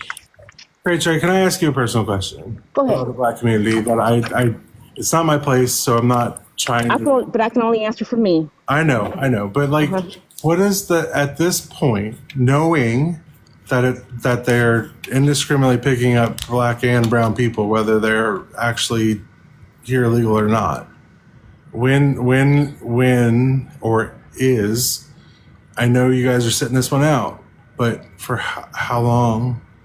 I'm not saying that you have to. I'm just asking, because I'm genuinely worried that they're going to come for you regardless of if you sit it out or not. Well, for me, I do other things. I'm not going out and protest. I'm not doing that. No. I do other things. I donate money to causes and things like that. Yeah. But at this point right now, we're tired. We're tired too. No, I know. I'm not saying you shouldn't. No. I understand exactly what you're saying. Yeah. We're tired too, because every time we do go out and help, but when we need help, it seems like the world turns its back on us. Not everybody, of course. Yeah. But the other minority groups. Other minority groups turn their back on us. And we tried to warn them. I mean, how much can you say? But they wanted to be that proximity closeness to whiteness, and they realized it backfired on them. It did it with the Asian students trying to get into, with the whole stop referring to Ashland in college. Right. What happened? They enrollment actually went down. It did not affect us. It did, so, but we're just tired. I mean, we're talking a good game, but I know eventually we're going to go back out there and start doing our thing. But honestly, it's not just being tired. It's not being just tired. It's just like, you feel like you get tired of being slapped in the face and just keep getting back up. We're a group of people who constantly keep rising back up, but once in a while we need to sit down and take a break too. I'm not mad at you for it. No, but in this country, eventually with the way this madman is going, it's going to be sooner than later. That's what in my opinion, it's going to be sooner than later. And that's kind of what I was asking. Is like because I if it were any other person or any other regime happening right now, I would say, sit it out forever, girl. I get it. But like this one, I don't see not stopping, and I see it coming for you regardless. Oh yeah, I mean, I'm at the point right now. You can on my profile. That guy on my profile, that's my son. So okay.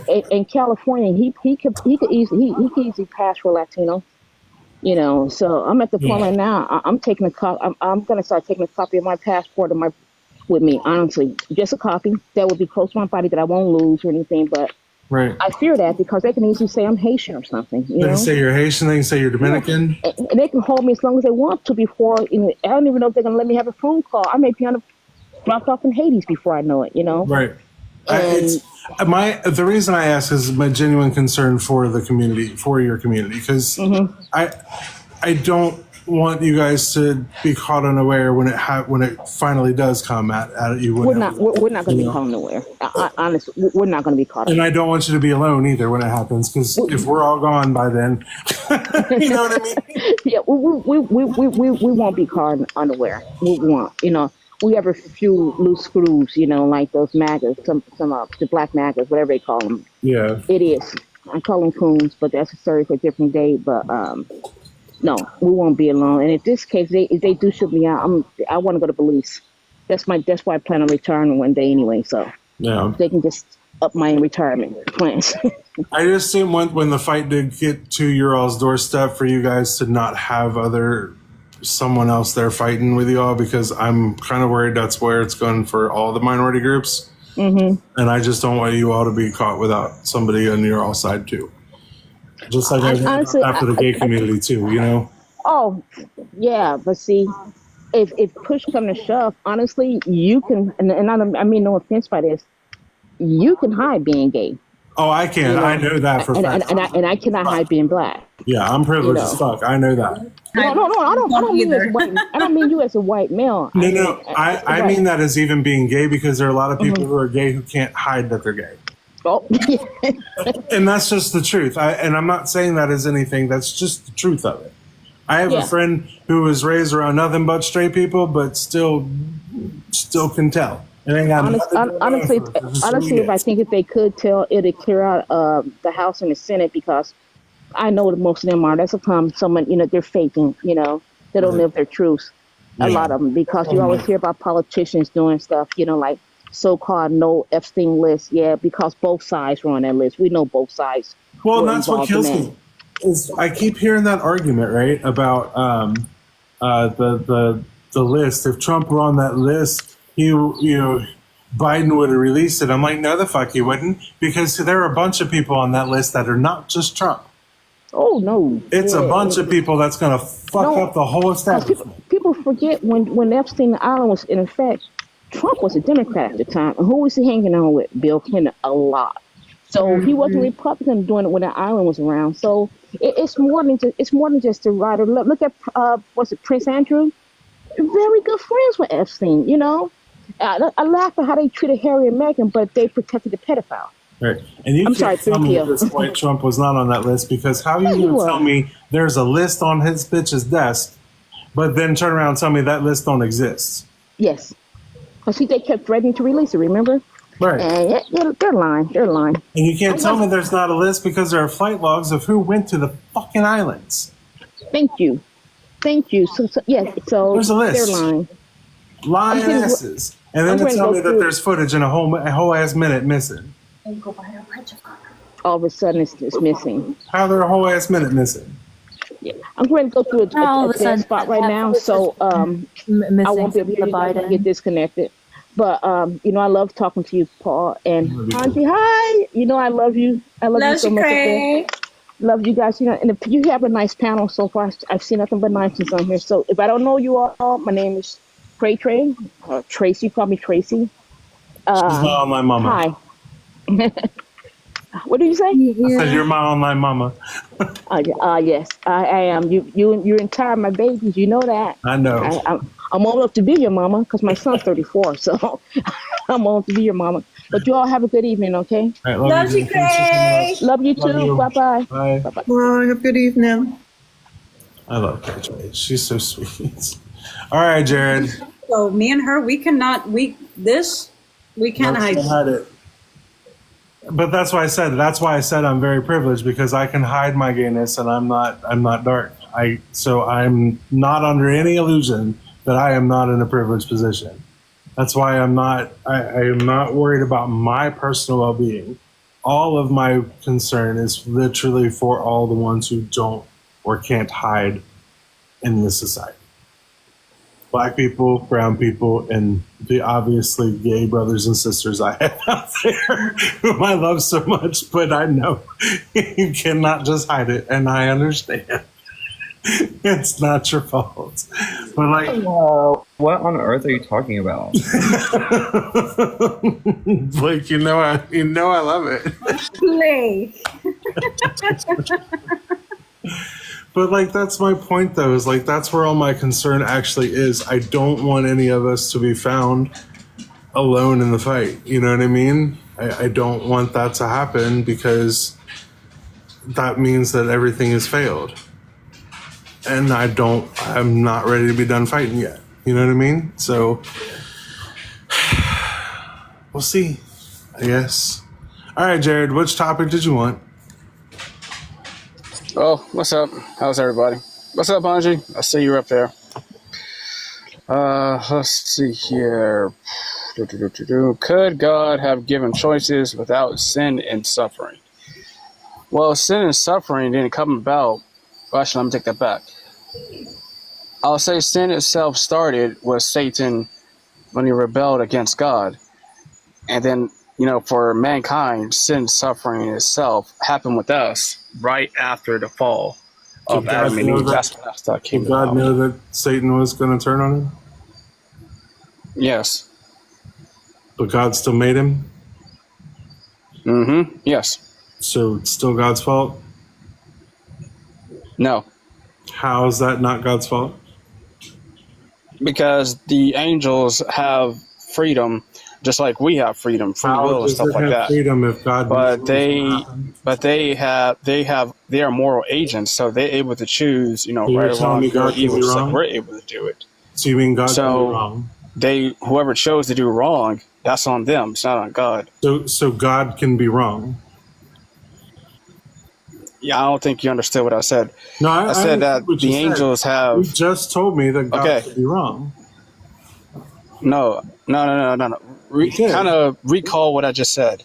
No, listen to what I'm saying. If God is all-knowing, and he knew that Satan was going to do that, Satan could not have chosen to do otherwise, because otherwise God would be wrong. No. No, God's never wrong. Because God doesn't make mistakes. So he knew Satan would sin and break his entire scheme. And you're telling me that Satan had the freedom to not do that, which would have made God wrong, because God knew he would. No. Listen to me. God knows the ins and outs, beginning and end. He knows that. But right. Satan, just like us, has a choice to choose either to do what is right or to do what is wrong. Even though God knows both of the outcomes, if this person chooses to do that way or that way. You misunderstood my question then. You misunderstood my question. What is wrong, and I didn't ask if God knew possibilities. I did not. Oh my gosh, I did not ask, Jared. I didn't let you stop or finish because you misrepresented what I said. I did not ask if God knew possibilities. I asked if he knew which possibility Satan was going to do. I already answered that for you. Which was a yes. God knows it all. So if God knew Satan was going to rebel and Satan would have freely chose not to, that would mean God was wrong. Or God did not know. I think you kind of missed the part of God knowing everything. How can he know everything and it not be predestination? How can you have freedom if God knows what you're going to do before you do it? The same way you can choose to do things. It's not just because God has something laid out for you. You're deliberately conflating, and you can choose to do right or wrong. Can you not? Possibility of the choices. I'm not asking about possibility of the choices. I'm asking about the choice itself. Does God know the choice itself that you're going to make? If I have option A and option B, he knows I'm going to choose B. How can I possibly choose A if he knows that B is what I'm going to do? Well, as I was saying before you kept constantly cutting me off, you're a free moral agent. You can choose to do right or wrong, good or evil. It's up to you. He's not forcing you to do anything. You're answering the wrong question. I didn't ask you if I had choices. I asked you, does God know which choice I'm going to make? Not which. He knows everything. I already told you that. No. You keep telling me he knows my possibilities. He knows what the outcome I said God knows everything. I said he knows everything, then including what you're going to do. If he knows that I'm going to do B, A is irrelevant because I don't have that option, because I have no choice but to do B. Because if I did A, that would mean God did not know what I was going to do, and he was wrong in knowing that I was going to do B if I do A.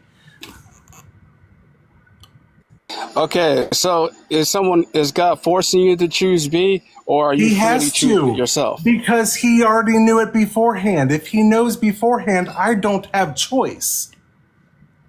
Because he knows what I'm going to do. That's wrong, dude. God isn't forcing you to do anything. How can you not get it? Dude, I don't understand how you're missing it. You're literally telling me I have a choice. You're telling me I'm allowed to choose either A or B. God knows that I'm going to choose B, right? Right? God does not know that I'm going to choose A because he's already eliminated that. He knows I'm going to do B. So if God knows that I'm going to do B, how in the hell can I do A? All right, I'll try to explain it to you again. All right. Yeah, God knows everything. That is true. However, you still have freedom to choose to go the right way, or you have the choice to go. So does he know if I'm going to choose the right way or not? Where you listen for 5 seconds. You're just the same thing God knows that doesn't answer the question. You keep talking about whether I choose one way or the other. I'm not talking about possibilities. I'm not talking about. Oh my gosh, man! How are you missing what I'm talking about? Because you're not answering my question. You're answering a question. I answered you like 3 times already. You haven't. This is what I'm saying that you're just not getting. Because you are talking about God knowing the possibilities of my choices, not what choice I'm going to make. I am asking you if I know A is what's going to happen as God. I know that Hanji is going to, I don't know, ban you at some point from this live. If I know she's going to do that, I know she did it. I have full control. I made Kanji. I created Don't her. tease me. I know exactly what she's gonna do. Don't tease. Is it possible for Hanji to not ban you from this live? If I know she's going to? All right, you messed up on one part. You said you're the one controlling her. God isn't controlling anybody.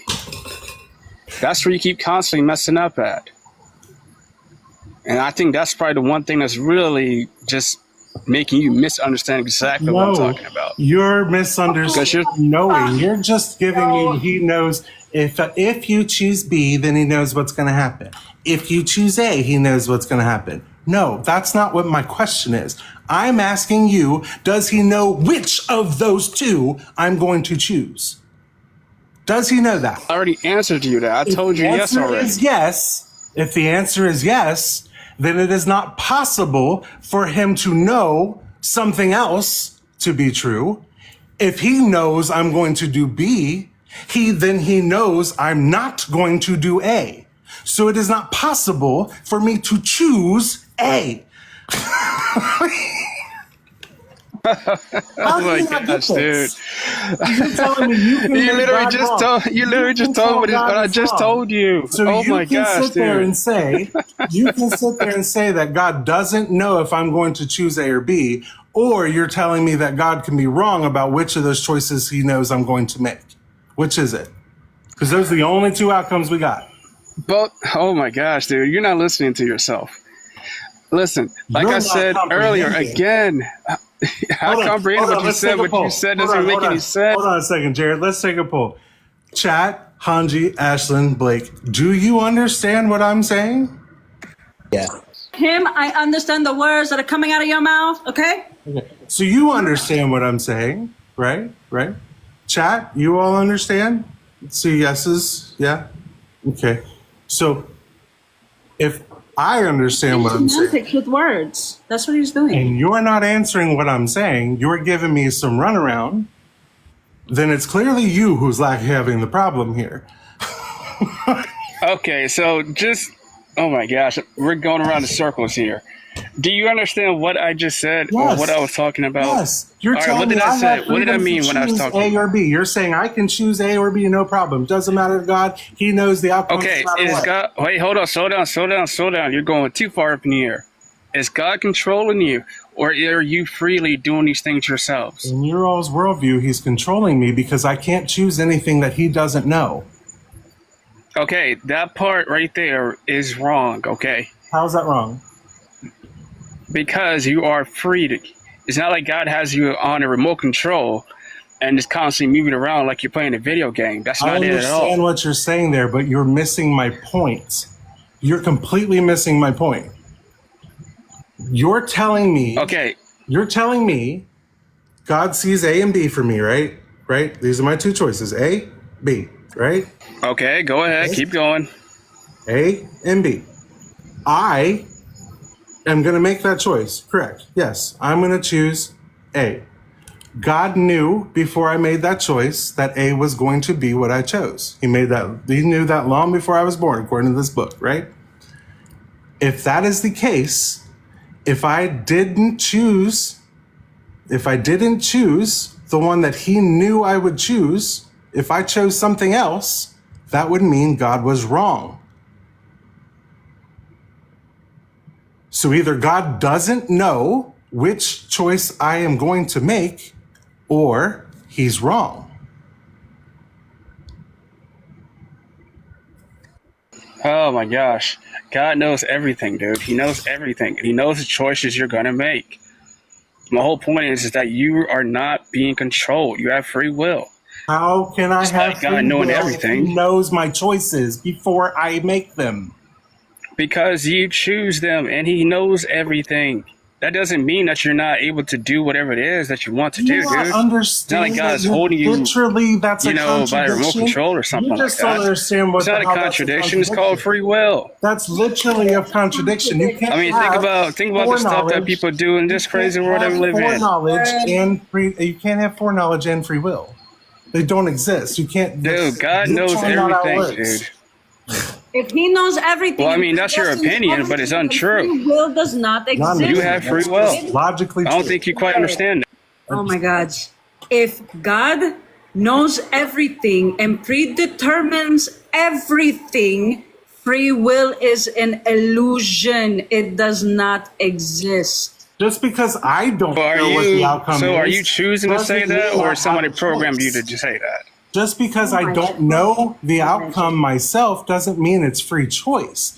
If there is a being who creates everything, who knows what I am going to do, that means he created me to do those things because he knows what I'm going to do.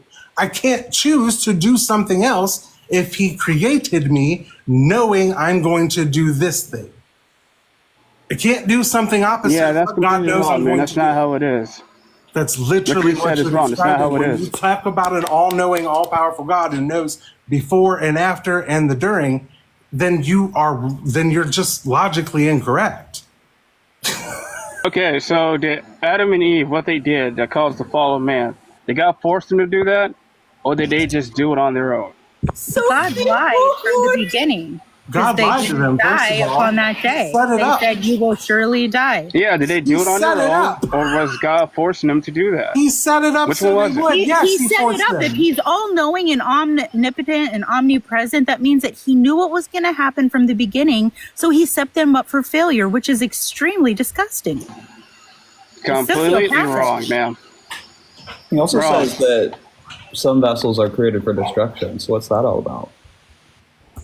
I have no idea. That's one of the things I don't quite understand. I'd say he made evil. I didn't understand a word you just said, ma'am. Jared. God say he made evil. Oh, that one isn't specifically talking about like morally evil. That one's talking about calamity and wrath. Calamity is evil. If you look at the Hebrew word for calamity, it means evil. Okay, but still, God used people to execute judgment, like he used the Babylonians to go against Israel, because of what Israel did wrong. So God can use people and evil people to administer justice. How does that change? So God can do that. How does that change anything we've said? Jared, I want you because to you're read- thinking of moral evil. Jared, I want you to read Isaiah 45:7. Go read that. Go read You it. can read it out loud if you have the verse. I don't have it. Go read it. The disconnect between what the fuck we said about knowing and not knowing. Like you can, if I know something is going to happen without a doubt because I am all powerful and all knowing, if I know for a fact that I don't know, the sun is going to turn off tomorrow. Or no, we have to use like a conscious being. So if I know that all Thanos was going to snap. there you go. If I knew Thanos was going to snap tomorrow, everybody's gone because Thanos snaps. If I am all powerful and all knowing and I know that's going to happen, and I make Thanos anyway, knowing that's going to happen, how can you tell me that Thanos could have chosen to just not do it? That would mean God was wrong in what he knew. Okay, so how, based off of your worldview, how is God wrong? It's not it's your worldview. If you don't, Explain from your worldview, how is God wrong? okay, so I'll explain it from my worldview how I think Deuteronomy 21:10-14 is wrong. Okay, are you familiar with that verse? Those verses? I mean, I was asking the host, but if you want to go, you can, ma'am. Okay, so are you familiar with those verses? Yeah, sure. If you're talking about slavery and stuff, yes. No, I wasn't talking about slavery. Well, go ahead. Here, I'm I'll just listening. I'll refresh your memory for you.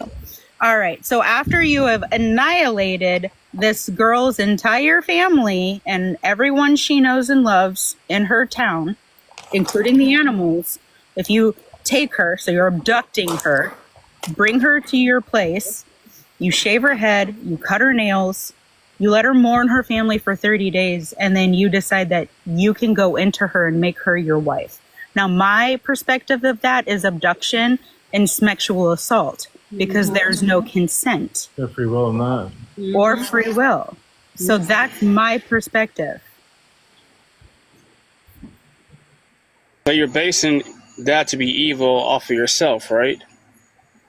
No, what I'm basing to be evil is the fact that that person, these people didn't have any consent over whether they were going to be alive, whether they were going to be unalived. They were children, they were babies. They were also, when we're talking about abducting these girls, they were virgins. They were girls. They were not women.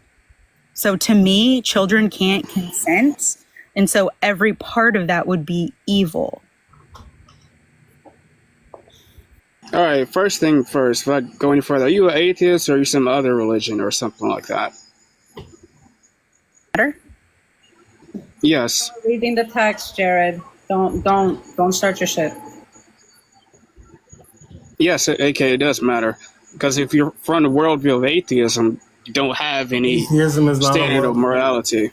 Atheism is not a worldview. Yes, it is. No, it's not. It's just a lack of belief in a God. We're not. You know, we'll play. We'll entertain Jared. We'll just play. We'll, be like, okay. So actually, I was raised in just a yes or no question. Okay. Excuse you. I'm sorry that my sentence started, and yours started in the middle of mine. You asked me a question. I'm telling you what it is. For fuck's sakes. I was raised in the church. I was a Christian, extremely deep-rooted Christian, non-denominational for 35 years. My dad and my parents are still pastors in the faith. So I know a lot about the faith.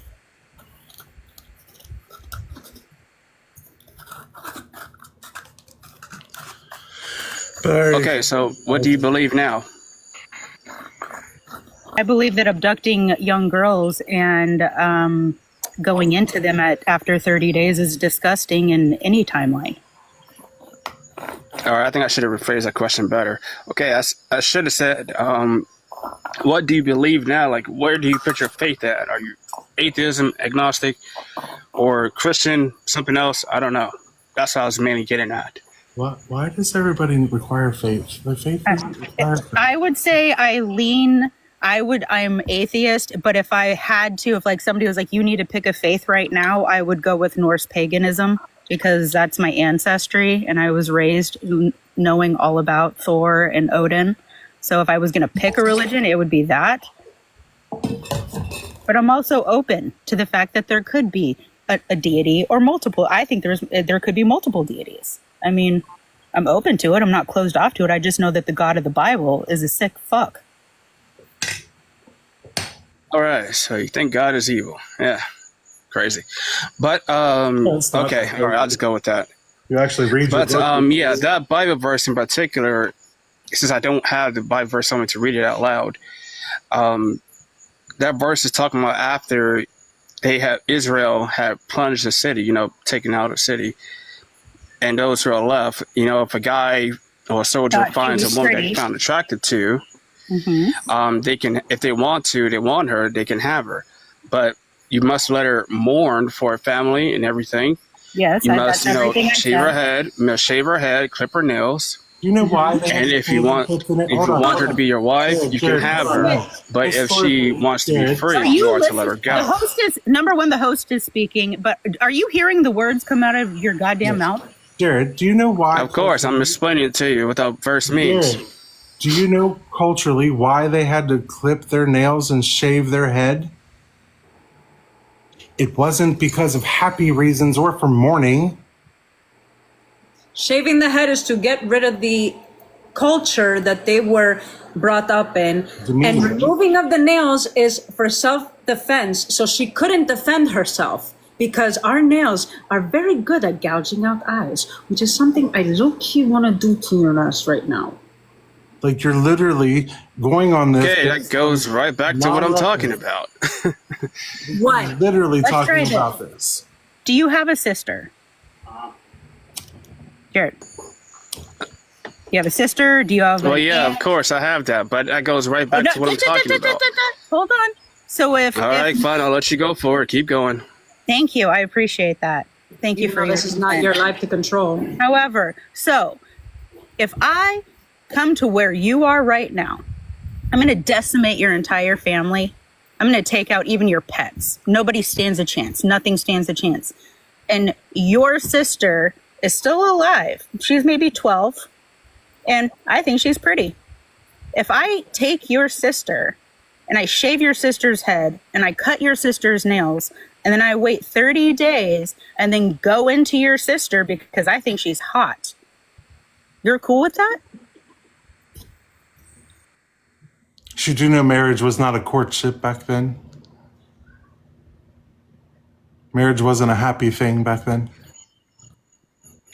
Well, I disagree with you on that one. I'm not saying every marriage was a happy marriage. Literally, the culture of the time of where this Bible was written and when this Bible was written, the culture of the time, marriage was simply the act. Let him pivot. I want him to answer AK first. All right, go ahead.